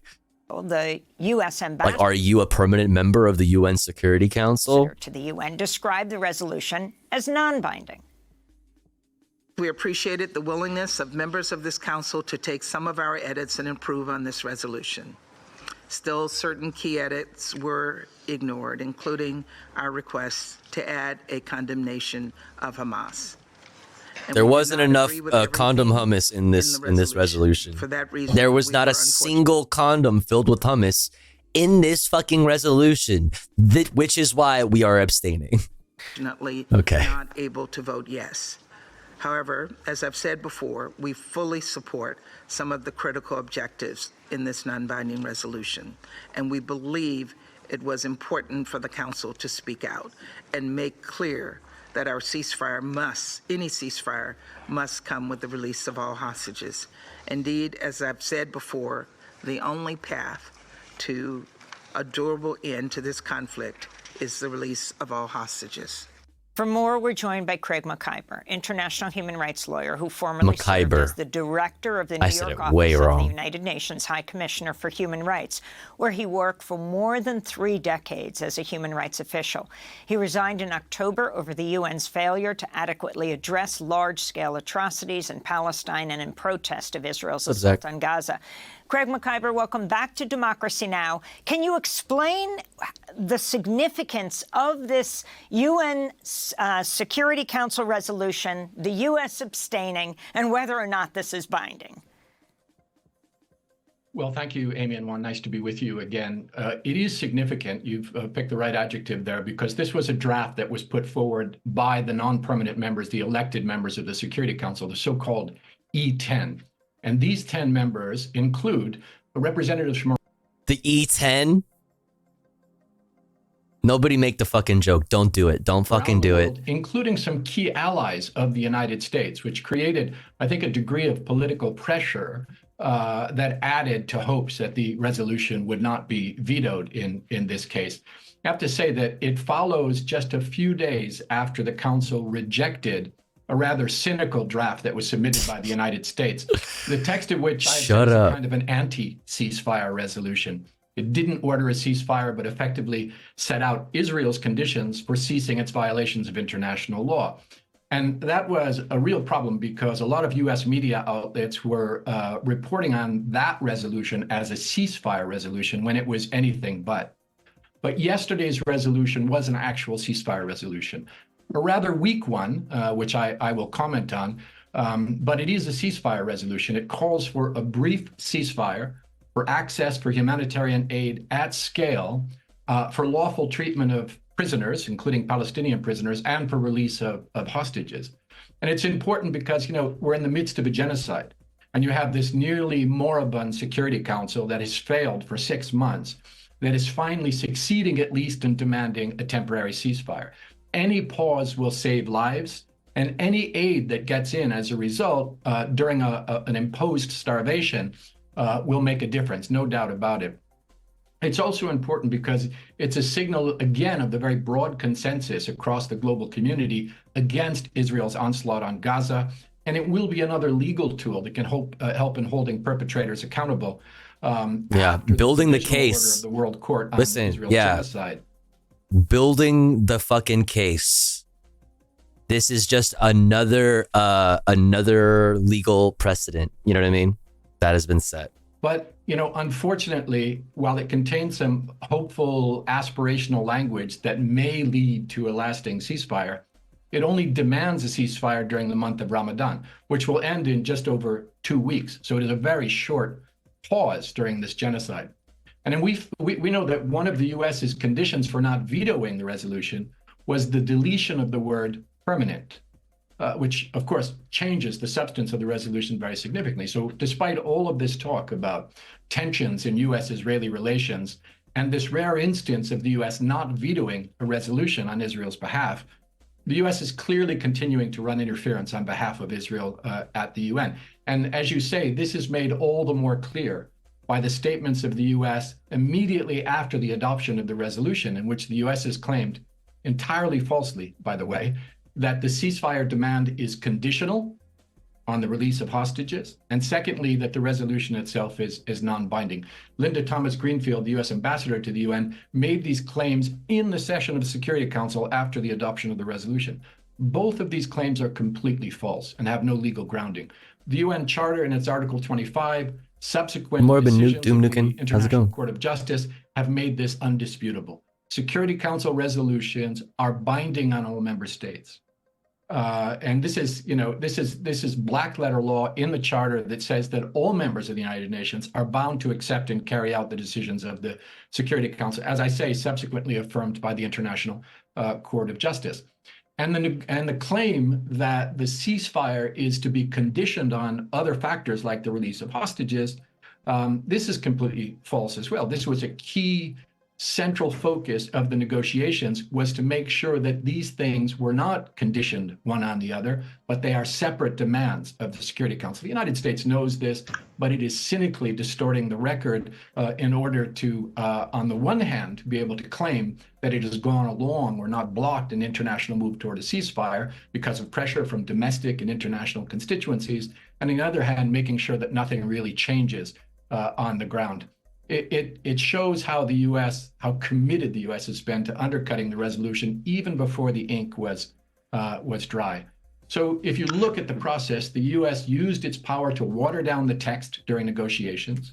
It still did not vote in favor, only abstaining, and then immediately and falsely declared that it's non-binding and conditional. Yeah, and on top of that, like Classic Banana Milk is pointing out, Ramadan is going to end soon. The longer you delay, the shorter this pause, this ceasefire is, on top of all of what he just said. And in the end, I have to say, we also know that Israel is unlikely to respect any of the terms of this resolution. They've already declared that they will not do so, and they have continued all of their military offensives and genocidal assaults on the Gaza Strip since the adoption of the resolution. We also know that the United States is very unlikely to use any leverage to compel Israel to comply with the resolution, and their language now on trying to claim that it's non-binding is evidence that that is their intent. So the killing continues, forced starvation continues, genocide continues unabated. And I think that may be the most... Yeah. Craig Mokai, but what would be the potential actions of the United Nations to a member state that does not adhere to a binding resolution of this type? And also, what is your response to Prime Minister Netanyahu's canceling of the Israeli delegation to the U.S. over this vote? Well, I think Israel's intentions have been made clear. If you listen to the statements of the prime minister and other cabinet ministers and military leaders, they have been clear from the beginning that they will not relent in their assault on the Gaza Strip until they've effectively accomplished the destruction of the entire strip. And their attacks now on Rafah in particular show that, the last refuge, the last piece of the Gaza Strip that hasn't been effectively destroyed is not only in their sights, but already under their bombs. So Israel never has had any intention. In fact, Israel has the world record for violating Security Council, General Assembly, Human Rights Council resolutions in the United Nations. And world record, baby. Unchanged. But this resolution can make a difference. On the one hand, there is an opportunity, if Israel is in breach of the resolution, to bring a resolution for enforcement under Chapter 7. Now, of course, as we've said, the United States is likely to veto that resolution to prevent any enforcement, just as they will continue to block any enforcement of the decisions of the International Court of Justice regarding genocide in Palestine. In this case, because the U.S. has not vetoed it, they have in effect blocked action in the General Assembly under the Uniting for Peace resolution, where you could have seen some real meaningful action. You could have seen a resolution with teeth, with substance, resolution that included diplomatic, military, political, economic sanctions, not the enforcement of those sanctions, but the call for those sanctions, the deployment of a protection force. So many levels of just like calling for action. You know what I mean? There's like all these different levels. We're calling for action so that we're able to call for action and then call for action, for action. You know what I mean? Eventually there's going to be action. The establishment of permanent mechanisms, as was the case within. But even for that, the United States would have had to voted yes and not abstained. Nations during apartheid in South Africa. So there are actions that could be taken here, but the non-veto has slowed action in the General Assembly, while at the same time allowing the United States to claim that, yes, the resolution passed, but somehow it's not binding. In the end, this all comes down to the political will of member states across the organization, which already, after the provisional measures of the International Court of Justice, are obliged to be taking action to rein in Israel's assault on Gaza. Few have done so, but I think there is pressure building.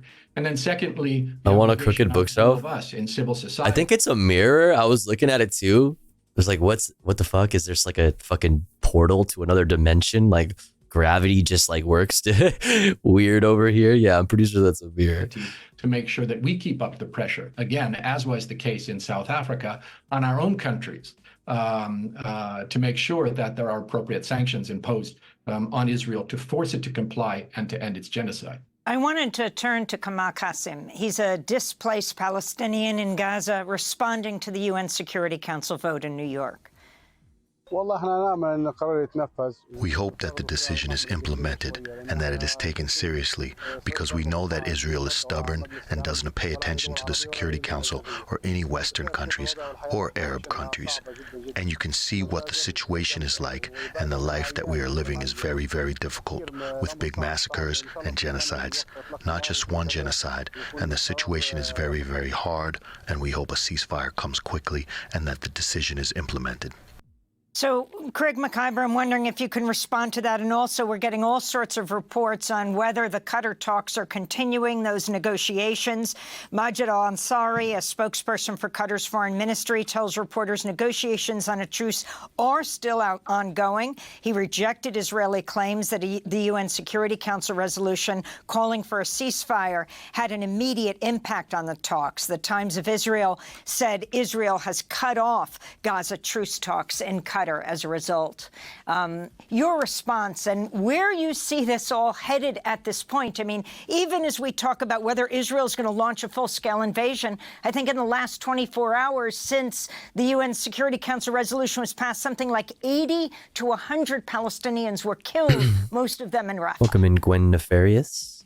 Yeah, absolutely. And this is the challenge of enforcement. It's clear that as long as Israel's principal sponsor I'd say it's co-belligerent, the United States of America is not committed to reining in Israel's assaults. Those assaults are going to continue, regardless of what the International Court of Justice or the Security Council or other legal mechanisms at the international level rule. They are blocked by the power of the United States in actually giving force to the decisions that they take. And unfortunately, that's what we're seeing on the ground.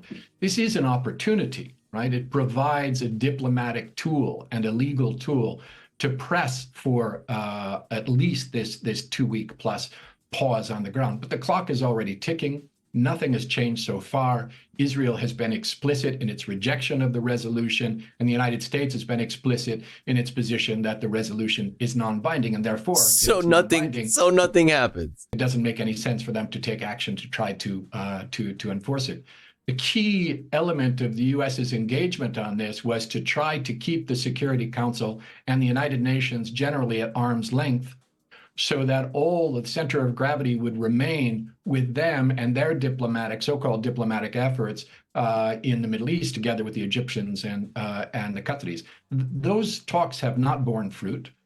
Israel has repeatedly boycotted portions of those talks. An opportunity for a 2-week pause that this resolution provides is disappearing with each passing day. And I just want to show a piece of this video here because has infuriating. It's gonna make my fucking head explode. I'm footage in here that I want to. Still inside Gaza. Hostages is gonna come. Means moving forward. Is it meaningful? Is this gonna change U.S. policy? Well, okay, watch this interaction with this report. Congress funding bill that just passed through that is essentially codifying the cuts to the UNRWA as a massive famine is looming on the horizon in Gaza. We're going to look at a war crime that was caught on camera in broad daylight.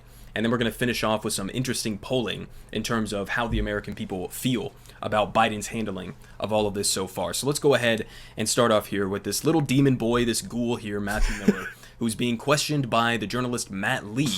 Little demon boy. The recent UN ceasefire What's up, resolution Natalie that Marie? the U.S. allowed to pass means moving forward. Is it meaningful? Is this going to change U.S. policy? Well, let's go ahead and hear what he has to say. Okay, but the abstention means that you're okay with it. You're willing to go along with it, and so what do you expect now to happen as a result of the passage of this resolution? So I think. Do you expect that Israel is going to announce a ceasefire? I do not. And that do you expect that Hamas is going to release hostages? So I'm glad you mentioned that, because one of the things that we have objected to for some time is that most of the people that call for a ceasefire, we believe, are calling for Israel to unilaterally stop operations and not calling for Hamas to agree to a ceasefire where they would release hostages. Well, I think it goes both ways, doesn't it? It could, but but the resolution today is not a non-binding resolution. Okay, so what's the point? Why did you abstain? Why didn't you veto? We didn't veto because we thought the language in it was consistent with something that the language as it relates to the ceasefire and release of hostages was consistent with the longstanding United States position. So you don't believe anything is going to happen as a result of the passage of this resolution? So I think that separate and apart from this resolution, we have active, ongoing negotiations to try to achieve what this resolution In calls Doha, for, in Doha, in Qatar, where we just saw Amy talking about how Israel has apparently called those off. So, okay. An immediate ceasefire and the release of hostages. I don't know. I can't say that this resolution is going to have any impact on those negotiations. But those negotiations are ongoing. They've been ongoing over the weekend, and they've made progress. So I don't expect you to answer this now, but maybe just stick this in your pocket. If that's the case, what the hell is the point of the UN, or the UN Security Council? So we think it plays an important role. It does, even though its action does absolutely nothing. And that you're going to get what you would like to see, not out of the UN, but out of discussions in Doha. So we believe it's important that the UN speak and the UN Security Council speak on matters of international security. It's why we've been engaged in this process. Why we thought we were going to have a successful vote on Friday. Squirming around. That Russia and China, unfortunately and quite cynically vetoed. But I do believe that ultimately, if we were able to achieve a ceasefire and the release of hostages, is going to come not through a UN process, but through the process. Then what the fuck is the point of the UN? Answer the fucking question. What the fuck is the point of this resolution? If it's not binding, if you expected nothing to come of this resolution, If you voted yes or if you abstained, then what the fuck is it for? What is it for? What is it for? So, great question there, right? From Matt Lee. And you can kind of tell with guys like him and guys like Saeed and other ones, even like Ryan Grimm, for example, a lot of these guys who have been doing this for years, they've been around through multiple administrations, Republicans. All right, I just wanted to show you him squirming like a fucking worm. Okay? Just like with the slightest fucking pushback. You know what I mean? From the press pool. Fucking sane. So are the opportunities to try to turn that 2-week pause, as is suggested in the resolution, into something that is more lasting. The U.S. Refused to allow the word permanent, but something more lasting. So the pressure is going to have to come from elsewhere. It's not going to come from these key pressure points. It's going to have to come from civil society. It's going to have to come from private actors. And again, as I said before, it's going to have to come from all of us. And Craig McIver, I wanted to ask you, there's been for years now efforts to restructure the United Nations, especially the Security Council, precisely because of the overwhelming power that the old European major powers exercise over the Security Council. Do you think that this war and the inability of the UN to act to end it will now further fuel the move to reform the UN? Well, one can hope, Juan, I have to say. I mean, I think what this genocide has done is it has revealed the weaknesses, the political compromises, the moral failings of the United Nations and other international institutions. It has shown itself to be wholly inadequate, wholly unable to respond to a genocide being committed with Western sponsorship, with the sponsorship of powerful Western states. If this were happening in a developing country in Africa or Asia, you would see a very different response. But when the perpetrators, the co-perpetrators, are the United States, the United Kingdom, European powers, the United Nations has shown itself unable to act. You see that even in the language of the Security Council resolution. We're talking about a situation of massive war crimes, crimes against humanity, ethnic cleansing, and genocide. Because the Security Council is not set up to deal effectively with that, especially when one of its permanent members, or two of its permanent members at least, are implicated in that genocide, it's forced to dust off language about conflict, as if this were a war between two states, rather than a campaign of annihilation by a heavily armed occupying power against a besieged civilian population. And that is not going to get the job done. You get a resolution that calls for a ceasefire. Even ceasefire language is not appropriate to a genocide, as the World Court itself has determined. And you get no language in here that condemns the perpetrators, that moves for accountability of perpetrators, that deals with the deployment of protection of the exposed civilian population, none of the things that would actually make a difference. And it's not just the Security Council. The political offices of the United Nations that have been set up to deal with issues like genocide, like sexual violence, like children in armed conflict, they have all failed miserably because they are politically compromised, politically controlled, unlike the independent human rights mechanisms that have done a terrific job, and the humanitarian aid workers that have done a terrific job in the UN system. These political offices and intergovernmental bodies have shown themselves to be wholly ineffective. So it certainly has increased the demand for reform. Whether there will be a willingness amongst the member states. Like, of course we're having a global rise of fascism, dude. Nobody fucking trusts in any of these institutions, and for fucking good reason. But reactionaries, you know what I mean? Gonna reactionary. And the rise of fascism is fucking, is swift. Nobody fucking trusts any institutions, international, national, nobody does. And they're right to. But obviously, people, unfortunately, will take that and run in the the wrong direction. You know what I mean? People run straight into fascism's arms. Ugh.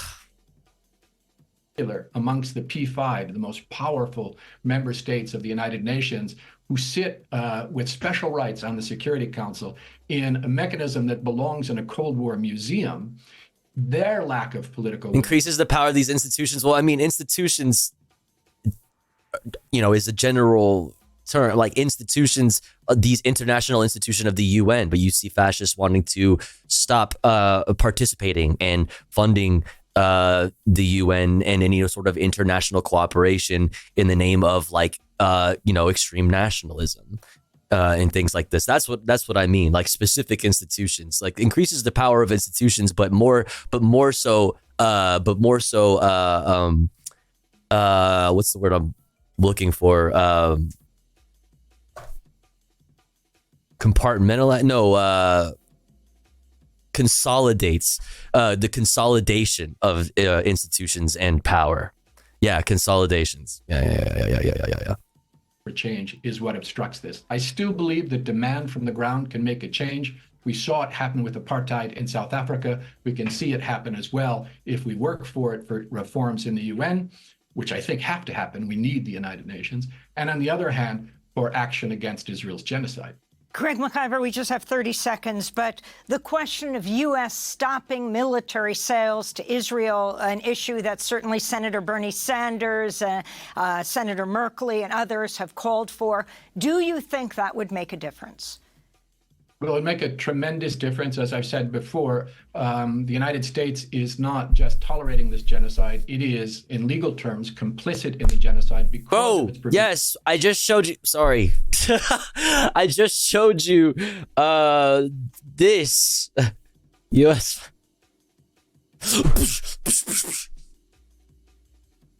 Like, you got all these harsh, these strongly worded. Whoa, not this. Strongly worded press conferences and such. Meanwhile, U.S. finds Israel in compliance. Okay, stop with this. Stop this. Stop this. Give me my fucking...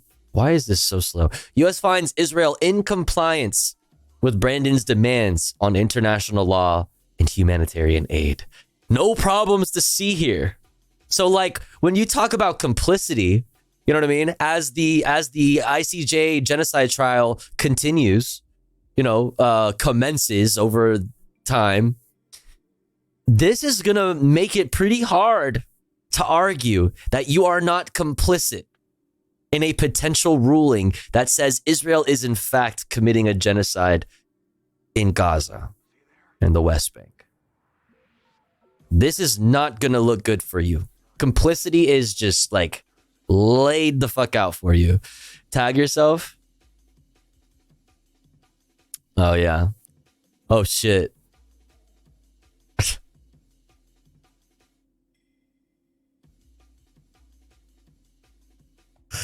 So stupid, dude. So dumb. So dumb, bro.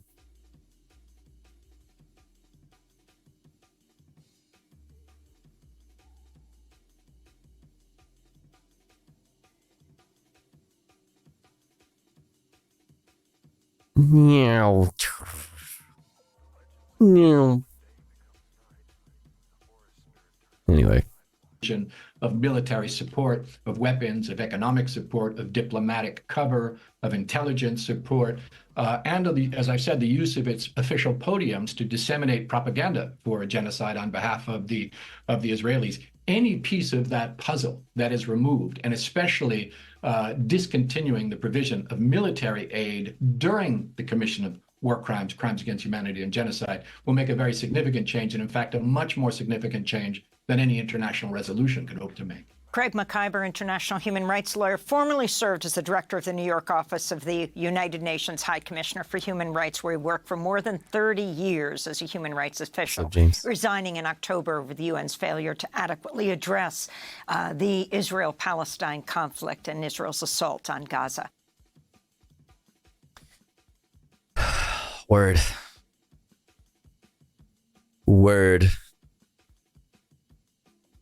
Alrighty, chat. What time is it? It's 3:11. Hey, yo.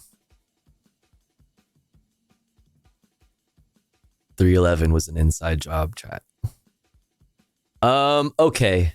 I want to do a little bit of gaming. I don't know. It's getting late and I am getting kind of tired. I want to do some gaming. We don't have that much reacts anyway, but before we're going to do an ad break first, and then we're going to do some gaming. But before we do an ad break, let's just sneak this in because Steve Wallace posted, and let's end this part of the stream before we get into gaming. And remember, Crazy Neighbor, rest in peace. Looks like Crazy Neighbor has actually passed away, unfortunately. Rest in peace. So let's check this out. Hey guys,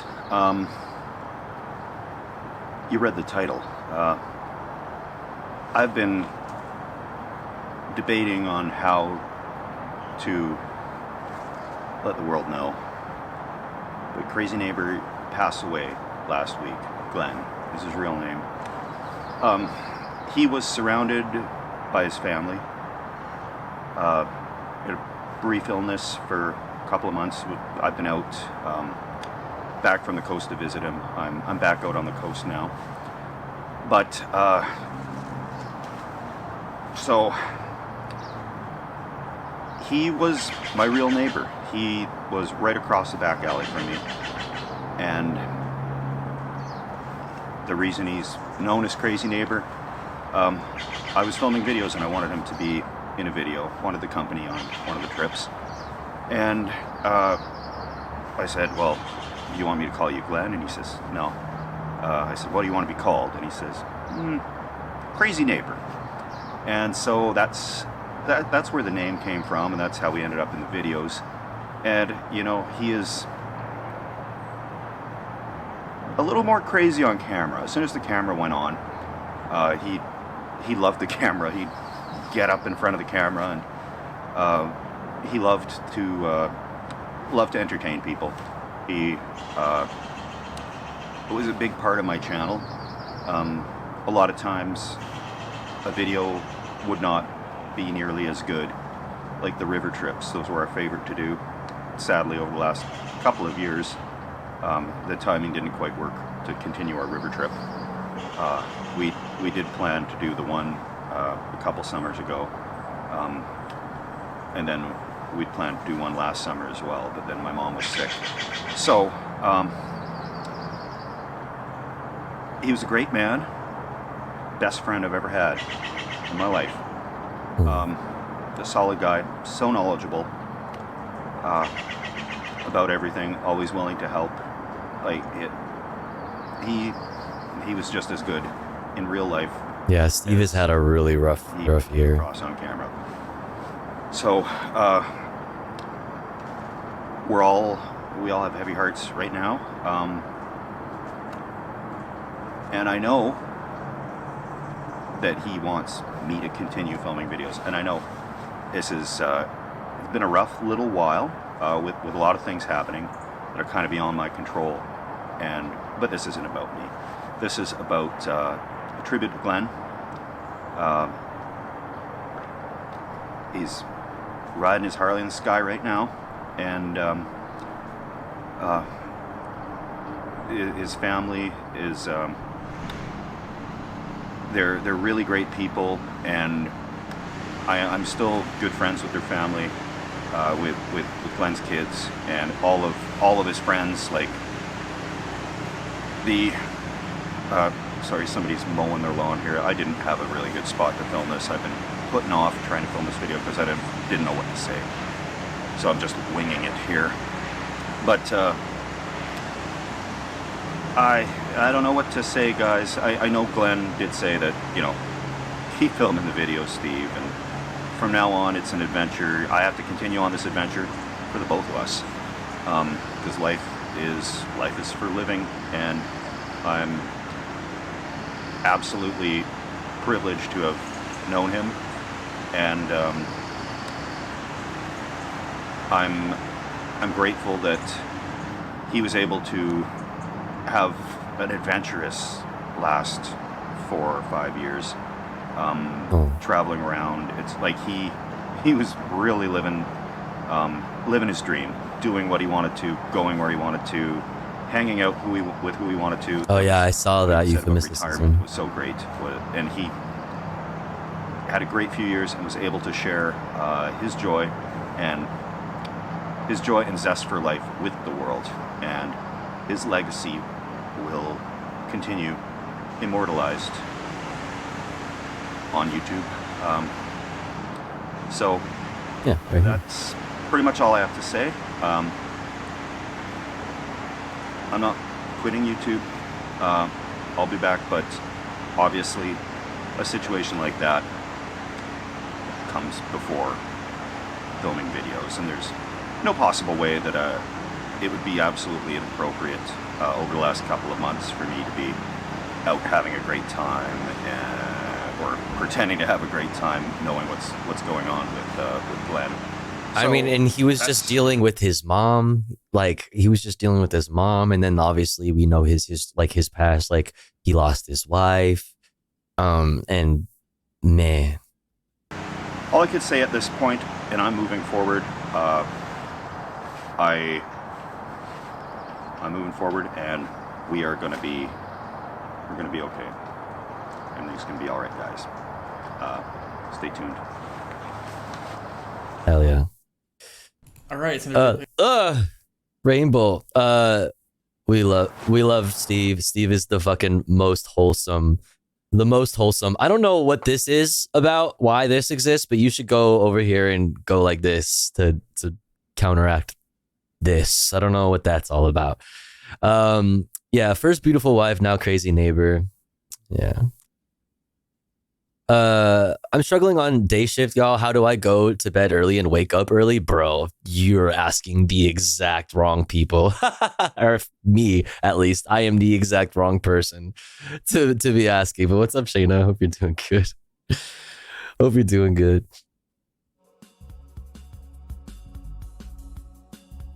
I choose to believe it's people who don't want to like that crazy neighbor died. Yeah. But yeah, also there's this. It's 2.5 hours long, obviously, because it's every time that crazy neighbor like hung out with Steve in one big ass video. So we won't watch it tonight, but I'm down to like take it in pieces or something. Because 2.5 hours, I don't know if we could make that in one stream. You know what I'm saying? But I'm definitely gonna add it to our playlist. Take a melatonin to get sleepy might work. That's something to consider. Dun, dun, dun, dun, dun. Some people only want fun camping videos and don't see creators as people. I mean, yeah, I guess that's possible. Fuck those people if that's what that is. Fuck them. Good sleep hygiene and basically get really disciplined about not being in bed unless you're going to sleep. Hard for most to isolate in their bed.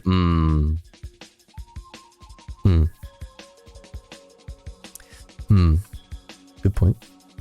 All right. It's 3:20 a.m. I want to do some fucking gaming, okay? I'm going to do a little bit of gaming to end off the stream. All right.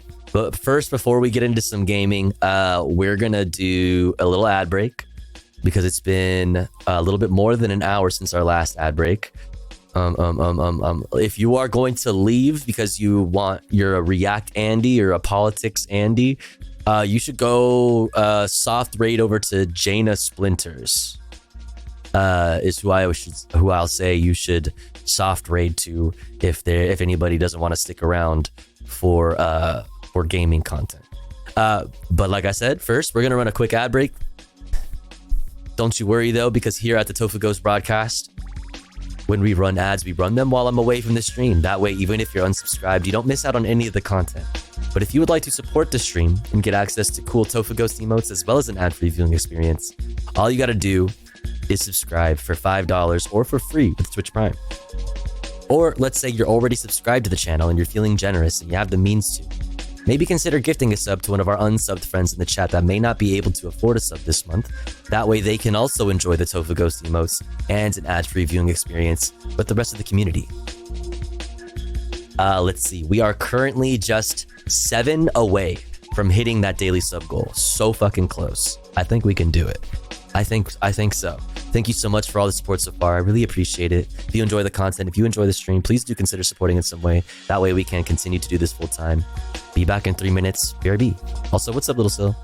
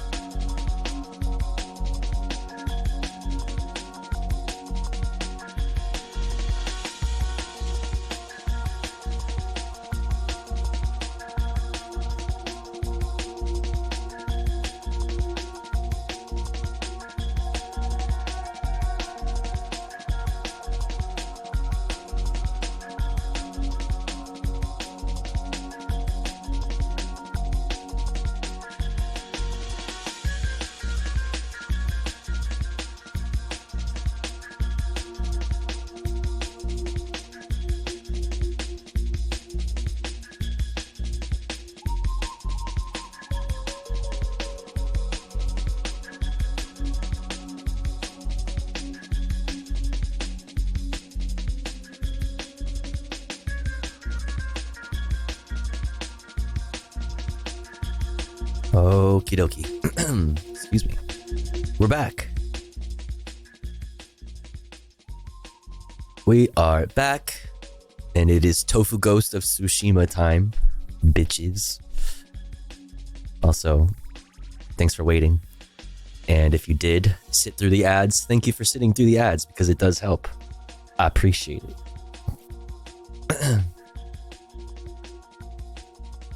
Do do do do do do do do.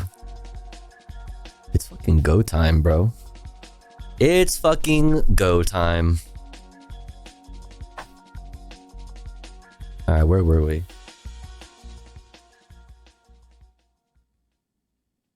Where were we? Where am I? Okay. This is where I am. What's this one? Heavenly Strike. There's a musician in Komatsu telling the tale of Shigenori's Heavenly Strike. I thought that katana technique was... ... So that's the musician. Oh, I didn't mean to do this. Oh, okay. I got a charm. Let's go. W. Do I want it? 15% to increase to resolve gains. I mean, that's pretty cool, I guess. What is this one? 15% increase to knocking and reload speeds.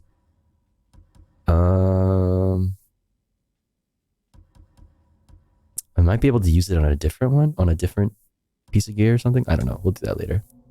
Oh, I can do it right here. Yeah. And then this one can be moderately reduces damage while taking at 50% health or less. I mean, that's pretty cool. Killing enemies restores a minor amount of health. That's also pretty cool.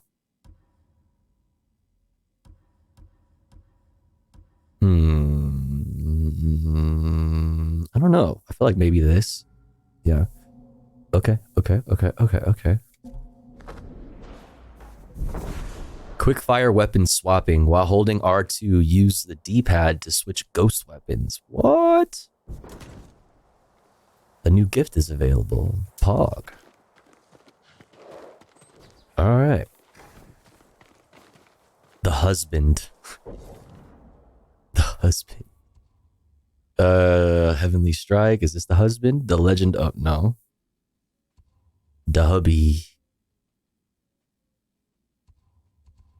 Oh, the Golden Temple has a gift for me. Let's go there. Been totally not scrolling WikiLeaks, and a lot of this 421,000 isn't regarding Israel. Interesting. Wow. That is interesting. Perhaps I can better your bow. Bowyer. A bowyer. I can make your bow, I can make sure your bow is in the best condition. Whatever you can do, I'd appreciate it. The honor is mine. Just bring the raw materials I need and leave the rest to me. Half bow? Okay. Your arrows will strike like deadly falcons. That's fucking right. Very sorry. Very well. Okay. Oh, let's go get the gift. I love falcons. Collect. My simps got me a gift. Wait, what? Hello? I want to see it. Hold for details. There we go. Traveler's attire. That's kind of lame. I already had. Oh, it's an upgrade. I kind of don't care. Just kidding. It'll come in handy later. But I'm just too drippy right now. Like, what? Ooh, wait, what? This one's way drippier. Wait, what? That's got the whole fur thing. It's obviously it's faux fur, chat. It's not real. Okay, that's canon. Glowering armor. Damn, you got the stash. And the stash is kind of brown in the middle, because, you know. Ew. Let's do it. Okay.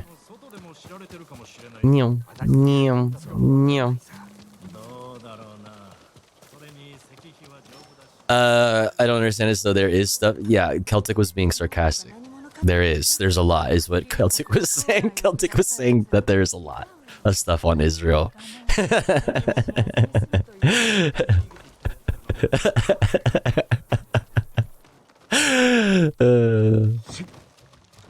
You're making Celtic explain the joke. All right. I think I've done everything I need to do here. Let's see. Should we go hang out? Is that Lady Masako? Or is that Yuna? That's Masako. Sensei Ishikawa. Oh, it's down here. Oh, I already saw that. What? Broken blacksmith? Blood on the grass? For Tsushima?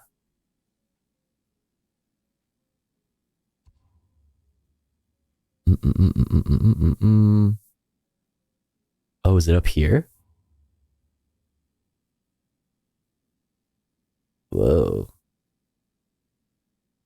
Okay, well, I guess let's just go...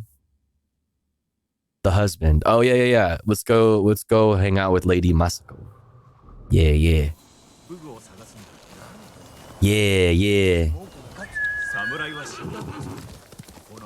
Horsey?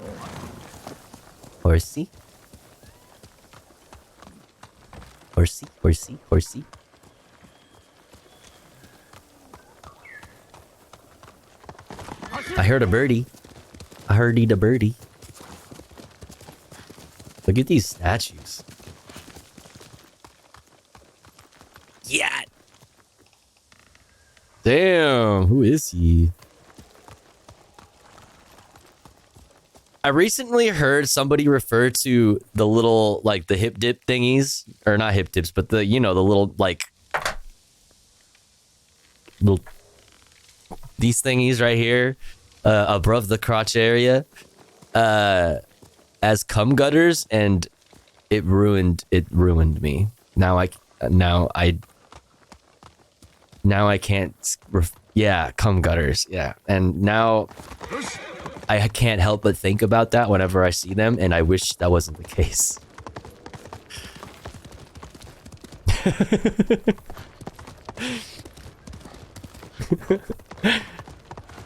Not the cum gutters. Standoff? Oh, you want to fight me?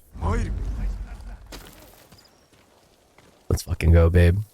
Let's fucking go, babe. I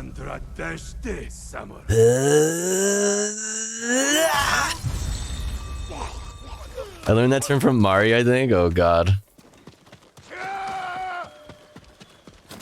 What's up, bitch? What's up? What's up? What's up, Fleeny? Good morning.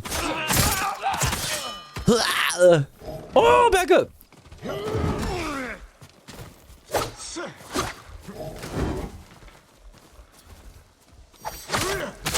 Ooh, that was a good move. Yup. What's up, bitch? What's up, bitch? Oh, you got the fucking long sticky pokey. Gotta drag this guy away. Or draw, I mean. Bits.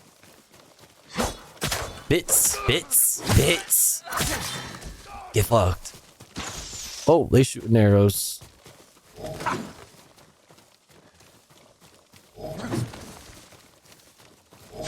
Oh, fuck.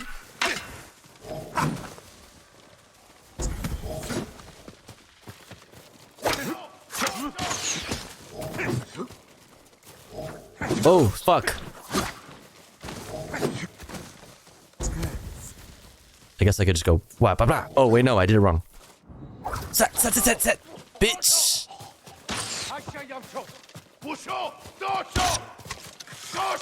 Fuck you.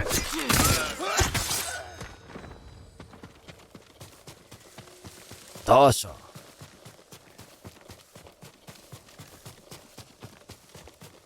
Bitch.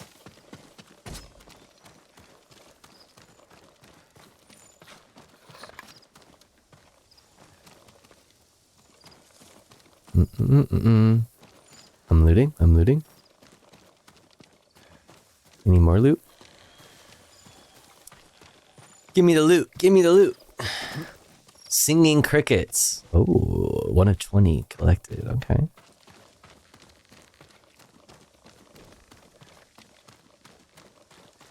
One highlight, the senior advisor to Hillary Rodham Clinton during her time as Secretary of State. Wait, are you talking? Wasn't this? I don't know about senior advisor, but I know one of her advisors was fucking, you know,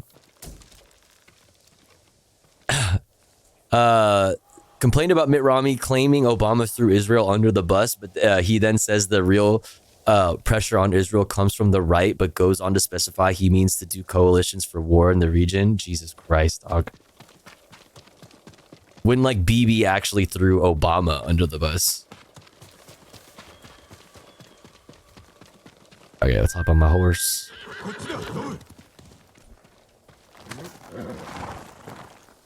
My horse. Wait, how do I do it?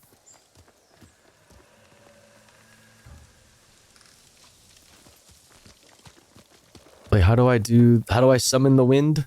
Or whatever the fuck? Is it already summoned? Yeah, okay. I'm just dumb. Phil, it rains? No, Henry Kissinger. Silly Billy. Oh, you knocked me off my horse? Okay, this is not gonna go well for me, actually. There are so many of them.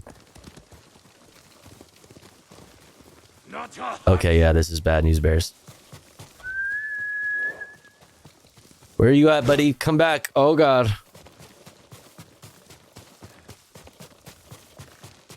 Okay, maybe I could take one at a time.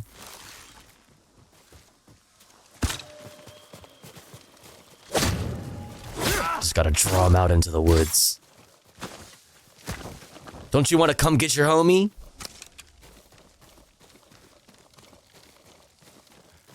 No, I meant the advisor as her literal staff, Kissinger. Oh, okay.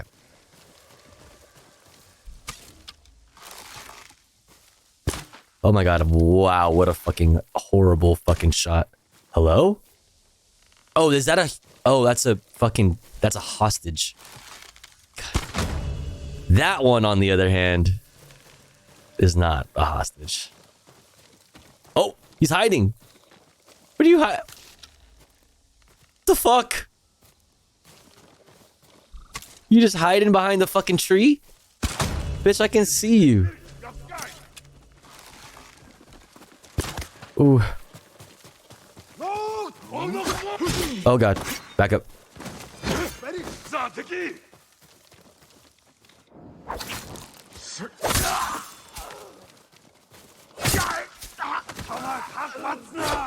Oh god. Oh!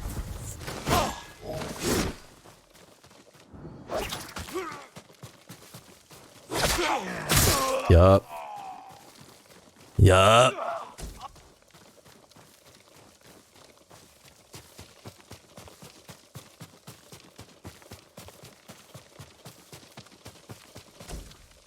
Hello? I got you, homie. I got you, homie. Lord Sakai, you have my thanks. Go and stay safe. Take this. It is all I have. Thanks, bro. Appreciate you. Now be free. Okay. Horse. Horse, horse, horse. Hop on my horse, of course.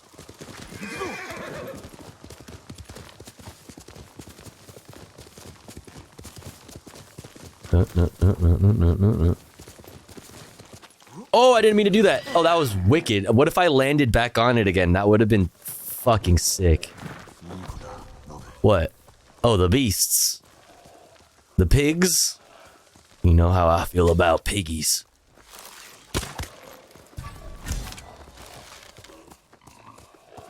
Ah! Hogwatch! Come here! Oh, sorry. Predator hides.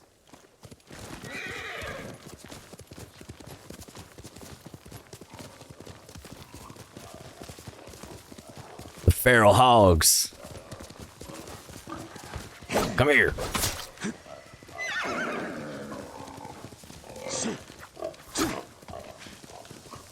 Fake vegan? Listen, I'm they're invasive or whatever. Plus, I need their skin. Oh, these ones don't give you... Oh, sorry. Those things don't give you shit, though. I'm pretty sure you can't... Like, you could kill these and they don't do nothing for you. Like, there's nothing to harvest. That's crazy. Never seen Tofu take pity on a video game animal? Curious? That's such cap. Honestly, that is such cap. I've just decided to stop living in delusion. Okay? Oh, I did the wrong thing.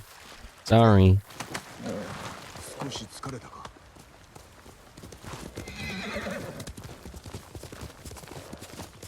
Am I almost there? Is this it? Hello? Adachi Estate, I think so. Jump, jump, jump. Oh, come on.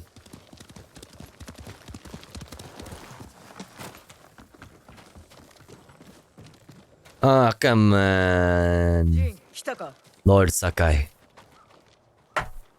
Lady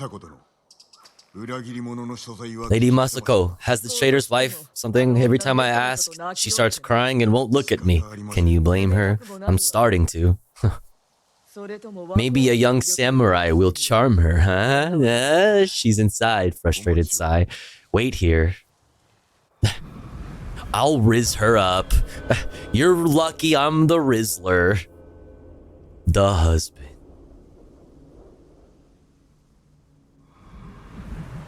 Alright, let's go Riz. Let's go put some Riz on. Hello? My lord?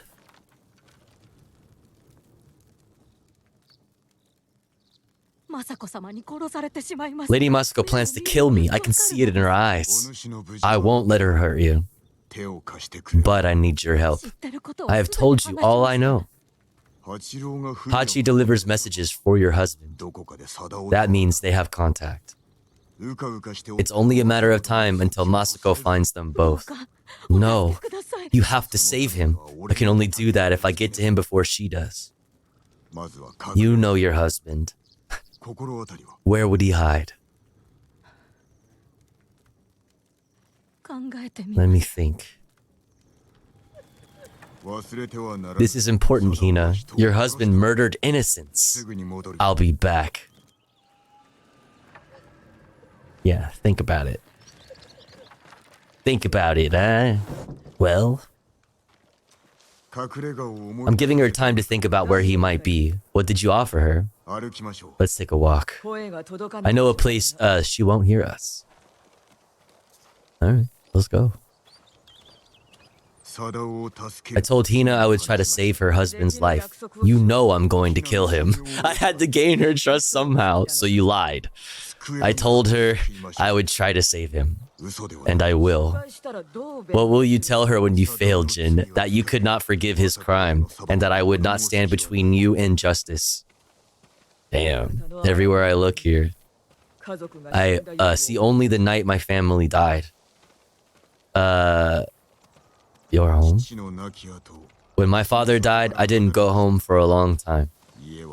An empty house falls apart quickly. This isn't my home anymore. It's where my family was slaughtered. Little hands still holding toys. My sister's gold sash wrapped around her butchered body. I can't protect anyone. I can only avenge them. There should be music. What? My grandchildren would make songs with me here to celebrate the changing of the seasons. I will never hear them play again. Swipe left to play your family. Oh, swipe left. Oh. Oh.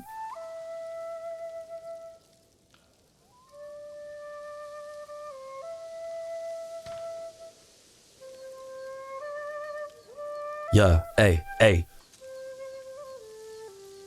What? What? That was beautiful. Thank you. That'll be $5, please. Leave me alone. Uh-oh. Blood-curdling scream. Hina, get to the house. I'm running. I'm trying. I didn't know they got Andre 3000 for this. I know, right? It's so crazy.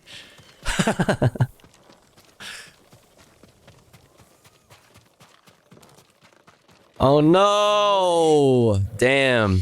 Hina, we need her killer now. Better look around. Let's go. They must have left a trail. Or, yeah, they must have left a trail. Examine. What's up, Evie? This way.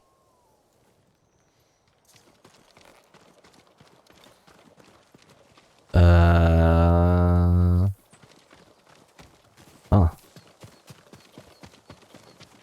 Follow me.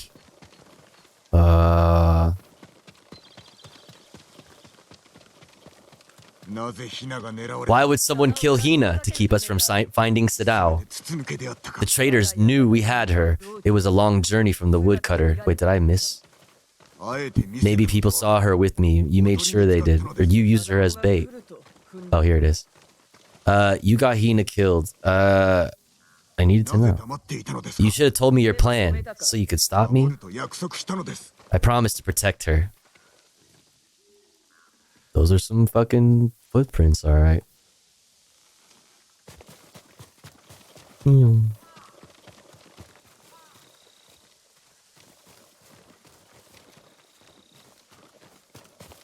say? Yes, smells like feet.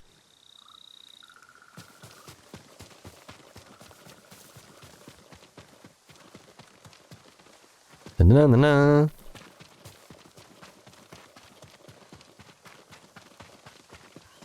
Running. Only one set of tracks. Whoever the killer is, they're alone. With Hina gone, we need them alive. Dugu. Uh-oh. They have our man. Help. We can't let him die. Wait, I'm trying to do standoff. Let's go. Are you cowards? I'm bleeding.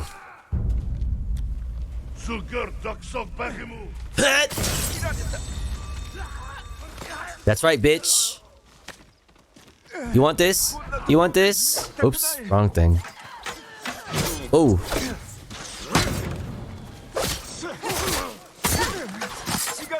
Back up. Oh! Damn, I fucking flew so far. Oh my god. Come here, bitch.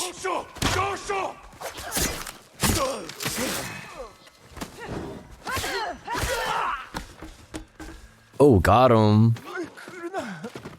No, not you. Yes, me. Hachi, Sadao's brother. Why did you kill Hina? Tried to free her. She wouldn't leave. Wanted to save Sadao. She screamed for you. I didn't mean to. Where's your brother? I failed him. I won't betray him. Oh, did he just kill himself? Oh my. You can't die. Tell me where he is. He's gone. No. Hina died for nothing. She was murdered by traitors just like my family. I can't give up the hunt. He carried messages for his brother. Maybe he had one. Let's examine. What did you find? A map belonging to Hachi, brother of Sadao, the headman of Kuta Farmstead. It details the supply routes Hachi traveled. A map of supply routes.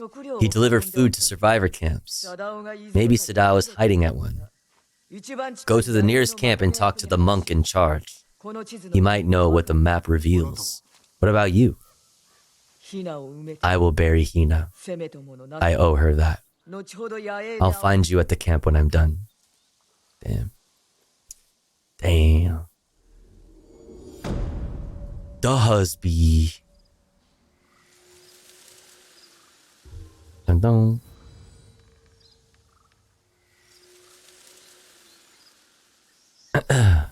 Bum bum. Charm of dual destruction. Offense charm. Or offense charm.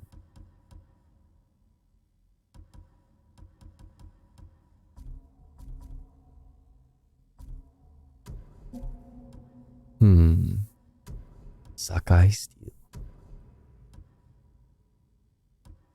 5% chance to do double damage. Moderately reduces damage taken. Didn't I already select a lot of these? Am I losing my mind?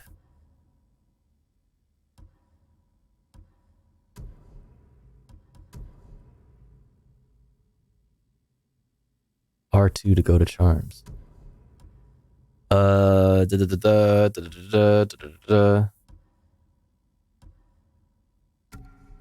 that here. That here. That here. And then on this one, I guess? Or no? Oh, that's all of them. Why did I think I could put charms on my thing? On my what? Whatever. You gotta get the Sly Cooper secret outfit? What? Oh, I can bow here? Wait, how do I bow? Oh, here we go. Respect. Oh! Butterfly. How pretty. It's magical. Wow. Look at him go. So beautiful. Oh, cricket. W. W. Okay, now let's continue.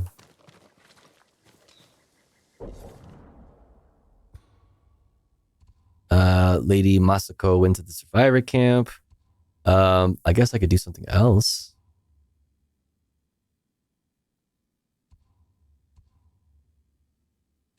Undiscovered location. All right, well, on the way to Ishikawa, we'll stop here. Undiscovered location. We'll go discover it. Yeah. Yeah, yeah. Where's my horse? Hello?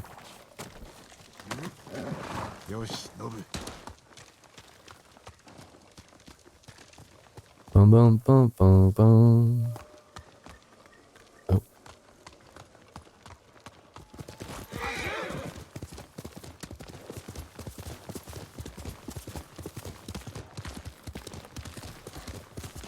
Woo!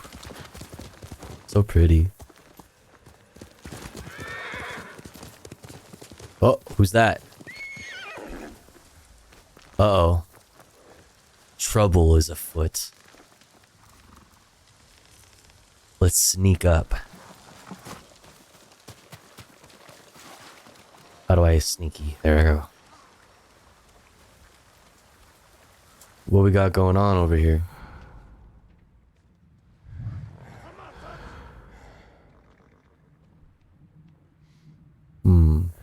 Do I just hold for standoff? Let's do it.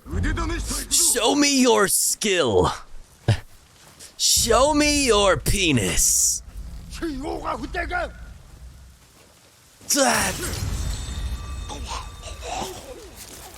That's right. That's right.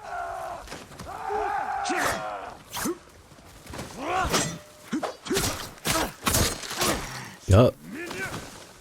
Woo. Back up, back up. Oh, he's going super fast. Big boy.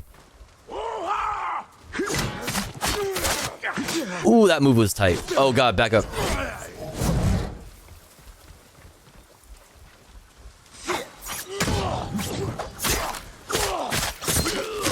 Woo! Yeah, yeah, yeah. Yep, yep, yep. Oh, buddy, are you okay? Woo!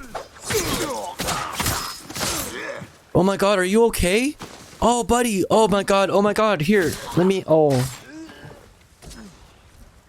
Oh, ouch. Oh my god, you're wounded.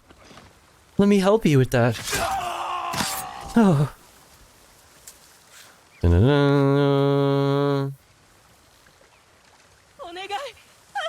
I got you. I got you. You'll be free soon. I will never forget this moment. Go. Be well. For you, my lord. Thanks, bro. Appreciate it. Like, these people are being, like, kidnapped and shit and, like, murdered, and they're like, please take all of my life savings. Like, please take my money. Alright, horse time. Oh, their poor horse seed has no master now. Rip. Tasukete? Tasukete?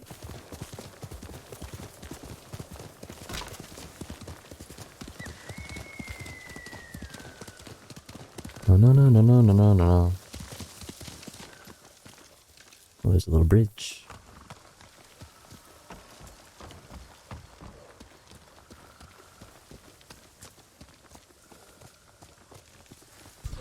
Uh-oh.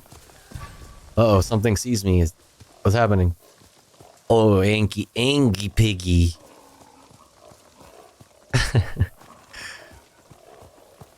Oh shit, bad guys.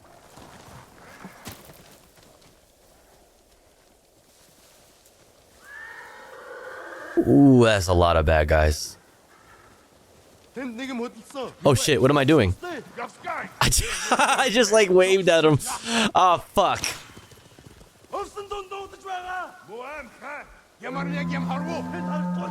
Oh shit. Watch this. You don't see me.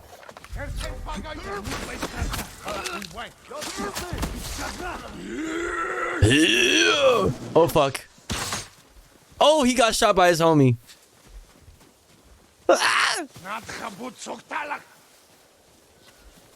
Oh fuck! No, you're not supposed to see me.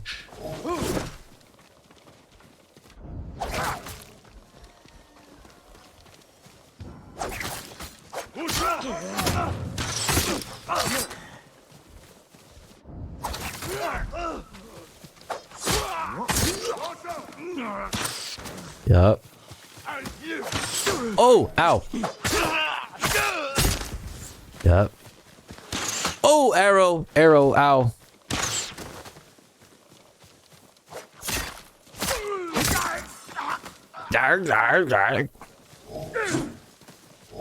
Oh fuck, ow.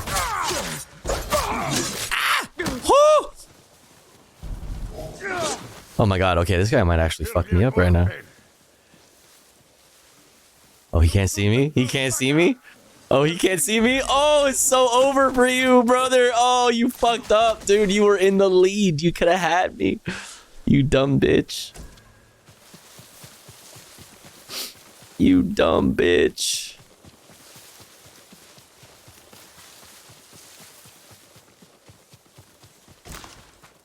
Sag.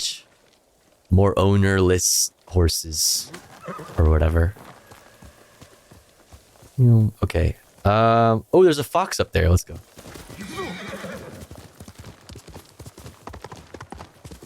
Question mark? Fox den. What's up, buddy? What the fuck was that over there? What just happened? That dude just got oh my god, it's a bear! Oh, shh. That dude just got fucked up by the bear. Oh, damn. Ah, well, I don't want to fuck with that bear. Where's the fox? There it is. So cute. Kawaii. The little squeaky noise it makes.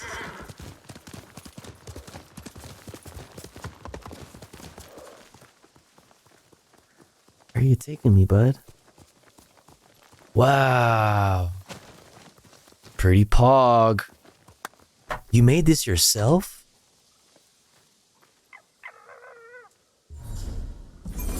Inari Shrine honored. W.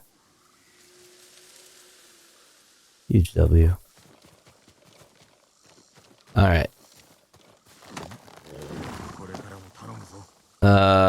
Map. Now that we did that.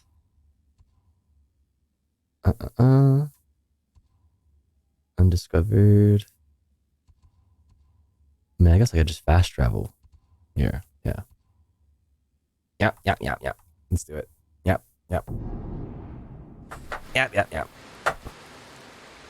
Wait, what is this? Oh, this isn't complete? Oh, hell yeah. It's haiku time. I'm about to bar up. Bruh. Reflect on serenity.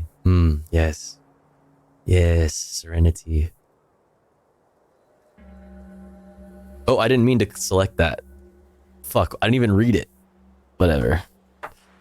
We're just guessing. A cool bed beneath the stars.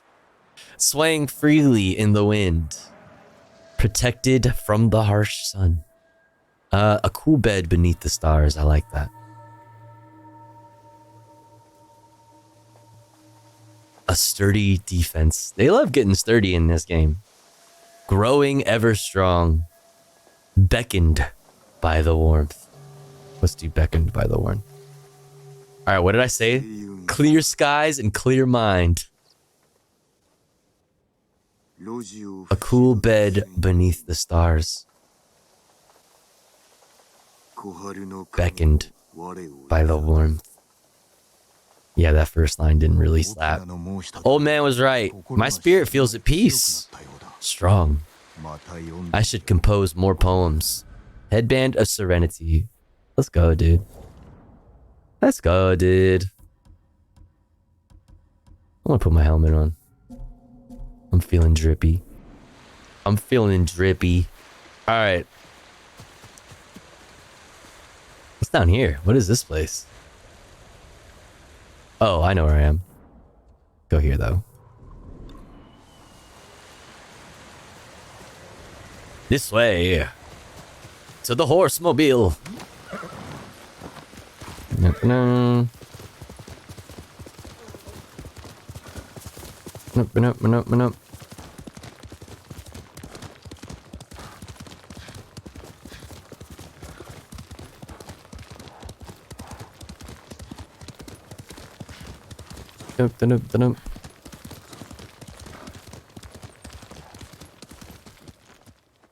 I have such a headache from stress. I highly advise minimizing your interaction with the government. Are you reading WikiLeaks again? Sensei Ichikawa's dojo. Sakai. Any news of Tomoe? Travelers have been shot dead on the roads in and out of Hiyoshi Springs. People are afraid to leave or deliver supplies. You think that's her doing? A few archers at strategic points can isolate a whole town. A tactic of yours when you were Clan Nagao's archery master. Tomoe was a good student. Too good. We're fighting your own reflection. Deep sigh. We will turn that to our advantage. Oh? The past never passes. That's so deep. That's so deep. Come. Okay. How do you propose we find these archers? Oh, I should get off, huh? We think like Tomoe. Okay. We want to control the movement in and out of Hiyoshi Springs. Where do we put archers? What? Oh, I got it. Okay, I see. What is this? A handful of men could shut down the road to the coast. Yes. The path behind the inn? No. Poor cover, no clear lines of sight. You want to cover the largest territory with the fewest archers. Gotcha. I would want someone looking over the bridge into town. So would I. Alright. It would be smart to control the main entrance into town. People already avoid the main road. Archers there would be wasted. The road south runs along a high ridge. Perfect place to rain down arrows. Tomoe would agree. There's hope for you. Let's go hunting. Na-na-na! We're going hunting. Reach the coastal road. I'll follow you, old man.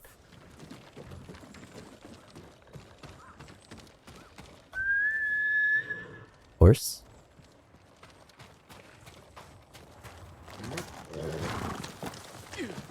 Horse, horse.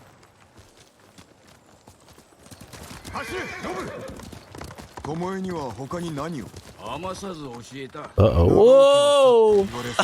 I'm sorry. I'm sorry. I'm sorry. You got this next one, right? Why do you keep teaching? You would never retire. I see. So what's your explanation? My uncle said you became close to a commoner and Lord Naga was forced to cover it up. Laughs. Your uncle has an interesting sense of humor. You weren't forced out? A samurai always has a choice. Mastery of the bow is mastery of oneself. That is the only victory worthy of a samurai. The rest is noise.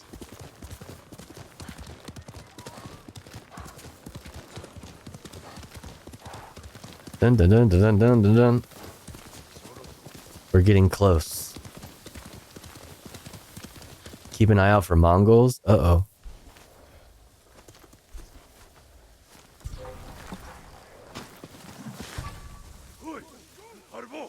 Fuck. Did they see us?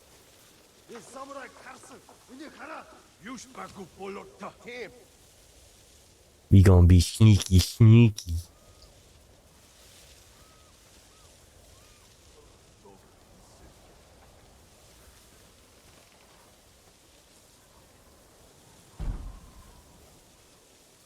Come here. Yes, you want to check the high grass.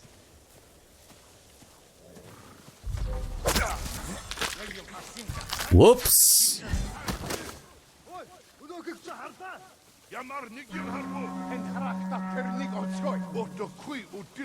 Ooh, your turn.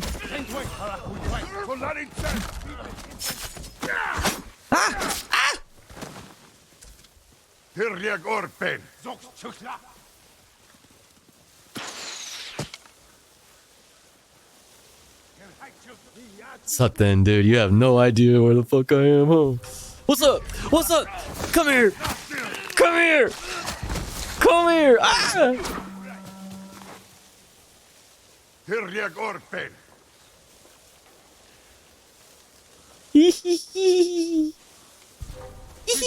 Ah!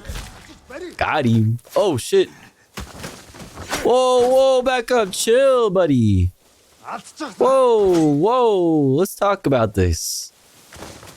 How can you even see me, bro? I'm in the grass. But I'm in the grass. Oh, that was scary, huh? You were scared of that.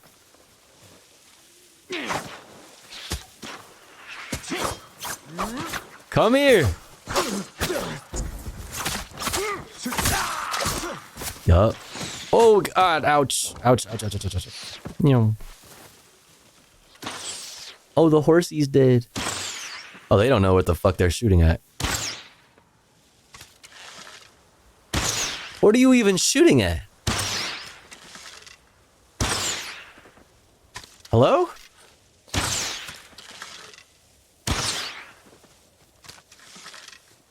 Oh, now they can see me. Okay. Oh! Oh god, come on. Come here, bitch.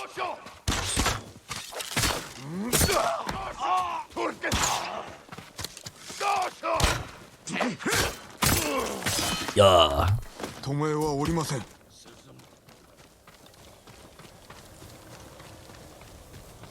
Yeah. All right, horse.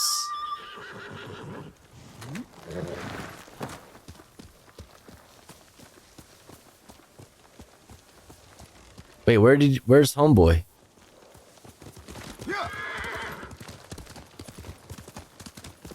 Oh. All those innocent dead. Tomoe has thrown everything away. Who are you talking to? Where is he? Oh, he's over here? Hello?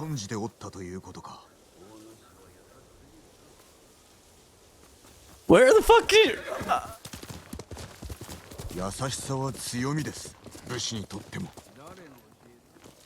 Where are you?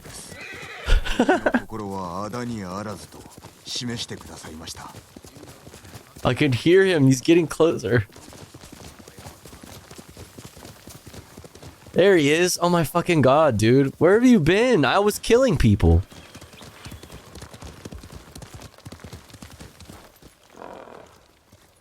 Are we good? Or like...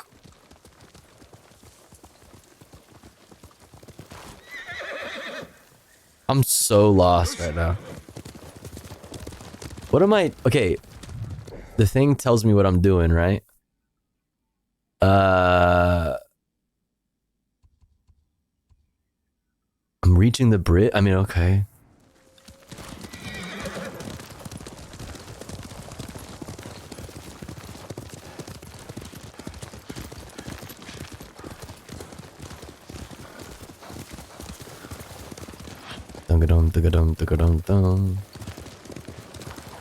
Oh, can't go that way. Or can we?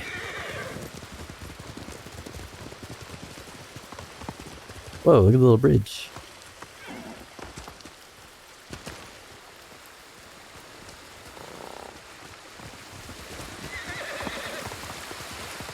What is that? Is that like a little dam? Kinda.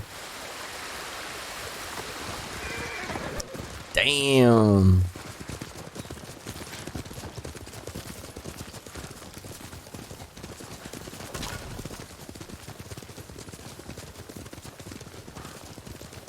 Oh, sorry. Whoops, sorry.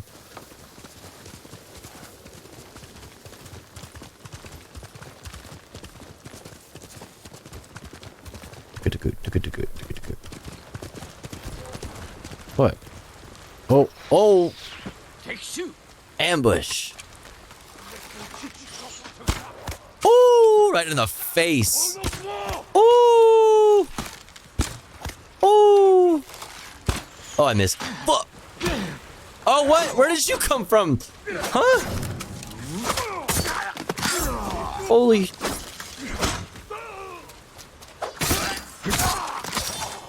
God damn, bro. Alright, you gotta handle them. I don't have fucking... Oh, I got arrows now.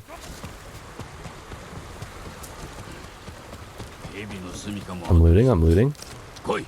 Oh, did you kill him?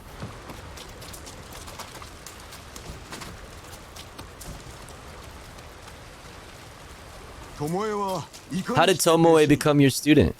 She showed up at my dojo with her father's makeshift hunting bow and refused to leave. You didn't turn her away? I tried. But she sank arrow after arrow into my targets. I had never seen talent like hers. Her form was wrong, but would have been useful in a real fight. But she had no fear of missing a shot. Oops, Jesus. She never hesitated. A warrior's speed rate. No, a killer's. I didn't see it until it was too late.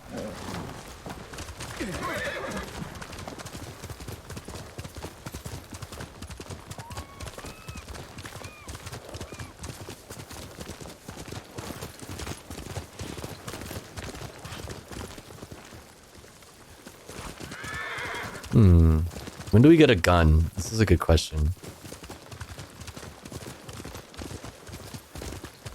What this? A treasure. Also, bad guys. Can I hit him from here? Yes. Hell yeah. Ooh, I got one arrow. Great. Oh!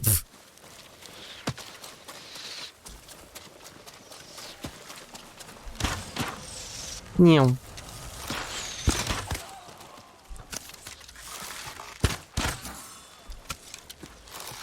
Oh, that guy just... Oh, he's coming. I thought he fell off a cliff or some shit. Get his ass.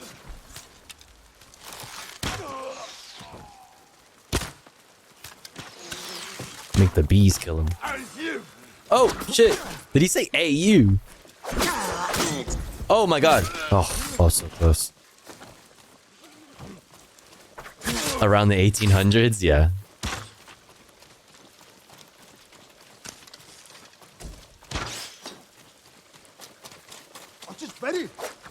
Oh. Oh, okay, this is bad.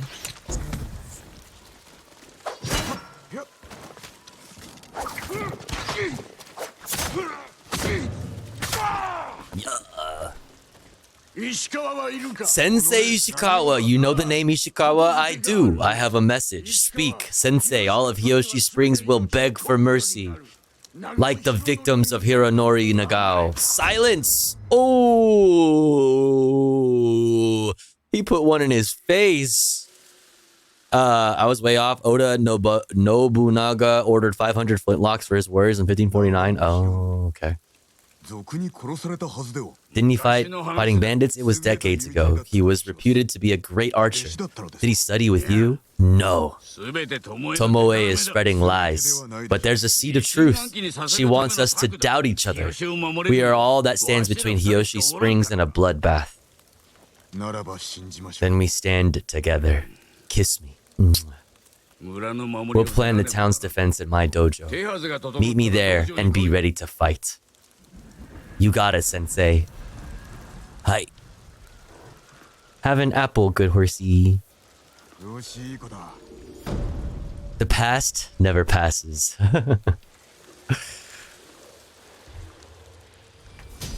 Let's go. Technique point. W. W. Charm of precision. Ranged charm. Oh, okay. I got 2 silk. That's good. This is good. Alright. So the way of the bow. Okay. Next we'll probably do some Lady Masako. I don't know, we could do just like some random exploring too. We could do random exploring too.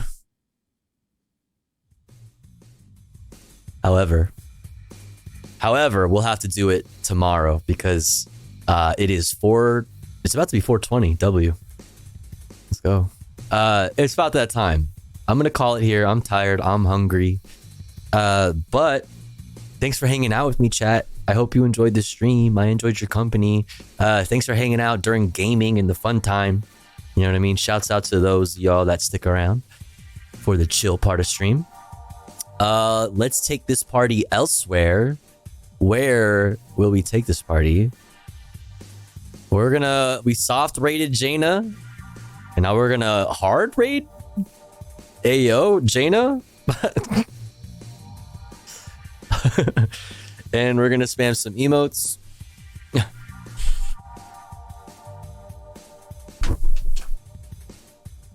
And we're gonna spam some good vibes. Yeah. Spam emotes. Hard raid. Okay, we'll do that. Hard raid. Spam some emotes, spam some good vibes. Hope to see you guys again tomorrow for more news, more politics, more comfy reacts, gaming, etc. Much love to you all. Remember to join the Discord. Remember to follow all my socials. We'll be back tomorrow, like I said. Hope to see you then. Much love to you all. Remember to hydrate. Remember to take your meds. Remember to be kind to yourself. Remember to be kind to others. Don't be a dick, but also don't be a pussy. And I'll see you guys later. Much love. See you guys. Bye-bye.